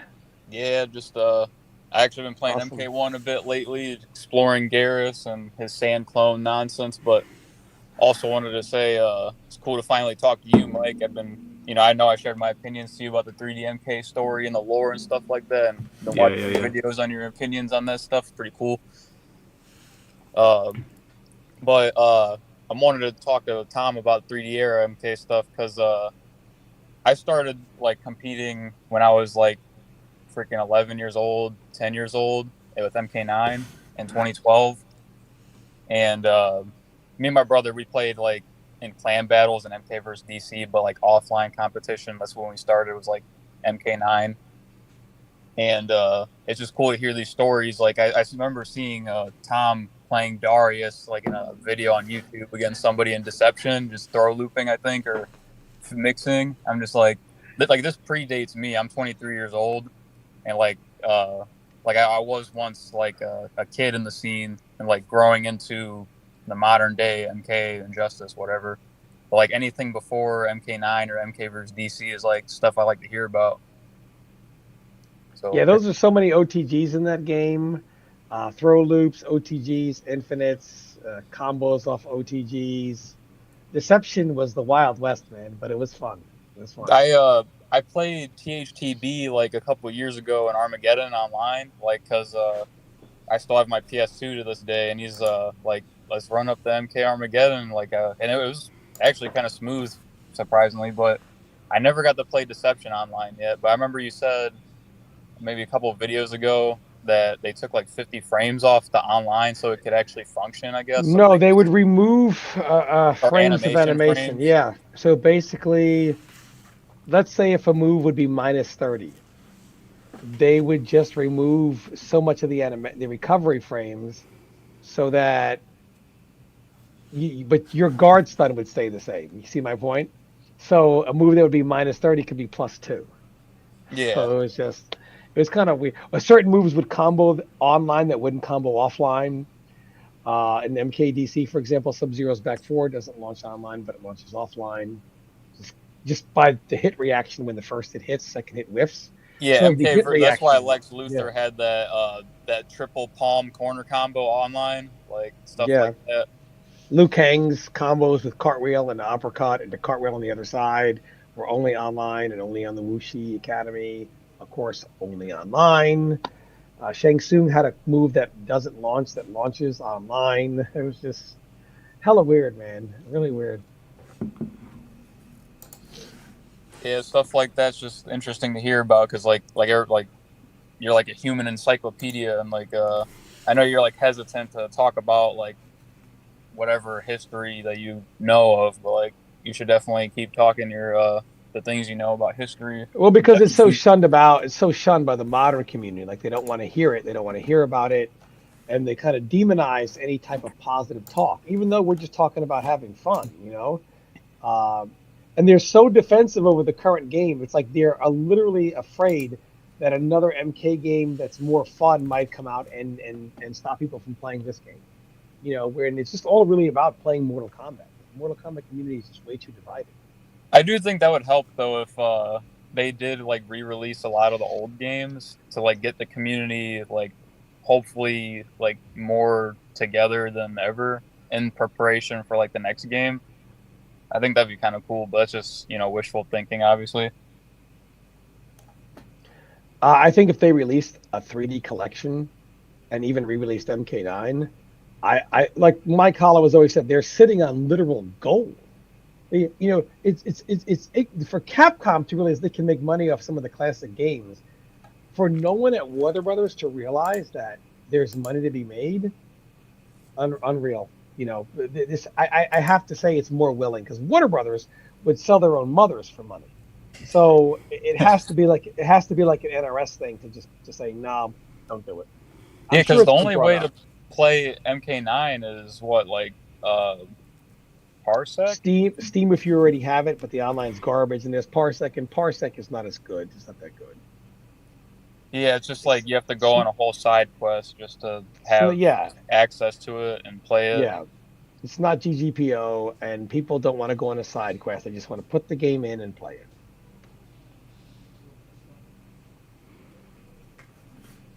Do you have any other questions, bro? No, that's pretty. I just wanted to catch up with an old friend and, you know, appreciate it, man. For the old when time. I first met this guy, what were you, 10 years old? Yeah, I was like half the age I am now. And now he's, what, 23? Yeah.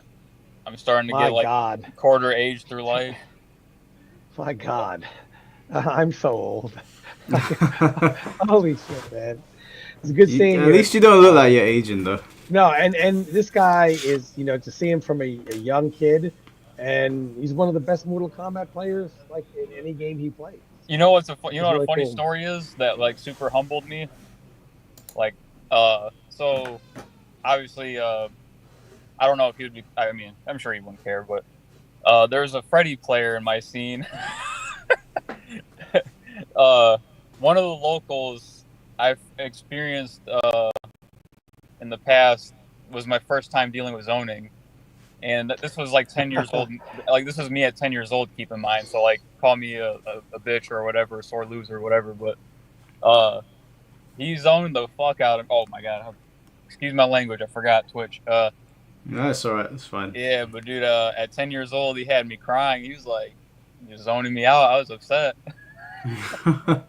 Yeah. But that's just like how the old fighting games were. Like, I know a lot of people these days complain to social media to like beg for nerfs or whatever, but like, that's like one of the most humbling fighting game experiences I've had, and it like really taught me like you gotta like just that's just the type of stuff you gotta deal with in fighting games that are usually fun or at the cost of balance, you know.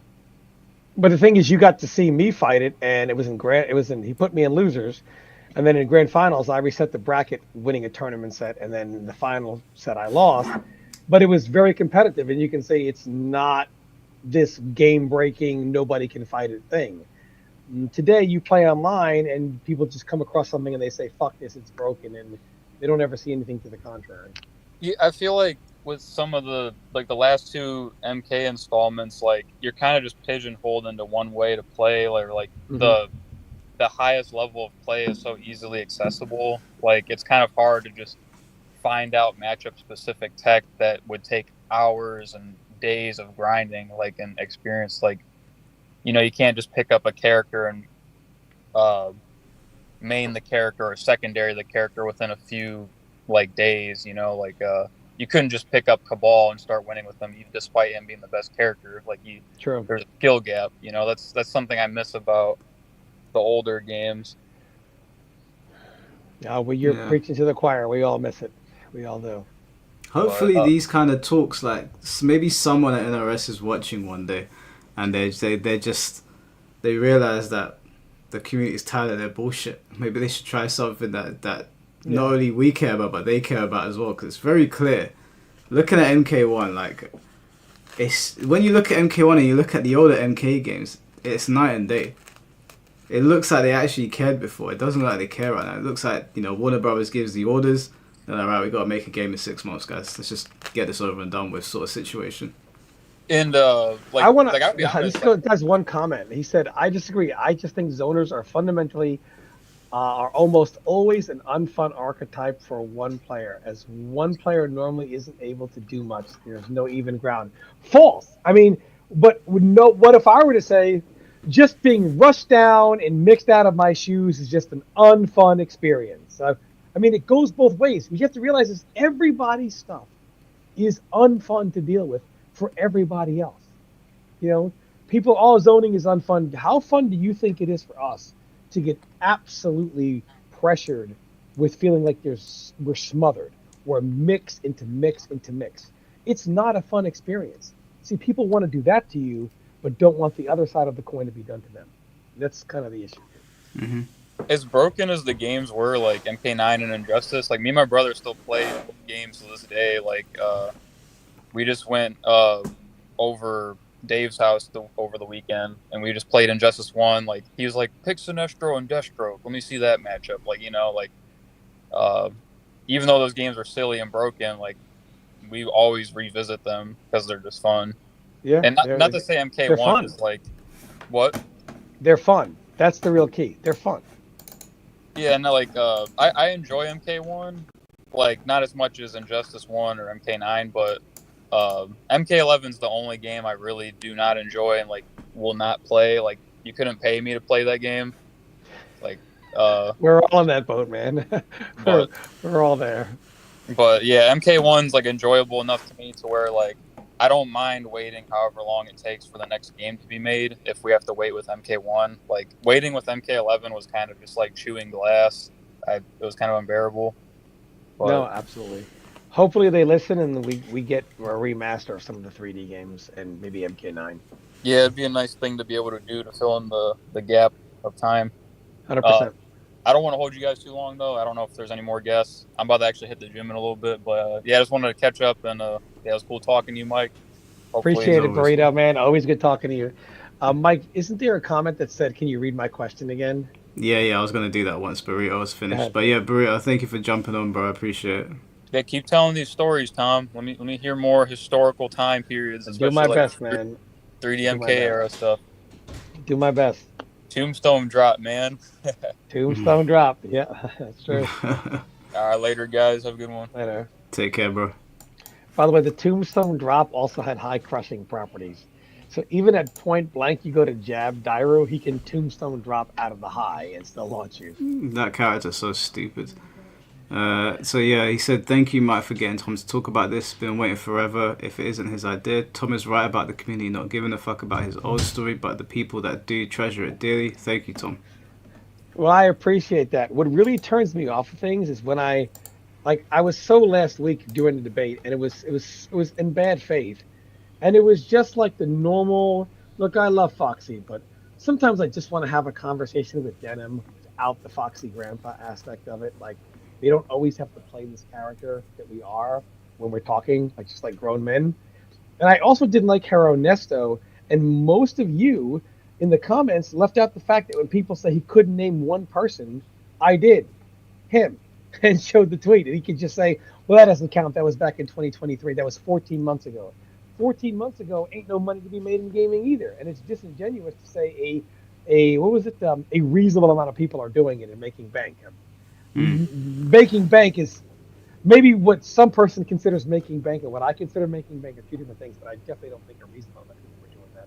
And I didn't like how it was teased as, oh, Tom was stunted, because we know, Mike, if roles were reversed and someone said to me, I said, you can't name one person, and they named me, and then showed that tweet, and I said, that didn't count. That was a year ago. The comments would roast me to the floor. Our nurse would have put that in button check and say, oh, Tom getting roasted again. Shots fired. Bam, he'd have fell out down on his floor. And like, it would have been another joke. So I didn't like it. I felt people in the comments were very disingenuous. And it just goes to show that people only hear what they want.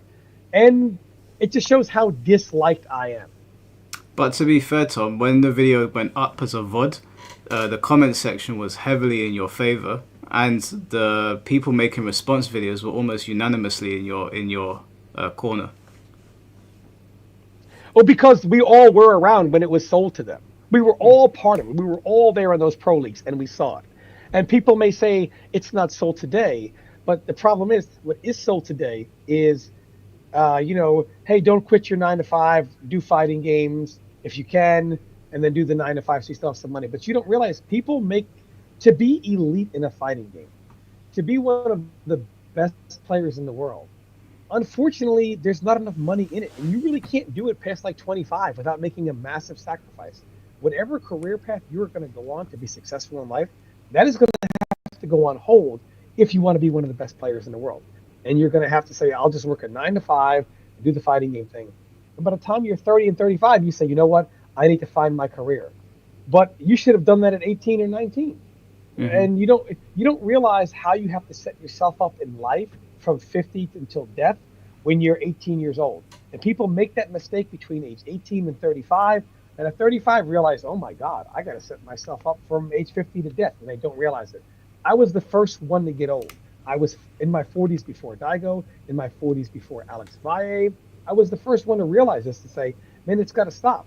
But the MK community, when I said it has to stop and I have to move on, you can't do it anymore. You suck. You're a scrub. You're getting bodied. Blah, blah, blah, blah, blah. I can't even stream casual because people are like, oh, he's getting slapped up by randoms in Combat League. And because I'm just streaming to entertain you.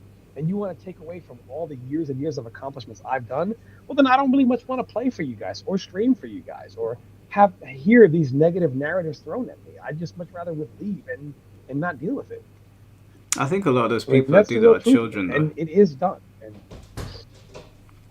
avocado meat. It's So he wants to ask you a question, but I don't know where he's gone. He donated sure, to go I ahead have and a ask me the question for question, Tom, man. but I don't know. Has he hasn't. Yeah, he Global hasn't Gaming sent me League a has message. returned. Overall, these games were just extremely fun. I think people don't realize gaming is not about winning money. Gaming is about having fun. I think when gaming became a quote unquote profession, it became more about how much money you can win than having fun. And I also do think winning money is not even. How can we have a professional league where one guy is going to make a ton of money and everyone else is going to make peanuts? Can you imagine in tennis if winning first place got you 5 million and getting second place got you $10,000?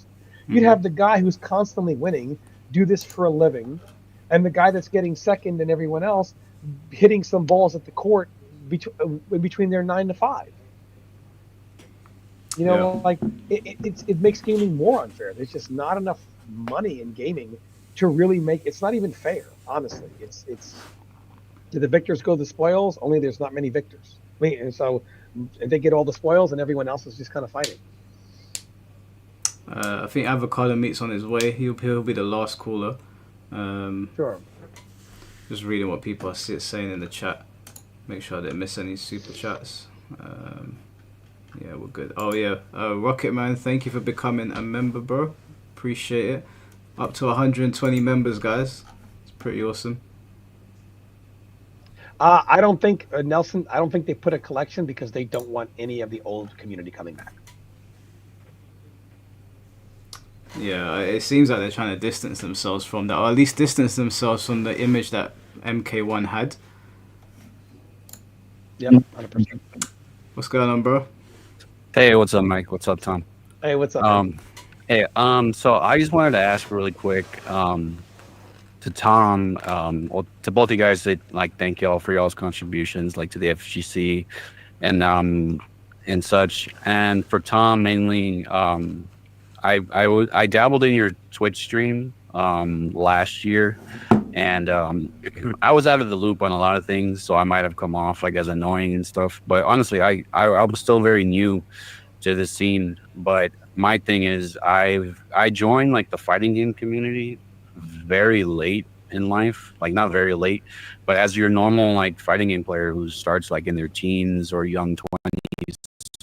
Like I'm 30, like I'm 31. I started my first MK tournament was last year, and I just kind of like fell in love with the scene, and I've been making like contributions and stuff, like to my locals and such. And since then, I'm about to enter my 4th regional. I've gotten 5th place in Tekken twice.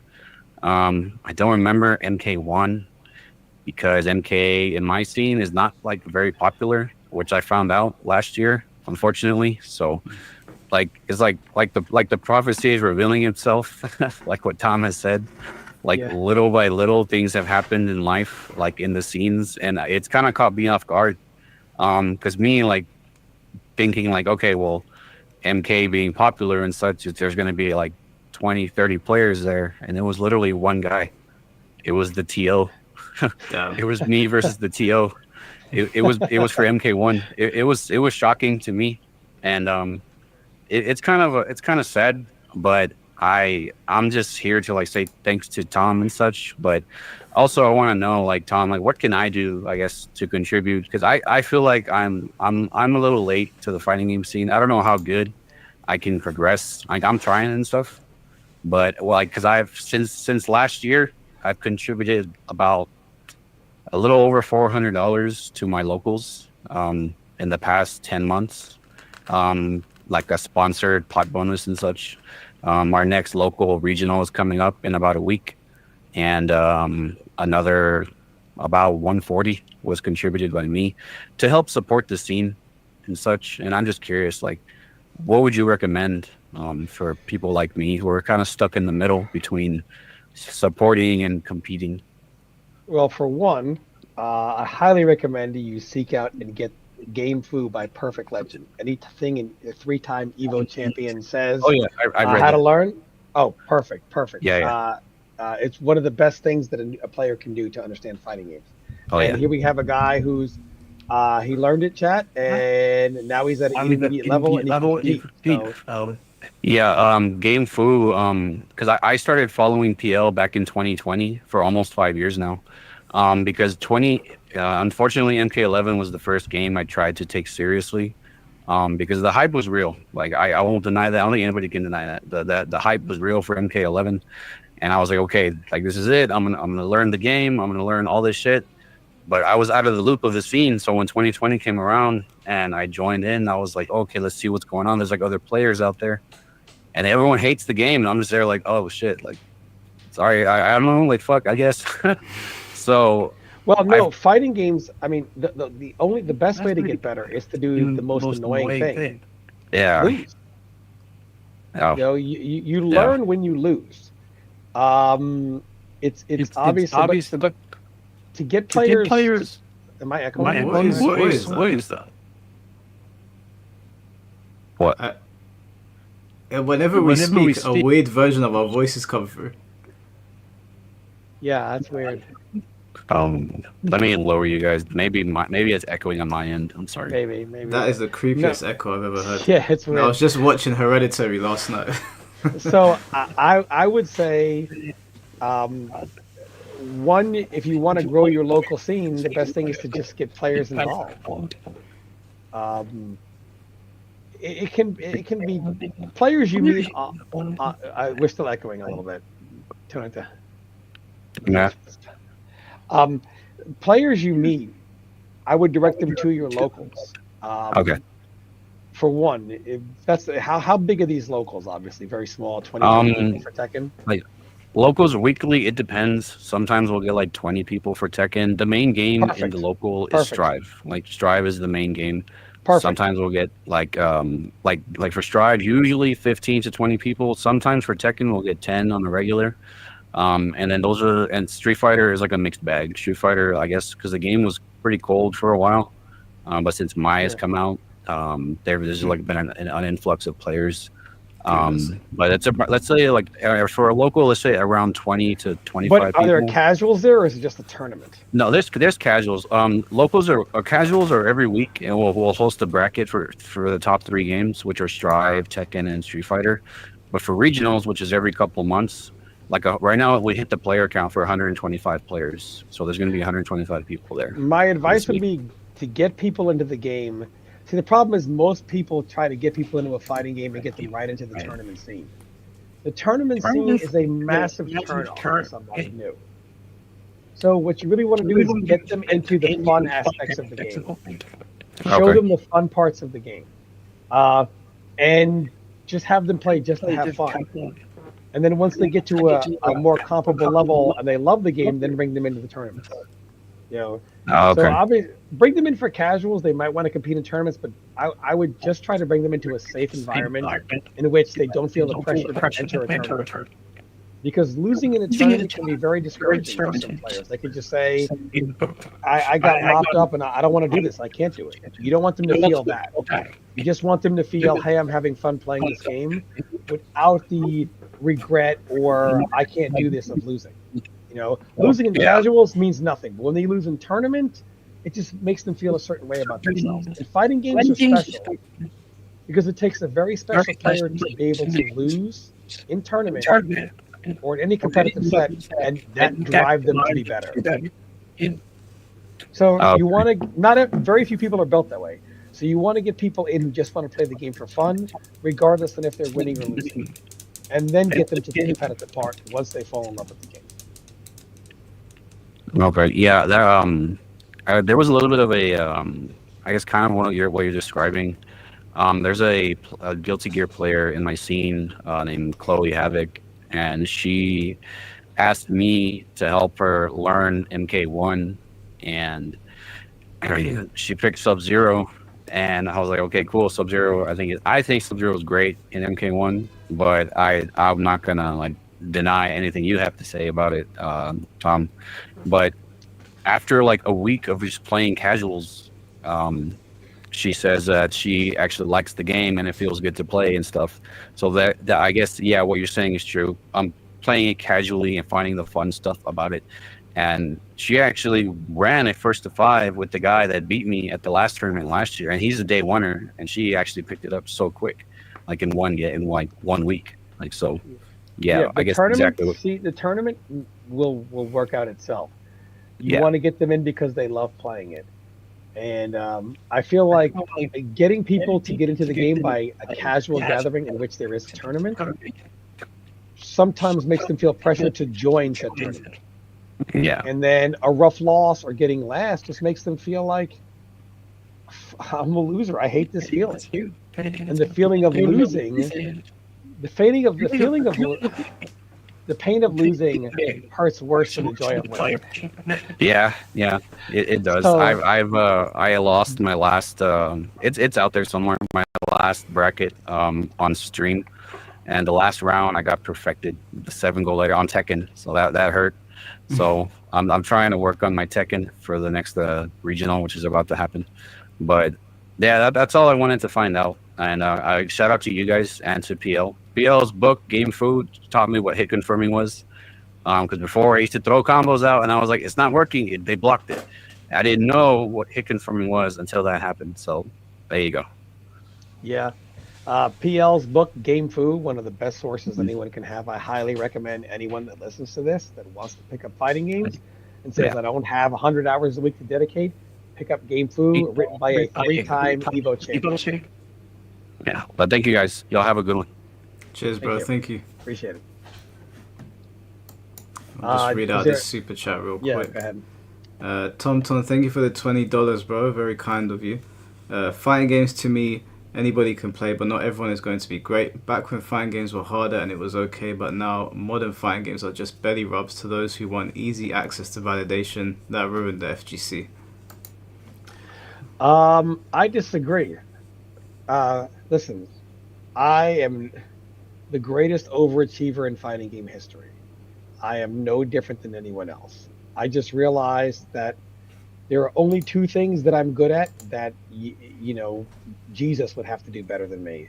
And that is defense and just defense and trapping to some extent, but just straight up defense, patience, lameness. I'm just very good at that. There are a few things I'm very good at. And I realize that even though if somebody's better at 1,000 things, if I am just that much better than these 1 or 2 things than them, and I can strategize to make the match about this for these next 2 or 3 games, I have now become better than you. And by the time you realize what I've done and adapt, it's in casuals, mate. You're in losers. Thanks for the match. Anybody can do it. Anybody can be great if they really, really understand what makes them good. The problem is modern games cut out certain skill sets. So you can be a player who maybe say, I'm a great defensive player, or I'm a great trapper, or you could potentially be someone who's good with grapplers or zoners. A game like Mortal Kombat just cuts that out of the game. So if that in fact is your skill set, NetherRealm Studio says you should not be able to play our game. So sometimes people never really understand what they're good at or excel at it.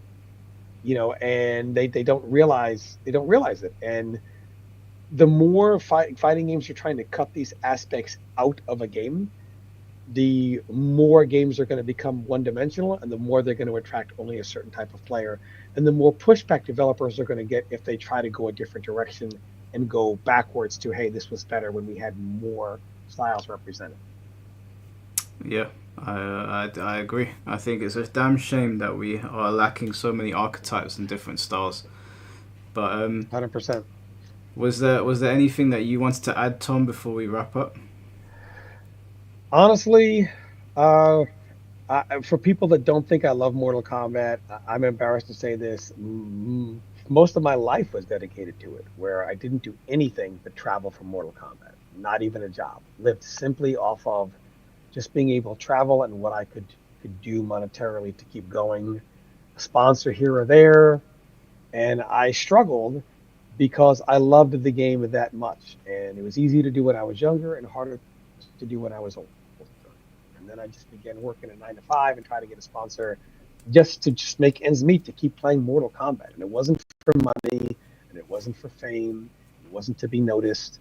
because, there was none of that. It was only because I loved the game and for no other reason. So to call me a hater when in fact all I want is Mortal Kombat to be what it can be and fun like it used to be and the community to be like it used to be is just it's just something that it really bothers me when people call me a hater just for that. They have no idea how much I truly love the game.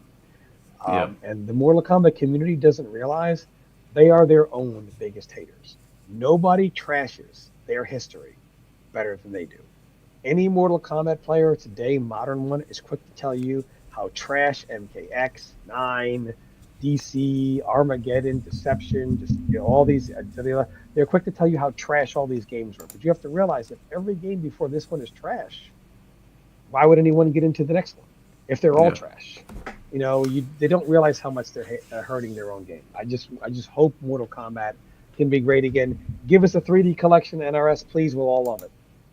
Yeah, calling you a hater is just it's very short-sighted. Obviously, they act like MK1 is the first MK game, and it's childish. At the end of the day, it's childish. And every single time we've had somebody on here that has called me or Tom a hater, and we've asked them, can you please explain to us what you mean by that? Their answers just slowly fizzle out. There's not been a single person that's come on here and said and given me a reason for why I'm a hater, or why anything I'm saying is invalid. And the same for Tom. So it's just Twitter things at the end of the day. Yeah, and the reason why people don't come on to debate Mike Hollow is with me, they always sleight of hand. They're shifted to, Tom's just mad because he's salty, because he's not winning, because he can't hide behind Ice Clone, or because he can't trap you in the corner. And it's got nothing to do with that. My competitive days are behind me. I've moved on to other things in life. I can't be a full-time competitor like I used to be. It's impossible. But and they just use it as a way to invalidate criticism. But they don't have anything like that to throw at Mike Hollow, so they have to debate him solely on the points without the sleight of hand. So they just don't come on. Yeah, they don't have any of that to slight me with. They have none of that, my mic is better. I can put this up, but you know what I honestly did? I was so sick of gaming and how the FGC treated me. I sold everything except for my laptop. I got rid of my PC station, sold my PC. Well, that's why I gave it to my son, so he has his own PC. But I don't use it at all. I don't have any type of gaming capability at all anymore. I have my PS5, but I gave it to my son. He uses it. I don't care. I said, I don't even want to be able to play a game even if I wanted to. Why would I want to be part of a community that so desperately, clearly doesn't want to be part of me? I'm one of the best commentators ever who's not allowed to commentate. I have a lot of knowledge who's never allowed to talk about the game anymore. I used to stream, and I could stream so many of these older games, but you guys basically want me to fuck off and leave and never come back. So, like, why would I want to be around people that just don't want you around? So I've moved on to something else in life, and it just is what it is. I mean, maybe if they make a 3D collection, I'll come back to streaming or something like that if the next game is good. But other than that, yeah, that's what I was gonna say. If they do a 3D collection, they give it online. Would you get everything back to come and play with us? If they did that, I would gladly come back. I tried to play S-Arcade with those guys, but the online just wasn't as good that way as even the old GameSpy days. And what do you say? You ever pay people back? We're not doing this. Tom, you've already answered. He's never. There's no need. Yeah. We did a whole live stream on it. IQ Risk. If you want to see the live stream, it's already been done. It was done for 4 to 5 hours, so all of your answers are in there. He's answered it 100 times. He's not answering it again. We're not going over this again. As a matter of fact, you did it on 2 live streams, so there's about 10 hours of footage on that situation, so you can get your answer from there. Yeah, there's plenty of it. But overall, yeah, I would love to play it again. And I think the problem is it's just not accessible, Justin Wong, he can play Marvel on like the Capcom collection, like the new one that's coming out. We can't just pop a game in and play. Like, I can't say right now, hey, Mike, pop in Deception and play. I'll have to download this, and then do this, and then download this to get the memory card. And eventually it's like, man. Yeah, it's too much. Yeah. You want to know which live stream it is? What was the name of it again, Tom? Do you remember? You actually put a clip on Twitter. It should be. Yeah, it's on here. So just of that. Yeah, it's on the It's on Twitter, but if you want to watch the whole live stream, it's called MK Tom Brady addresses the Mortal Kombat scene and past controversies. It was 2 months ago. So if you want to see it, it's on there. It's 4 hours long. There's another one, but it's not titled that. We just started talking about it, and it's about 4 hours long as well. So don't know where that one is, but the main one is there. Yeah. They're holding that on him. They're holding that on him because they're a bunch of children. That's why. And I've invited them on here, and every time I invite them on here, they fold. So do you know what? People can sit on Twitter and they can talk shit. At the end of the day, I give people a chance to come on here and say their piece. You know, it's not like anyone's threatening violence or anything. It's just say what you want to say on camera in front of everyone.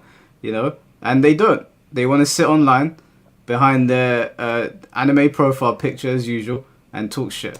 They have a chance to come on here and say something. And by the way, we're talking about $500 that got refunded immediately the day after. But they hold that over me. And it was never a scam. However, I addressed what actually happened, and I took my blame and what I was wrong for. But when they hear, oh, he's given $20,000 to the community this year alone, and Mike Holloway's seen the receipts, you know what they say? I don't care about that. Can you imagine this? Raking somebody over the coals for $500 they got given back, and then you hear, oh, he's given $20,000 to help the scene and to help players. Well, fuck that guy. I don't care about that $20,000. What about that $500? You know how stupid a community has to be? That's the Mortal Kombat scene. And they all know about it. Mike has said it. They all know how much money I've given back. They know what's going on. I've seen the receipts. And like I've said before, if it was me, Tom is much nicer than I am. This would not have gone down the way it's gone down with Tom if they had done that to me. Because Tom, I've seen the receipts. I've seen all of them. It's just that Tom doesn't go down that path. That's all it is. Yeah, you've got people that come at me.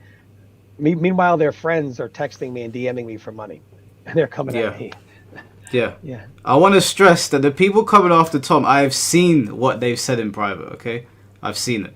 It's they're all full of shit. Well, every single one of them. And if you're watching, you think I'm talking about you, I am. And if you've got a problem about it, you can DM me or you can jump on here. Yeah, I went over Jop and EP. Not